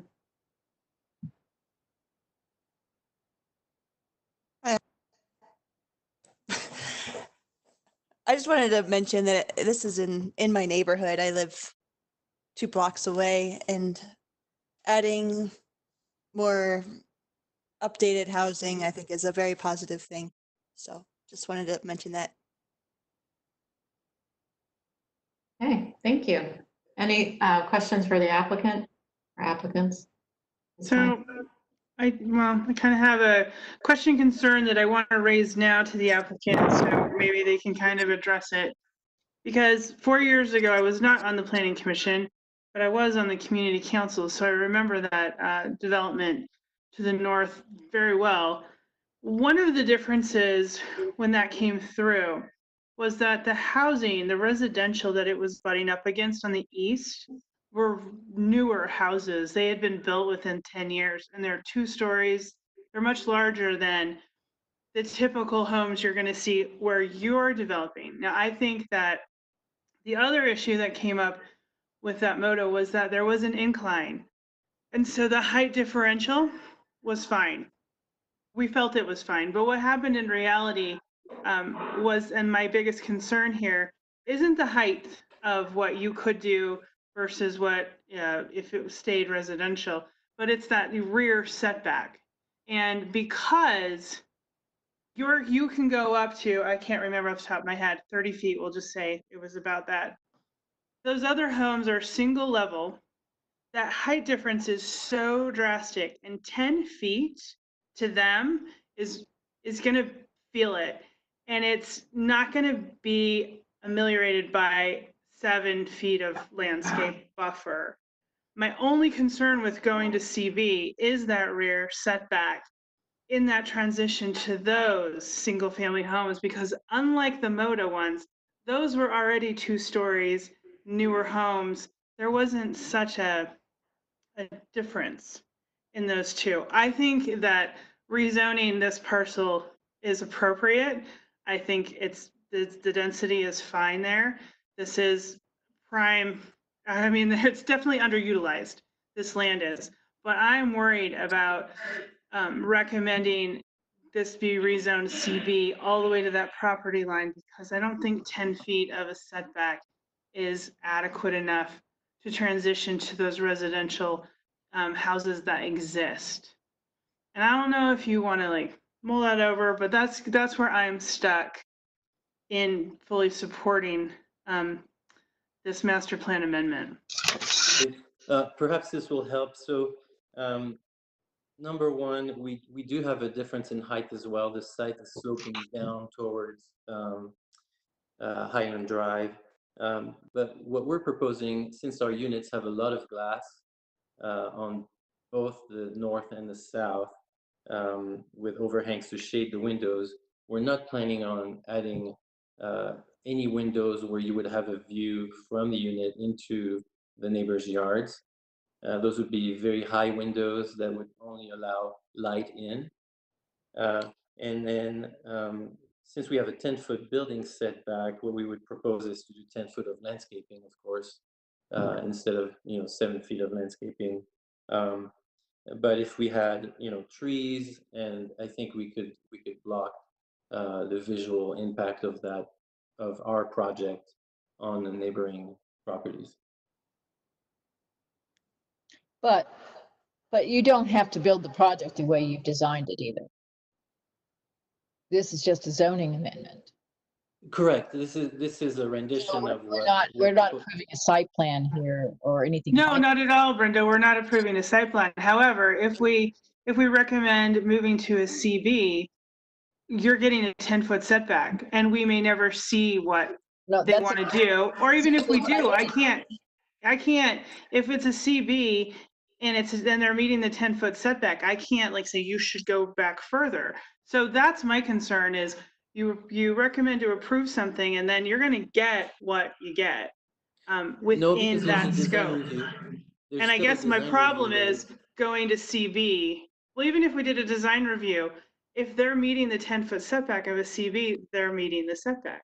I can't require them to go further back.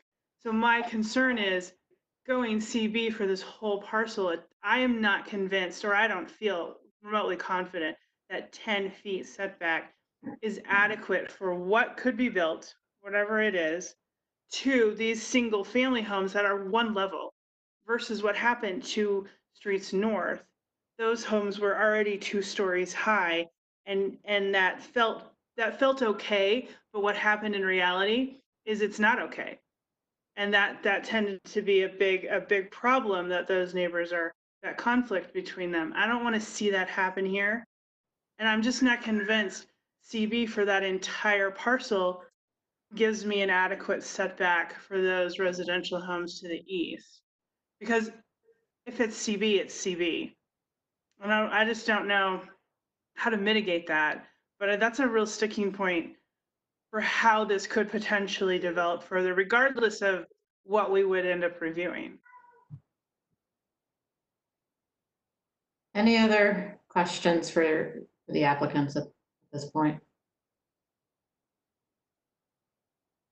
And just a procedural note, we are only making a recommendation to city council. This is a zoning matter. They've got the final decision-making authority, so we don't require anything. We just make the recommendation and they decide what to do from there. Just a quick question for staff to clarify, and I'm not finding it, so I might be wrong, but doesn't CB also have not just setback, but then step back requirements when you're neighboring a residential property? So you got like second levels need to be step back, like step back. Or am I just imagining that?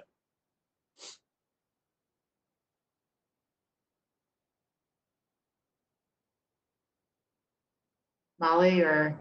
Give me a second to look it up. Okay. Can we move to the public hearing? Yes. Okay. All right. Thank you, Pierre. Sorry, someone let my dog in here. Pierre and Michelle.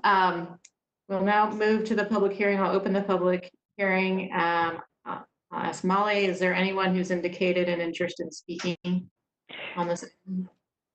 Yes, there is. And I believe Judy Short is representing the community council. Great. Judy, can you state your name for the record? And you'll have 5 minutes as a representative of the community council. Thank you.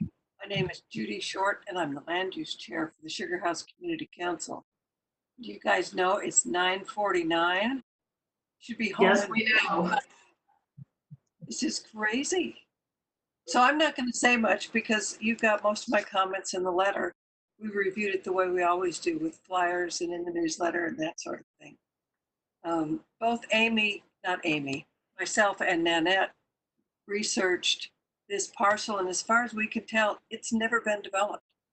It's just been this sort of vacant piece of land, probably used as a parking lot all these years, which I find really interesting. So it's not like we're losing something that used to be a house, that a house was demolished 2 years ago.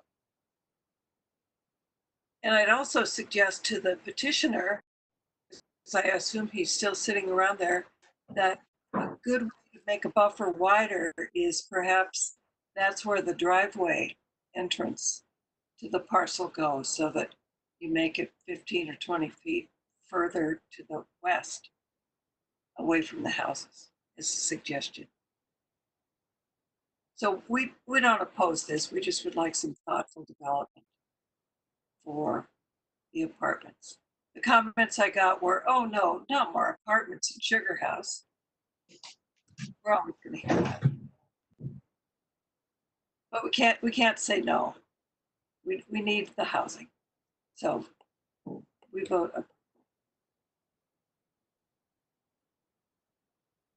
Thank you, Judy. Molly, is there anyone else? Yes. Steve Davis. Here. And Steve, if you could state your name for the record, and you'll have 2 minutes. All right. My name is Steve Davis, and I live on Zenith in between Highland and Imperial. And my concern with I know with the if it gets zoned and the development is that Zenith is already a raceway. It's high traffic. It's pretty much the only through street through here, and there's all kinds of small children. I have 5 kids, all under the age of 8, all up and down the street, young kids. And my concern is just adding this this extra little bit of development. Maybe it's the right development for Sugar House, but I don't know if it's the right development for the end of Zenith Avenue, where it's already a raceway. So I don't know what could be done to take care of that. My main concern is the safety. Also, I lived on Crandall when those Moda apartments were, or whatever they are, condos or whatever they are, were put in, and I could just remember when I saw the finished product, it just doesn't look right. So what the representative says about thoughtful development would be another thing that would be good. And then parking down there, 2 stalls, that's pretty good for the development. That's what they actually do. But there's a lot of duplexes and triplexes and fourplexes right down there. The street is always full of cars on the street, so there's no additional parking on the street down there at that end. So those are 3 of my concerns off the top of my head here. It's almost 10 and I got to be at work at 3 a.m. So I appreciate you guys staying up late. And that's it. Great. Thank you. Any others, Molly?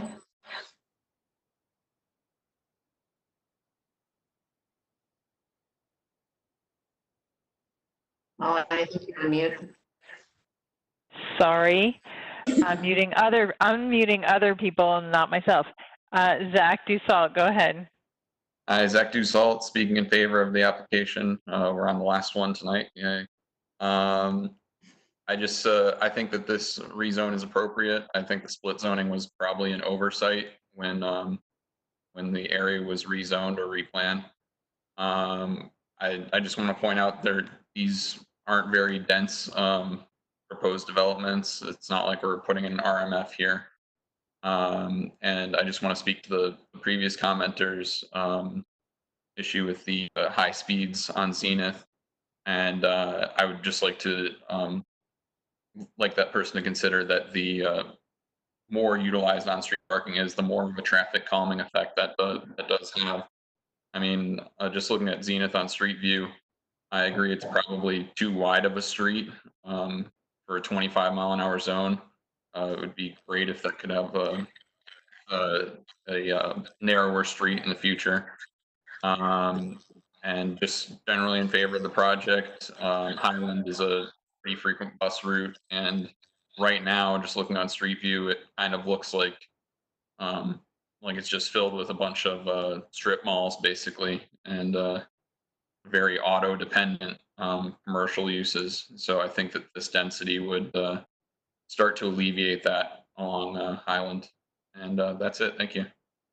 Great. Thank you, Zach. Thank you.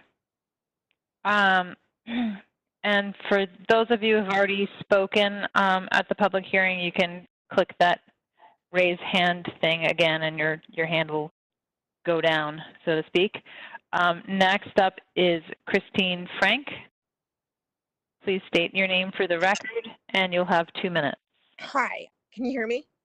Yes. Okay, I'm Christine Frankie. I live a block and a half up the street from where this development is taking place. And for your information, it used to be a restaurant called the Beefeater. It was never a home.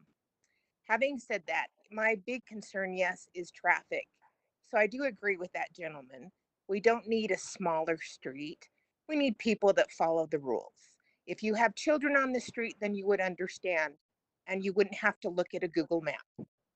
Having said that, traveling from Zenith Avenue and trying to get on Highland Drive is awful. Are they considering putting in a light? That would be something I'd be interested in. Also, I agree with Amy. I don't like the height difference. We have shorter houses, not so tall. You're taking away our views. So I would like development. I would like that. But you really need to take in the aesthetics. And maybe why don't you ask some of the neighborhood people what they like? Thank you. Thank you.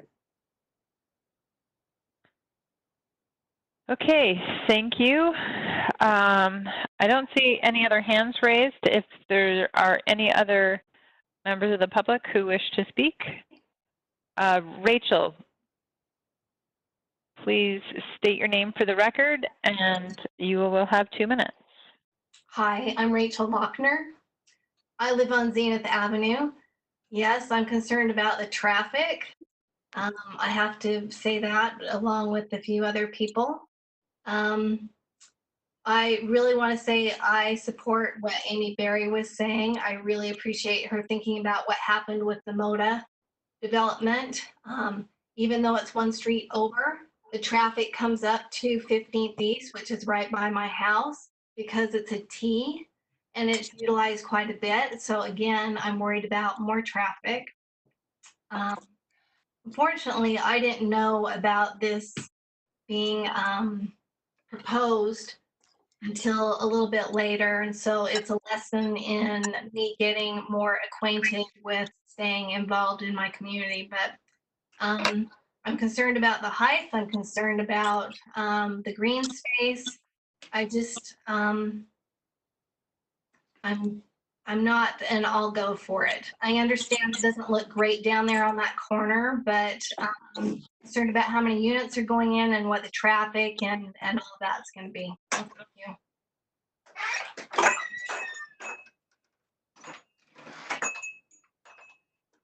All right. Thank you for your comments.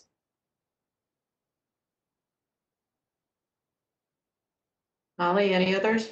I don't see any others with hands raised. Again, if there's anyone who wishes to speak, there's a little small icon that looks like a hand, very small, down the bottom right of your screen. You just click on that, and then I will know that you're interested in speaking. I'm going to go over to John and ask John if we've received any emailed comments on this item. We have received 2, and I will go through them quickly. The first one is from Bruce Robertson. It says, "Dear Amy Fowler and Nanette Larson, Yes. My name is Bruce Robertson. I am the Executive Director of the Visual Art Institute located in the building 2901-2903 South Highland Drive. We're Utah's oldest nonprofit art organization dedicated to serving youth through visual art. We've been in this building and location for 8.5 years. It was our intention to purchase and expand the current building to better accommodate the public and community with a beautiful, creative gathering place. We partner with many community organizations and serve youth and adults by providing opportunities for creative expression. In our 42-year history, we've worked with thousands of children and hundreds of adults. We offer classes in drawing, oil painting, watercolor, ceramics, sculpture, digital art, stained glass, and figure drawing, to name but a few of the offerings. We had begun to raise the funds to purchase a building to continue our mission, which is to nurture creative expression, teach imagination, and fosters artistic development through in-depth study and experimentation, inspiring individuality and confidence regardless of age or ability. We think the community needs a safe haven for creative expression more than it needs a row of townhomes along. I would love to have seen him do that. The master plan for this area and business district is to give this area a real facelift and make this a community gathering space. I just learned of this meeting, or I would have reached out earlier. I would appreciate this space not being converted to more housing. Sincerely, Bruce D. Robertson. And then I have one more. This is from Christopher Champagny. Hi, Nanette. You were listed as a contact during tonight's hearing about rezoning 2903 South Highland Drive. As a resident of the neighborhood, less than 2 blocks away, I'd like to speak out against another apartment or multi-unit complex in the area. This is a predominantly single-family residential neighborhood, and we'd like to keep it that way. One notable reason involves traffic. We live on Zenith Avenue, and cars frequently speed down our busy street. Adding more density will only increase the traffic, accidents, and population density. And then just reads the relevant case numbers. Thank you for your consideration, Chris. And that was the last email I received. Great. Thank you, John. Thanks, John. We don't have any other hands raised, so. Okay, thanks, Molly. With that, I will go ahead and close the public hearing and bring the discussion back to the commission. Madam Chair, there's on the question about buffers and setbacks. Oh, right. Yeah. In the CB zone, when the design review process is triggered, and it's triggered by buildings that have a footprint of greater than 7,500 square feet, or an overall square footage in excess of 15,000 square feet. There's 6 additional standards in the CB that are specific to the CB zone that are triggered by the design review. One of those is buffers, and it does say that the Planning Commission may require larger setbacks, landscape buffers, and/or fencing in certain situations, and that when abutting single-story development, the Planning Commission may also require upper-level step backs. And it's important to note that the allowed heights in the CB zone compared to the R1 7000. So the R1 7000 zone allows buildings up to 28 feet. So even though they may be single-story now, those property owners do have the right to go up to 28 feet in height. The maximum height in the CB zone is 30 feet, with the potential for an additional 5 feet through the plan development process. And in the R1 7000, that side yard setback where it would abut the neighbor, I guess, to the east would be 6 feet, or could be as little as 6 feet. So that's the side yard setback currently. In the R1 7000 zone. 6 feet. Subject piece, yeah. So it's 6 and 10. So one side's 10, one's 6. So Nick, that would be the side setback, so it would be a shorter. I already took my my Dropbox down. So the side setback was 0, right? In a CB? It is, but I think the buffer requirement still applies to the side yard as well as the rear yard. So because if they did the concept that they have now, that would technically be a side yard and not the rear, right? The way it's oriented. I haven't a concept. We don't really analyze the concepts because I assumed it was the rear setback, but it very well could end up being a side yard setback. It could potentially be a side because it is a corner. And is there any limit to if the design review process is triggered? Is there a limit to how much additional buffer we could ask for? Nope, it just says that the Planning Commission may require larger setbacks. Okay. I personally feel like that alleviates my biggest concern about what I was worried about. Thank you for looking that up. Yep. Okay. Any other questions for staff or discussion? And as a point of clarification for those watching and for the participants who have spoken, again, this is a rezoning petition. It is decided ultimately by the city council we make a recommendation to the city council. Following our recommendation, the city council will hold a second public hearing on this item, and then ultimately they will make the final decision. So I just want people to understand this isn't the final opportunity to provide input on this application.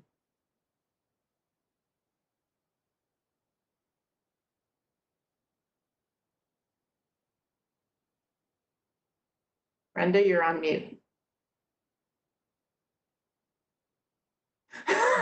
She doesn't want to talk. Would anyone like to make a motion at this point?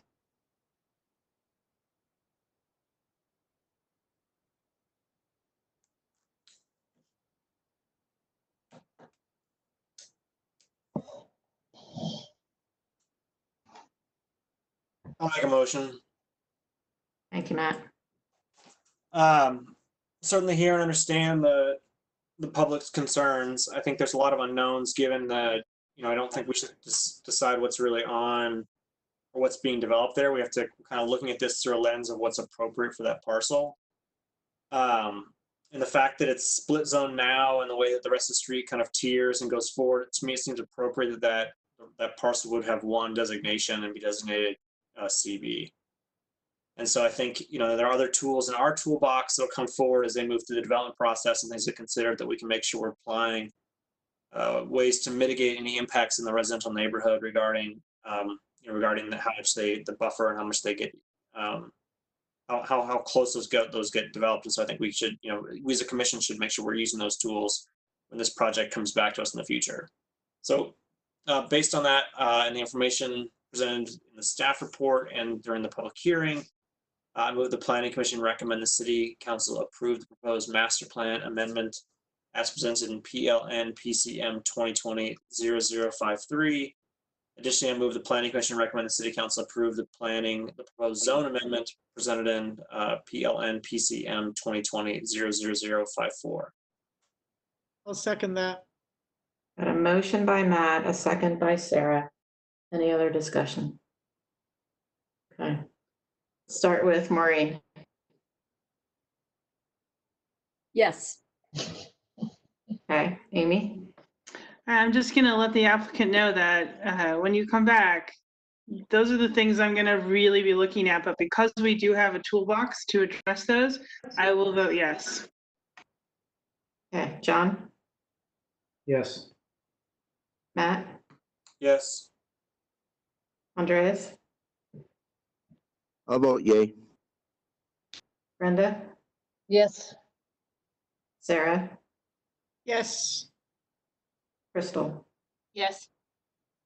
Okay, motion passes unanimously. We'll forward a positive recommendation to the City Council and the matter will be taken up there for a final decision.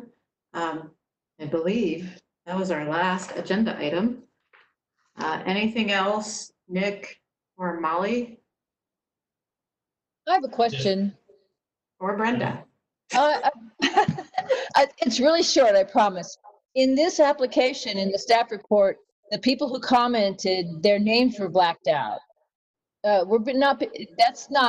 We need to have their names in there, not their contact information, but their names were blacked out. So I'm wondering why they were done that way versus the other ones we see all the time where we'd see who the people are. I haven't looked at that, but it will definitely, the names are supposed to be on the record, but their contact information is not. So we'll look at that and see what we can do to fix that and correct it. I just wanted to say thank you to everybody for lasting through the marathon meeting. Unfortunately, I wish that we're not going to have many more of these, but we have a lot of applications pending planning commission approval. So one thing that I do want to say is hopefully over the next few months, you'll start seeing some petitions to, sorry about the dog barking, to reduce some of the planning commission's workload and making things more administrative staff level things. So stay tuned for that. Well, I have this meeting on my calendar until 2:30 this morning, so I've got 4 hours. Yeah, I've got 4 hours back. Molly said that she'd leave it running if you want to just hang out.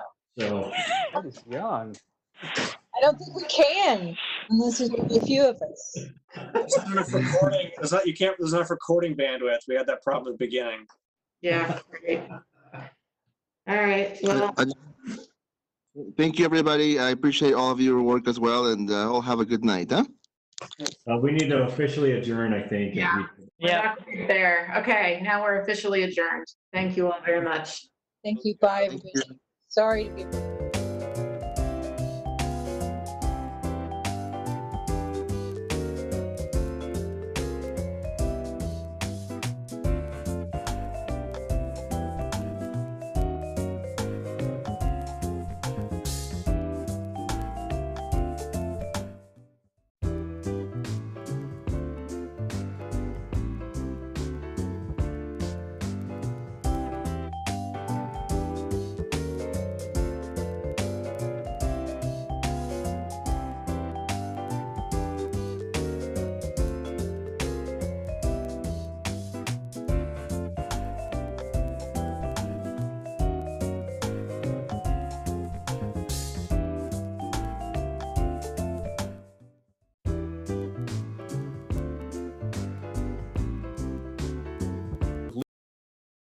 Address us in greater detail. The lineup will include Paul Smith from the Utah Apartment Association, Mike Ostermiller with the Utah Association of Realtors, Howard Headley from the Utah Bankers Association, and Tara Rollins from the Utah Housing Coalition. With that, I'll now pass it over to Paul.